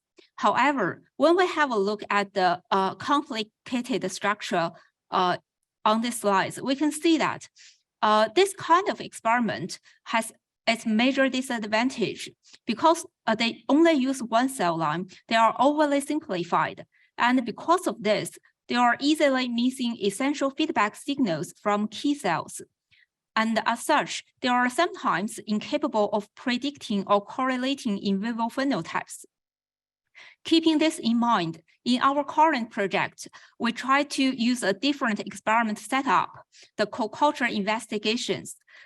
In this kind of study, we use a transvial to separate different cell lines, but we still have a permeable membrane in the plate. So this kind of membrane facilitates a biological signal communication between each cell lines, and they also facilitate the diffusion of any radicals or oxidant produced by the immune cells. However, with such a device, we can easily prevent the influence of the dust on fibroblast itself. So we can easily control the dust and the cell migration. By using such a device, we repeat our previous experiment.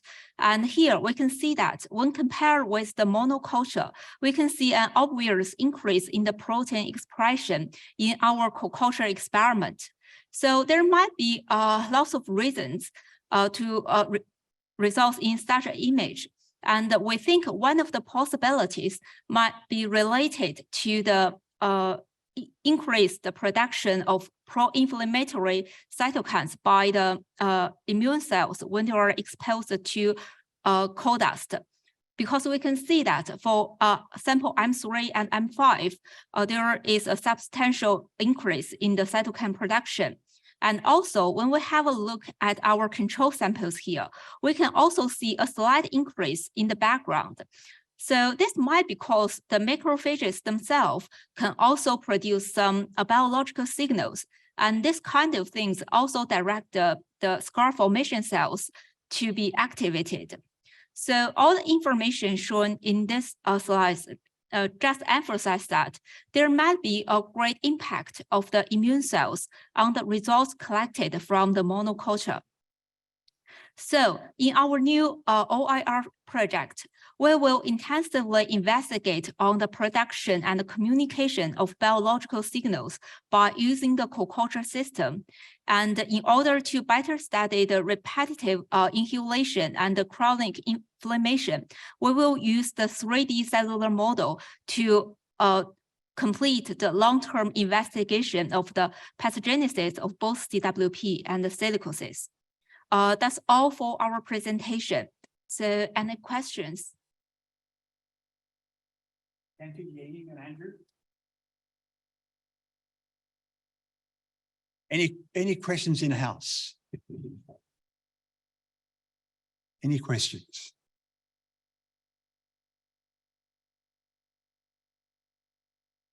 I could ask, we've seen 2 presentations on the impact of particle characteristics on cellular response from Basil's talk and this talk. There seem to be some differences in outcomes. Do you want to comment on that, why that might be the case?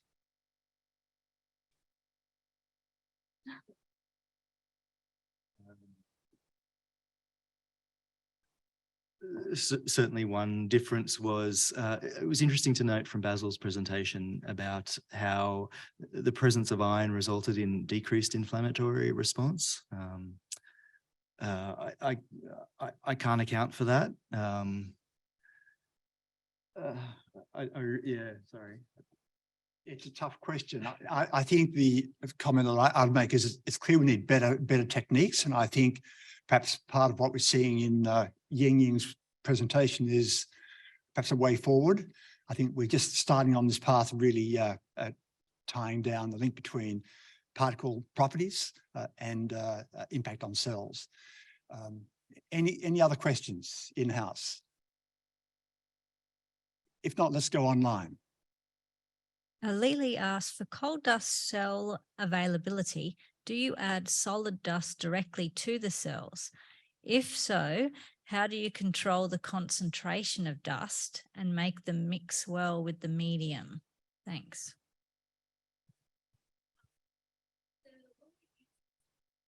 When we use the coal dust to treat the cells, we just simply remove all the culture media first, and we prepare the desired dust solution, and we add it into the 96 well plate, so we can well control the coal dust concentration.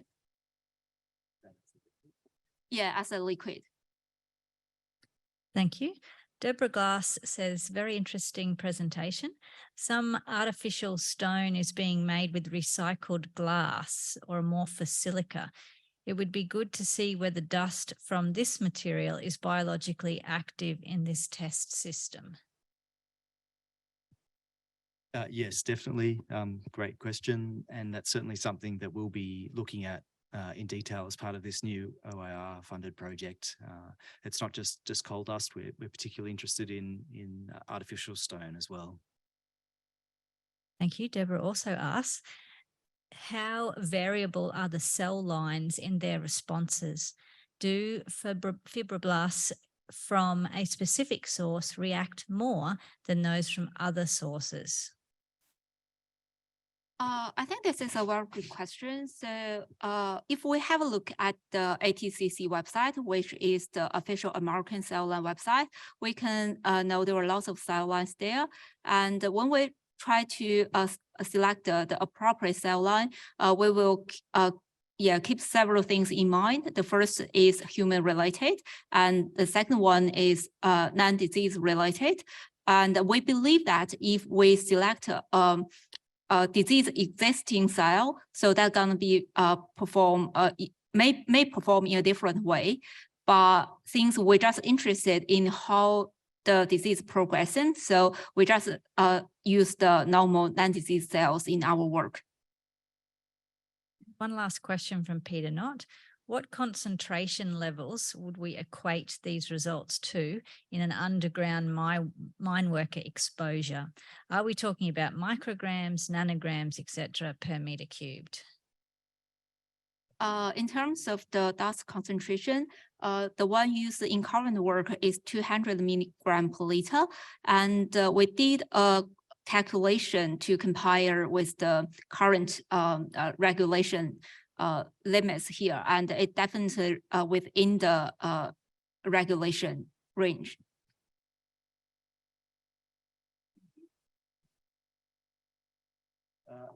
Probably I'll just make another note to that question.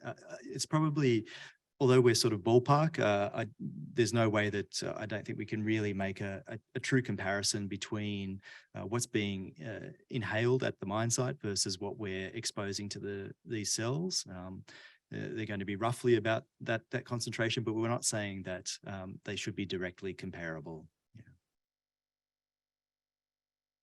Okay, and thank you very much for a very interesting presentation. I think we've come to the last presentation. Is that true? The afternoon's gone very quickly. Well, I think it has anyway. And the last presentation is by Dr. Dusan Ilic from the University of Newcastle. Dusan is a fellow, chartered engineer and research academic at the University of Newcastle, located at the Newcastle Institute for Energy and Resources. Dusan has almost 20 years of experience of consultancy and applied research. Over the last 5 years, using a foundation of bulk solids handling and particle science, Dusan has established and grown multidisciplinary research programs involving characterizing workplace exposures, integrating low-cost sensors and LiDAR into dust emissions management. Dusan, over to you to tell us about your research. Thanks very much.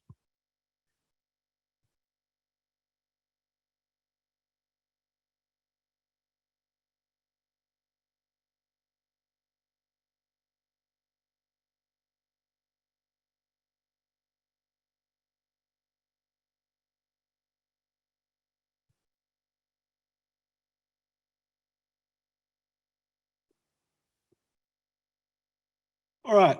Yeah, so thanks for sticking around, everyone. It's a long day. Me too. I started early and flew up this morning. So yeah, I'll just share with you some work that we've been doing over at University of Newcastle. Yeah, if I cannot answer any questions regarding the biological work, please send me an email. You can find me fairly easily and I can get in touch with my colleagues who were more overseeing that work.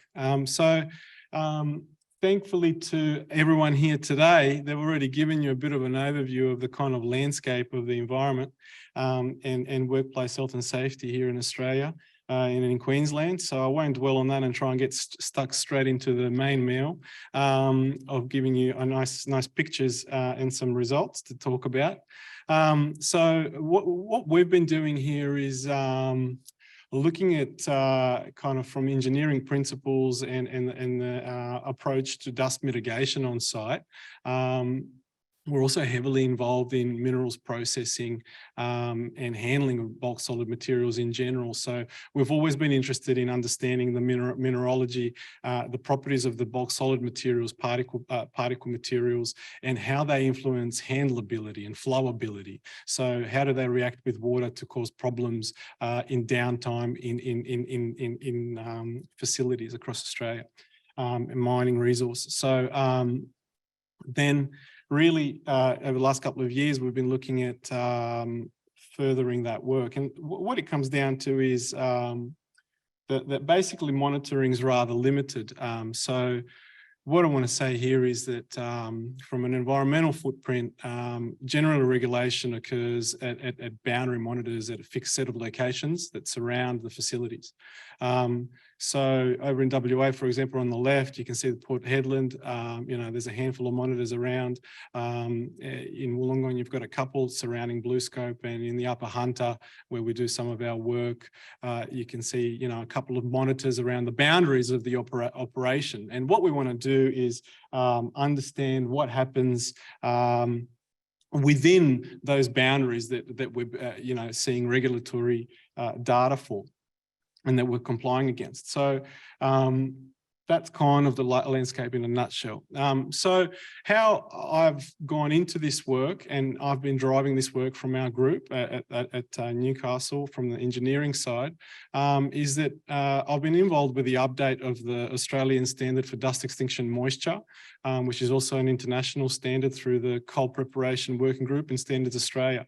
And this is of interest because this test, which is referred to as the DEM, the dust extinction moisture, it gives you effectively a moisture content at which, if you apply that to your product that you're handling, you should technically not be liberating any dust during handling of that product, or very little dust. And the interesting thing here is that it is actually used, for example, in the environmental protection license for some facilities in Australia, but not many, and generally not in coal, which is very interesting because the standard is specific to coal.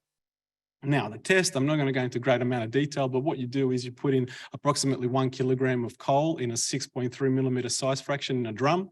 It rotates for a period of 10 minutes, and during that time, at a specific moisture content, it rotates for a period of 10 minutes, and during those 10 minutes, air goes through the drum and basically collects the dust that's liberated in the apparatus. And then you weigh the mass, you assess the mass of the bag, the collection bag, and you increase the moisture until you don't get much dust in that bag, and that determines the moisture content. So what we can see here is from a previous,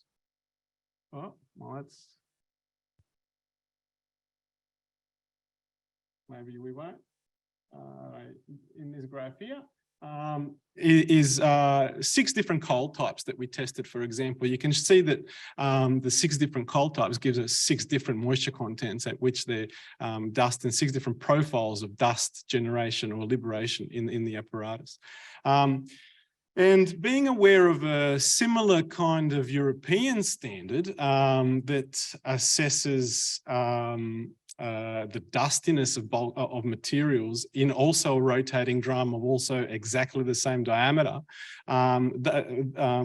it gave us this kind of, at least me anyway, as the lead on the project, you know, this concept of, well, if we could actually understand the composition of each coal that's handled on site, for example, and if we knew the percentage of very fine particles, such as 10 micron equivalent diameter and less, and if we knew how much of that size fraction of particles was being liberated during handling at a specific moisture content, then we could come and say, well, potentially that material is that dusty, right? So the test in the European test exactly does the same thing, except instead of collecting the dust in a bag, they have specific screens reflective of inhalable thoracic and respirable size fractions. And it's just filters, metal foams.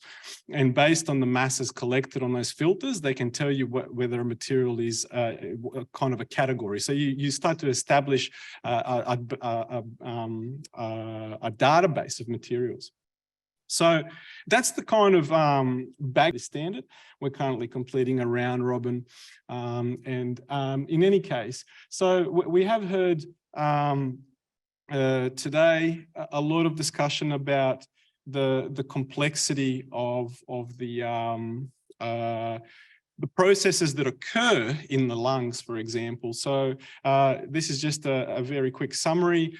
We know that when the lungs or the airways are exposed to specific exposures, there's different mechanisms occurring, cascading reactions, there's cellular inflammation, there's the production of reactive oxygen, nitrogen species, there's toxicity of the cells, there's macrophages going around doing specific processes, there's proteins, lipids, there's the production of cytokines, there's also then potentially, all these mechanisms and all these different interactive parts moving with the different compositions of the different particulates that are being put into it, leading to specific changes in the system through some sort of damage mechanisms, progression of fibrosis, of scarring, of collagen deposition, and also all of these multivariable kind of factors influence the progression of disease. When we then consider the heterogeneity of the materials that are handled, in materials handling, we like to say that, every single bulk solid is totally different. What we did in our work in a project with Coal Services was we sampled 6 different products from 6 different operations. 3 were in the kind of product stages. 1 was from the boilers of a power plant. 2 were as shipped products, coals. These are all coals. And then 3 from the kind of preliminary stages of production. So 1 from a longwall, overburden sample, and run of mine coal. We did some, marker characterization tests for coal, nitrogen, sulfur, for ICP-OS and MS, looking at the different elemental compositions of the different dusts. Basically XRF, XRD, and some FTIR analysis, just to give us some kind of main properties of the materials that we're working with. But what I didn't explain, and I'm sorry about that, it's late in the day and I've had a really long day with 4 coffees, is that what we did actually is we subsampled representatively these materials on site.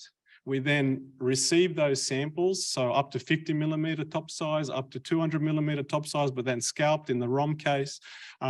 They were representative samples of the products handled on site. We received them, we then subdivided them and subfractionated them via vibratory screening or sieving in typical sample preparation equipment that we have at our laboratories, down to about 45 micron size.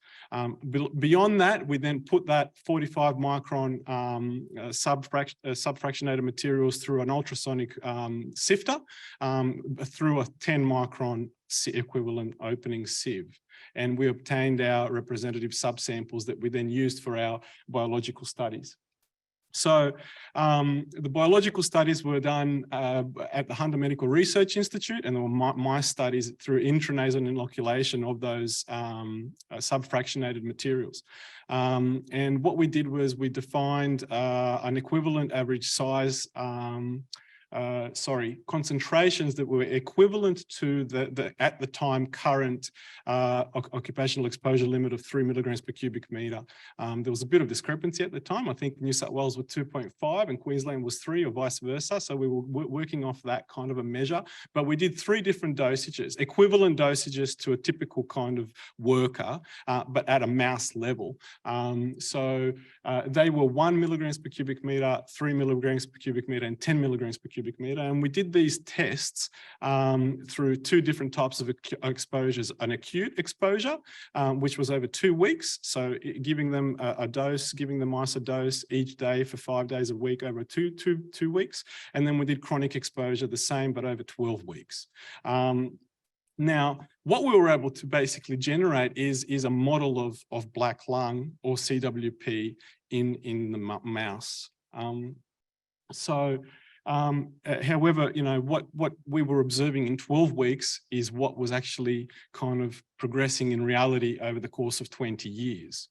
So some key summary of basic findings from this, and I'm not focusing on this work, I'm just giving you a snapshot of the breadth of work that we're doing. This is one component. Basically, the common theme today is the different dusts, of different particulate matter, of different composition, physical-chemical properties, and different exposures result in differential effects on lung health. There's so many different factors involved here and so many different processes that are being kind of influenced. So what we were able to obtained in our model was we were able to replicate the destruction of alveoli from decreased surface area through DFCO tests, and this really governs the exchange of gases in the lungs. We were able to develop emphysema, fibrosis, and collagen deposition that you can see up in the top right.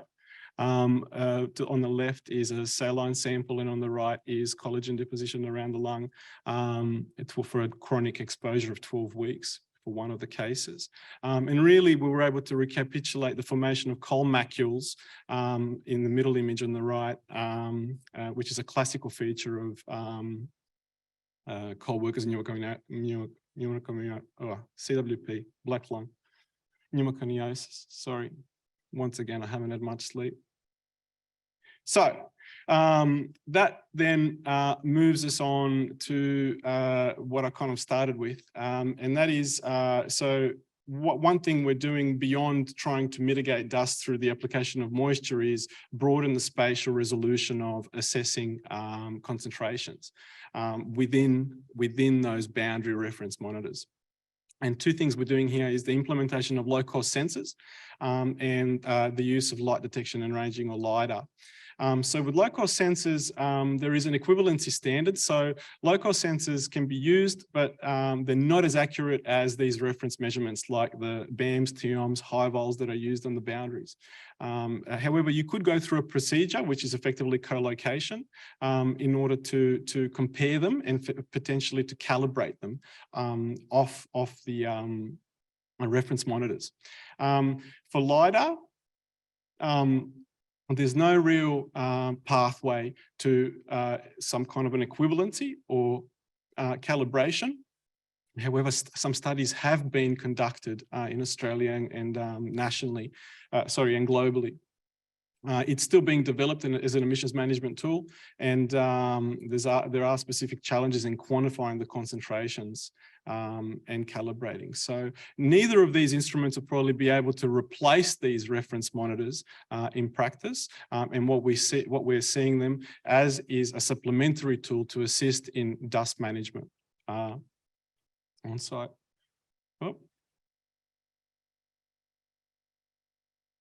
Yeah, so our vision with this is we want to have a standalone network of sensors on site, measuring between themselves within a range of about 2 kilometres. They need to be remote, portable, solar powered, measure particulate matter, temperature, relative humidity, noise, and potentially gases as an option. With a LiDAR, it also needs to be remote, portable, which is a high volt battery at near real time at high spatial resolution, and to measure, quantify particulate matter, with gases optional. Both of the technologies require some kind of visualization, data handling, and informing some kind of an alert system on site, triggering some kind of an action. And we see them as being integrated into air quality, greenhouse gas management plans, work health and safety management plans, as well as the overall environmental management plan. Yeah, this would then inform basically a targeted mitigation action. So what I didn't mention at the start is a bit of a rationale for this is that currently, at least in New South Wales, in the open cut space, you know, if there is an activity that is generating dust, the general procedure for management is the operator is to judge that manually through observation and inform, you know, the water cut to come out to try and suppress that dust. So we're trying to automate it. So what we have been doing is we've put 10 of these units in the workshop at NIA, and it's a high bulk solid testing facility. You can see on the right the map, and we've got them kind of real time giving us data through a system. It is a fairly strictly regulated workplace. It's also accredited workplace where there's dust extraction, etc., and some controlled rooms, which are temperature, humidity controlled. And what you can see here is the unit itself is right next to the power point, the top power point, the switch. It's the little grey box. I don't know if we can see it with this monitor. It's just there. That little grey thing is one monitor, and here it is also on the pole. If I can locate it, it's around here somewhere, I think. a little grey box. It's basically about that size. And it costs about $50 to put together. It samples data every 2 seconds, averages over 60 seconds, and we can look at it real time. The monitors have been running for about a handful of months up to now. So the use of these monitors in the workplace, what they've resulted in is basically improvement of the practices on site. We've been able to identify specific activities that lead to more dust than other activities. This has, resulted in some kind of reviews of the PPE, dust controls, as well as personal dust monitors have been introduced to verify dust concentrations. We're also at the moment trialling the development of a wearable unit with the same kind of cost basis, with a little LCD screen. And on the left here, what we have is one of the monitors. As I said, we've got about 10 of them in the workplace. One of them is adjacent to a roller door. So it's very, the workspace is maybe not as high as this auditorium here, but it's fairly high. So, there's at times a lot of wind coming through and stuff like that. So one of the monitors is located in a fairly open environment. And what we did was we overlaid the data over a period of 2 weeks with a regulatory monitor that's located about 3 kilometers away, which is used to monitor this is PM 2.5 data over a period of two weeks. And you can see that the overlay from one of our monitors, it correlates actually very well to the dust concentration of a standard reference monitor used by the New South Wales Department of Primary Industries. So for an outside monitor, and what we have is the cost will go up because now we need to make it waterproof. We need to consider a solar panel, and the cost goes up to about $200. This is us putting everything together. So we need to consider humidity and temperatures. As I said, specific other items are a battery if we're not running off the mains, and we can get about 4 days off the solar. With this specific setup, with a 2 kilometer range. We're currently also streamlining. So as you add different components to these systems, you can streamline the sensors to have basically a plug and play functionality. So if you wanted an additional monitor, like a gas monitor or something like that, you could quickly implement that here. So moving on to the LiDAR, I have a few slides left. So hopefully you're flexible with your time, considering I'm the last person here. Just bear with me, there's only a few more slides left. The LiDAR system, this is a PhD, industry-funded PhD from one of our partners up in the Upper Hunter. The Upper Hunter airshed has actually got a very high base load due to a scattering of coal mines like you have in the Boyne Basin, but we've also got power generation up there as well. So over there, the New South Wales oversees a monitoring network of air quality monitors. And they're scattered around through the valley. The key thing here just to mention is, apart from operating under this kind of, social license, if you like, questions and stakeholder kind of perceptions regarding the operation of all this in your vicinity, we also have to consider the cost of doing things. And with respect to the LiDAR, use of commercial systems can be up to close to $1 million per system. And what our unit is put together on a shoestring budget using 3D printed components, and basically we're about a 1.5 to 2 hour drive away from the mine area where we are doing some work, and it can take us approximately, if we leave at around 8 or 9 o'clock in the morning, we can be up there set up and ready to go by around just after lunch, so within about 3 to 5 hours of the system. It is bulky, so it requires a big van or a trailer to get onto site. It's basically a large telescope with a laser.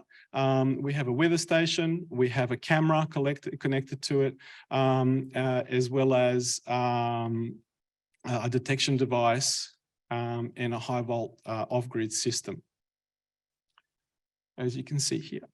So just, going through the slides fairly quickly now, a couple more left, bear with me, please. So we did a few trials before going to site. So luckily, Newcastle has lots of opportunities for assessing the generation of dust plumes. One of them is these stacks at a processing plant near Stockton Bridge, which is just off to the side of the Port Waratah and NCIG coal terminals, which are one of the largest facilities for the export of coal in the world at around 200 million tonnes a year. Anyway, so what we did here is we're basically looking towards this processing plant, and we're looking at the plumes that are generated by its vapor plumes that are generated during the process of whatever they're processing. And what we're looking at is a snapshot in time of a specific elevation over a range of around, well, what's that, up to about 1.5 kilometres from when we're looking. So the indication of the purple line in the left image shows you kind of the level of elevation. And what we're looking at is the generation of plumes shown on the right, circled in the red, and also the solid targets, which are the stacks shown in the yellow. This going through the motions of doing all of this, gathering the signal, interpreting it and putting it into a format like this took a little bit of time. And we've been working on this for about 2.5 to 3 years. So we're now coming up to a nice time where we can get some nice data. One of our first LiDAR campaigns on site was over a period of a couple of weeks. Now, throw in COVID and throw in La Nina, we've had a lot of kind of stopping and going over the last couple of years, like everyone else has. This was one of our visits that actually we were able to work with not much rain, which was good. Not so much for the dust generation, but good for us. What you can see here is what similar kind of just illustration of the data. We gathered around 4 terabytes of data in the 2 weeks. So it's a bit of an issue and challenge to store it and go through it all and interpret it and visualize it towards potentially using something like a near real-time system. However, we're working through that. So you can see here the different elevations from the red down to the blue. We're picking up kind of from the top of the pit. This is a part of the open cut site. You can see that we're just seeing at the top where the top one here corresponds to what we're seeing across this side. And we can see a little bit of kind of hard target corresponding to the wall. Then as we move down, we can see an increase in the generation of what is the plume that we're seeing. And that's a range of about, around 2 kilometres.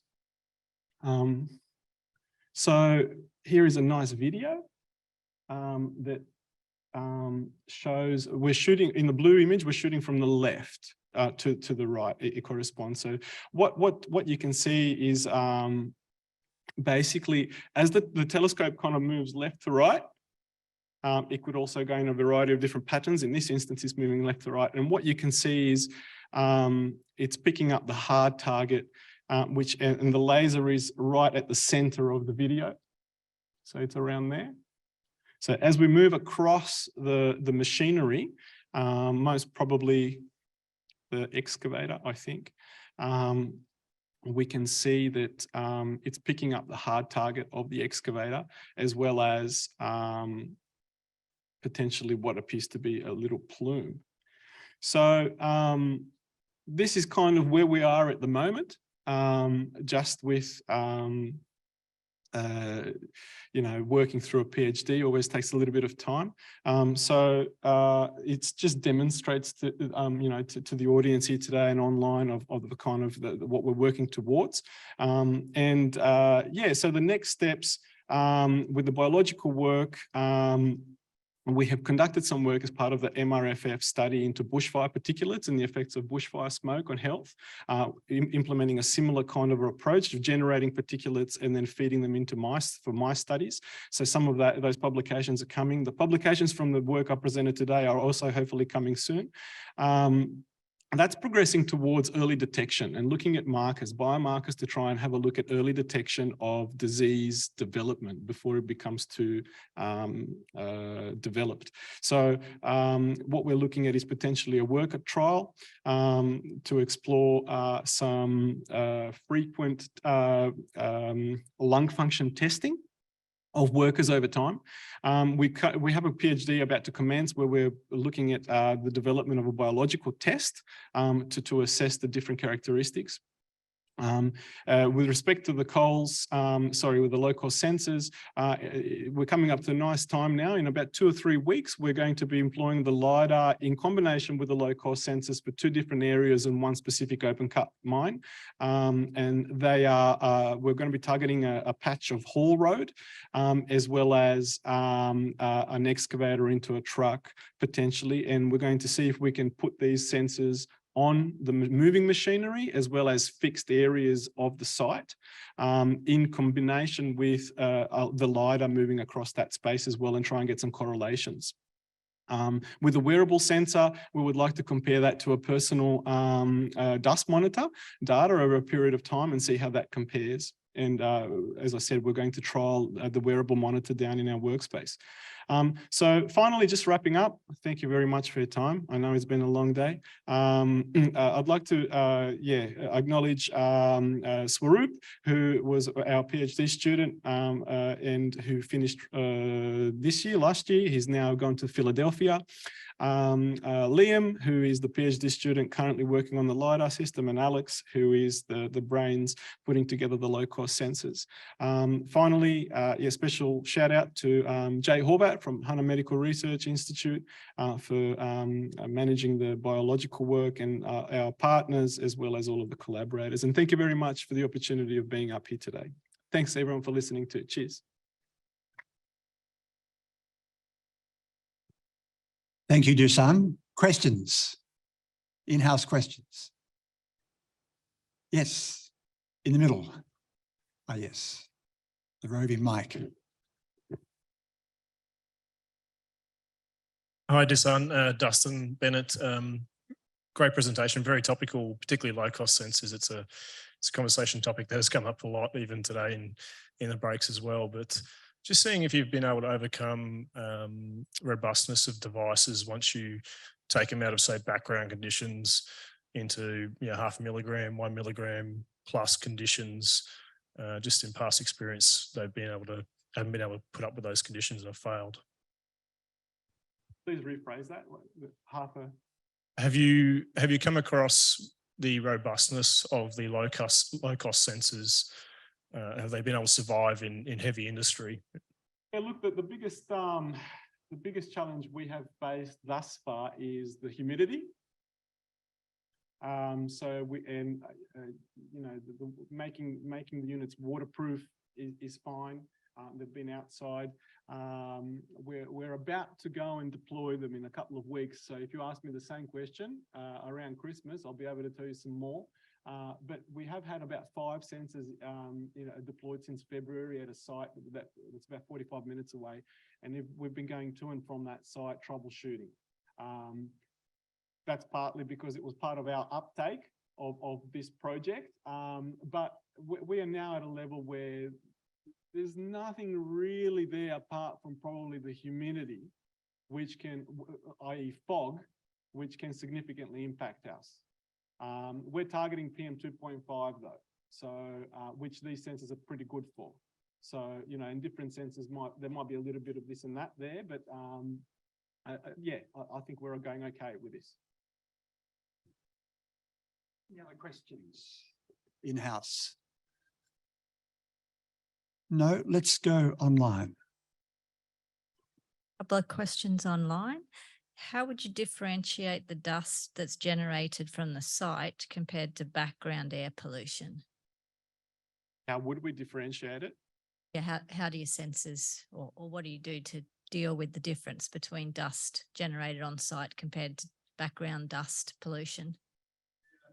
At the moment, we're anticipating just measuring in a specific location the concentration of dust. We will then go through the process outlined in the Australian standard to try and correlate to the boundary monitors.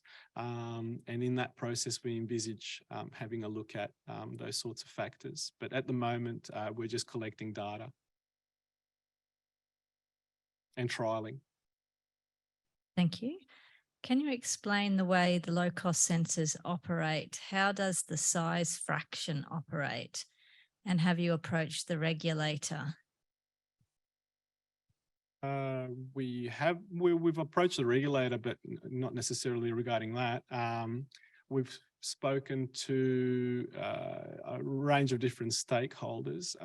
But look, our intent is not to have a product that will be used for regulatory compliance. Our approach is to have a cheap, non-intrusive way of improving environmental management and workplace health and safety management. So there was another bit to that question, sorry, that I probably haven't answered. That was regarding something, the first bit. I have dismissed the question, so I can't see it anymore. But I think sorry. it's Please shoot me an email if you like. I think it was to do with size. Size, yeah. So these sensors are known for being quite accurate in their measurement of PM 2.5, and that's what we're focusing on. And they are light scattering, so they don't differentiate. You know, it's not a gravimetric measurement, and we are just using them as a qualitative measure at the moment. Thank you. Have you considered the unit's use in providing an indication when fire services need to don respiratory protective equipment when exiting their trucks, for example, mounting them on a truck with a readout in the cabin? That sounds like a very practical question. We haven't deployed them yet to the open cuts environment. They've at present been only stationary in the outside environment, co-located with the boundary monitors. So once we start, and if we can demonstrate that they can be used on a mobile machine in the middle of the pit, and that we can get that data real time, then I can't see a barrier for us moving them around to anywhere. Thanks. Brian Plush says, great work. Have you published the results of the rodent testing? And if so, what is the publication title? Yeah, not yet. It's one of those things with publications, isn't it? You either have, students that are willing to put it in and have time, and you've got time to supervise it, or you're like me on soft money chasing grants all the time. No, we haven't. We've got a review that was out that was published recently, but my student Swaroop, or our student, myself and Jay from HMRI, the student Swaroop has moved to Philadelphia in the middle of prior to graduating. So I hope that we can get that out soon, but I can't put the pressure on him yet. But yeah, please keep a lookout. It should be in the public domain. At least the bushfire stuff anyway, which is almost the same kind of studies, will be coming out, we hope, in the next 6 months. Thank you. I feel your pain with PhD too. Thanks. Thank you so much. Cheers. Dusan, thank you. Thank you very much. We're now going to have a chance to ask all of our speakers questions and have a general Q&A for both those in the room here and online. So I think the speakers are going to stay where they are, except Nikki's coming up here. Okay, good. So the speakers will stay where they are, but we'll just take questions and get a little discussion going around any issues of interest. So let's start in-house and see whether there are any questions of any of our speakers that are still with us. Yes.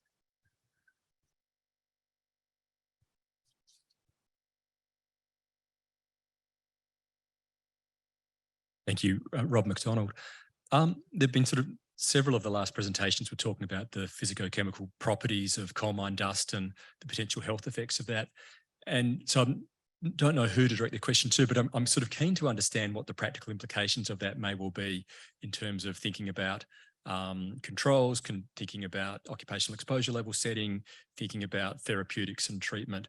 So I'm just wondering if anyone's able to kind of extrapolate forward once we get some greater confidence in what's sort of driving the disease. What can we see some of the outcomes that flow? It's a good open question. Who'd like to tackle that one first?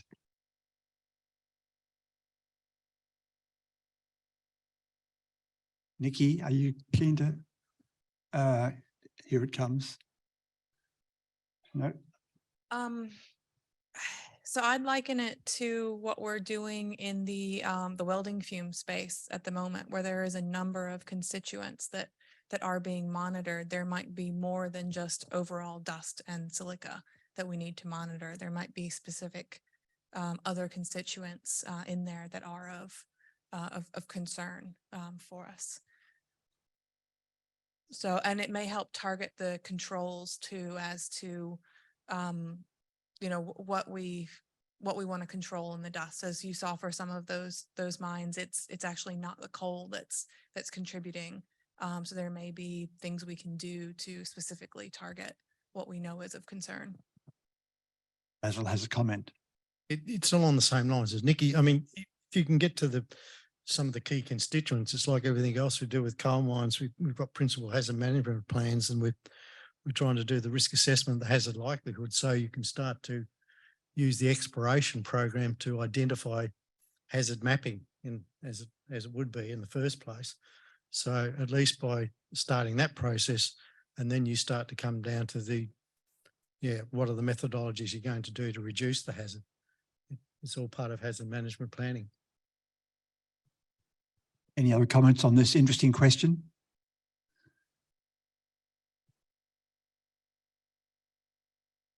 Okay. Anything online at this point? There's one question online. Is there any movement in Australia for developing a Centres for Disease Control type association where the people present at this presentation can collaborate in Australia?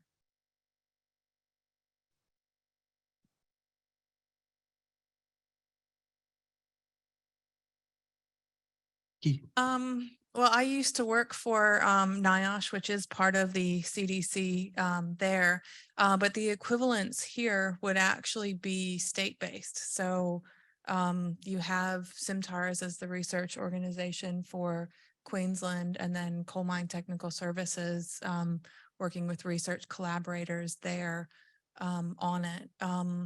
So we don't really have an overarching federal no national body. I think despite that, I think we are reaching across state boundaries. For example, the OIR projects where they're both national and multinational, international. That's good, but we don't have that central coordinating body. We're used to David says. Do you want to comment, David, on this issue? Oh, sorry. Those that are old enough to remember the days before Safe Work Australia, there actually used to be a federal research body for health and safety, which was the National Occupational Health and Safety Commission. So it's all going around in a circle, really. Going around in circles. We did have a member online answer the question a little bit. Sharon Gaskin has said they are looking into it and have included a web link in the answers, which I've clicked on, and it's the Australian Government Department of Health and Aged Care have some information on an Australian Centre for Disease Control.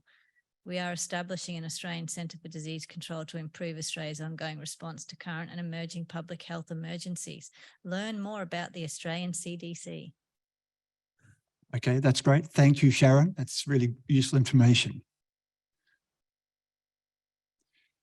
Any other comments on this point? Any other questions in-house? Any other issues you'd like to pose to any of the speakers?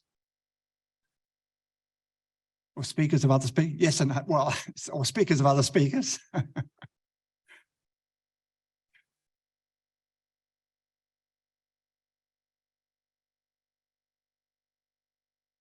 Katrina, I don't know where you are. Where's Katrina? Anyway, Katrina, have you done anything looking at the relative risks of pneumoconiosis and silicosis in smokers compared to non-smokers? And I'm sort of keen to sort of understand what sort of relationship you're seeing to sort of flow through to. She's gone? Okay. What about you, Evan? Have you sort of seen anything in your analysis in terms of breakdown for smoking? But I was going to ask you a question in terms of the COPD guidance. Happy for anyone to answer. Perhaps sort of, oh, okay, here you go. Well, one of the advertisements that it's Keith Adam, I'm an occupational physician, is that as part of that group, once a fortnight, we have a multidisciplinary team X-ray meeting where I've learned an awful lot. And I think one of the things we find is it can be difficult to sort out the smoking. And one of the fairly common experiences is you often get people who present with apparently small nodules in their lungs. You send them away for some steroids and tell them to stop smoking for 6 months. And if they come back and the nodules are gone, then it was the smoking. That's a very practical sort of answer, but that's the sort of experience that we're having. I don't know whether that fully addresses your question. Evan, would you like to add to that? I guess I can only add that I know Dr. Cohen's done some previous presentations on a similar topic and identified the additive effects of dust and smoking on disease cases.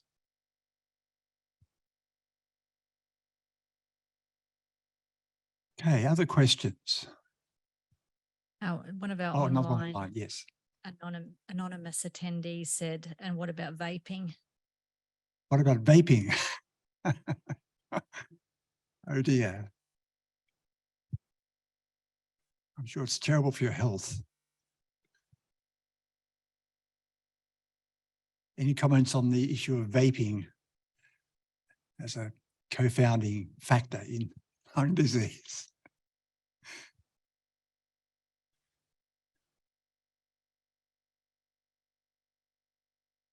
I think nothing more to add on that one. But thank you for the question. Anything else online? There's a funny little response from Charles Boda saying that he wanted to say thanks to all the speakers, but that he's not in Queensland, and remember that Queensland's not on daylight saving time, but the rest of the eastern states on daylight saving time. So if we can't coordinate time, how can we coordinate a Centres for Disease Control? He's got a point there.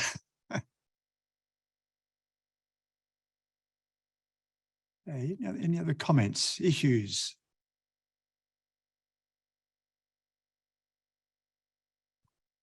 Another one just coming online. Have you looked into the other chronic disease risk factors like overweight and obesity on the development of these occupational lung diseases?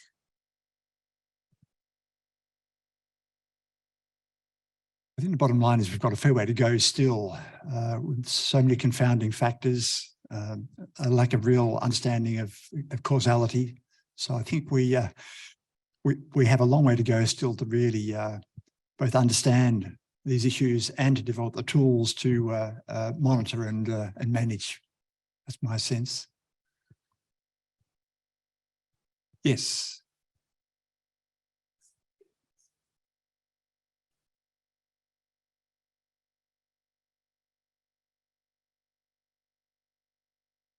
Check. Yeah, so well, I just think for me, the interesting concept is the, just regulation and discussing these limits by size, We're talking about the heterogeneity of these materials and their influence on different processes, etc., in the health system.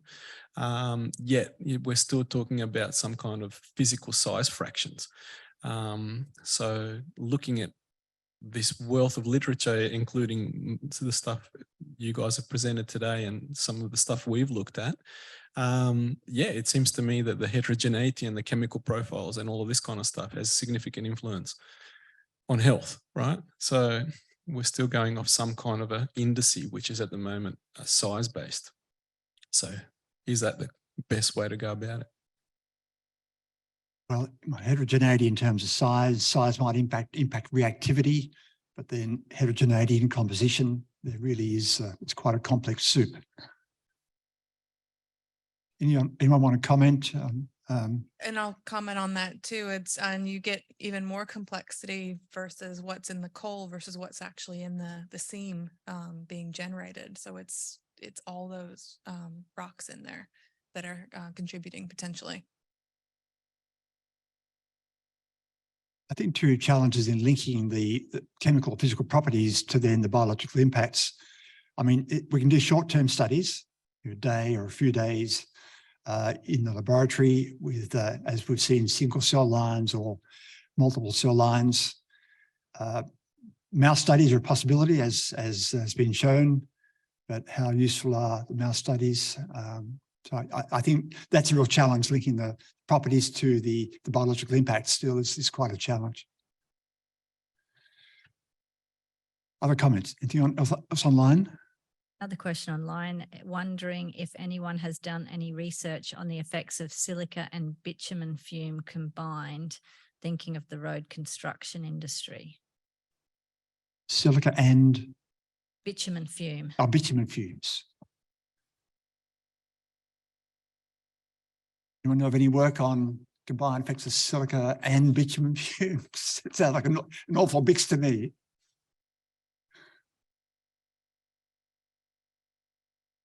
That's a great research area for the future. Any other issues? Comments?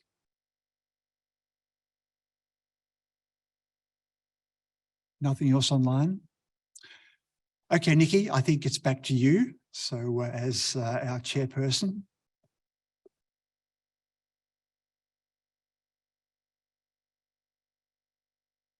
Thank you, David. Thank you, everybody, for the discussion. The Dust and Respiratory Health Forum is about sharing knowledge and the cross-pollination of ideas to aid in the prevention, detection, and treatment of mine dust lung diseases. There are great people doing high-quality, leading-edge research in this space all across Australia and the world, and who are constantly adding to our knowledge on the subject. Forums like this are important to come together and share this information so everyone can keep up with these advances. Today, we've heard from a number of speakers on a variety of different topics related to mine dust lung diseases. In the morning, we heard from Dr. Bob and Emily on Bob spoke on the rise of PMF in the US and the role that silica is playing in it. Emily explained more on that contribution of stone to the respirable dust and the new measurement techniques they're working on for characterization. Then we heard from Evan and Lucas from Queensland and New South Wales, respectively, looking at the improvements to the health surveillance system and the exposure monitoring that's happening. Then we had Rob talk to us about the DPM levels and needing to go below the compliance level and strive to do better to protect worker health. And then we heard from Katrina on the look at the people referred to the doctors and how we can better identify the false positives and incidental findings and get the best use of our resources in the system. Then we heard from Basil, so his new findings on the potassium in the samples and that the correlation with the inflammation there. I talked about what's actually happening in the Australian mines here and the dust being generated in the various working areas. And then we heard more about cell toxicity from Andrew and Yingying and some of the nuances of those models there and some of the great work we'll be doing with the OIR project. And lastly, we heard from Dusan on a wide range of very interesting products. So from dust extinction moisture all the way to mouse models and then to LiDAR. So I would like to express my appreciation to all the speakers today for their valuable contributions to the 5th Annual Dust and Respiratory Health Forum. Can we give everybody one more round of applause? And on behalf of the Minerals Industry Safety and Health Center, we would like to extend our gratitude for all who have attended today to make this a successful event. And I'd also like to thank Resources Safety and Health Queensland for their continuing sponsorship over the years, by providing speakers, helping to advertise the events, and for sponsoring the morning tea you had this morning. So thank you, Dean and co. I'd also like to thank the SMI staff that are involved in putting together this forum. It's a large group effort over many months with the planning and logistics. So thank you to Jill Ivers, Alana Cooper, David Cliff, Maureen Hassall, Rick Valenta, Kelly Johnston, and Sasha Akfung. There are also a number of staff required on the day to make everything run smoothly. So thank you as well to Cassie Madigan, David Waite, Katerina Savinova, Ben Seligman, and Tyson Cronin for your assistance today.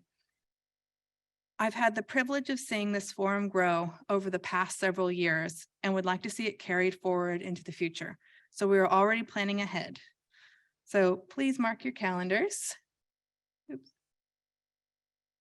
For the 6th annual Dust and Respiratory Health Forum, which will take place on the 2nd of November, 2023. Thank you, and I hope to see you all next year.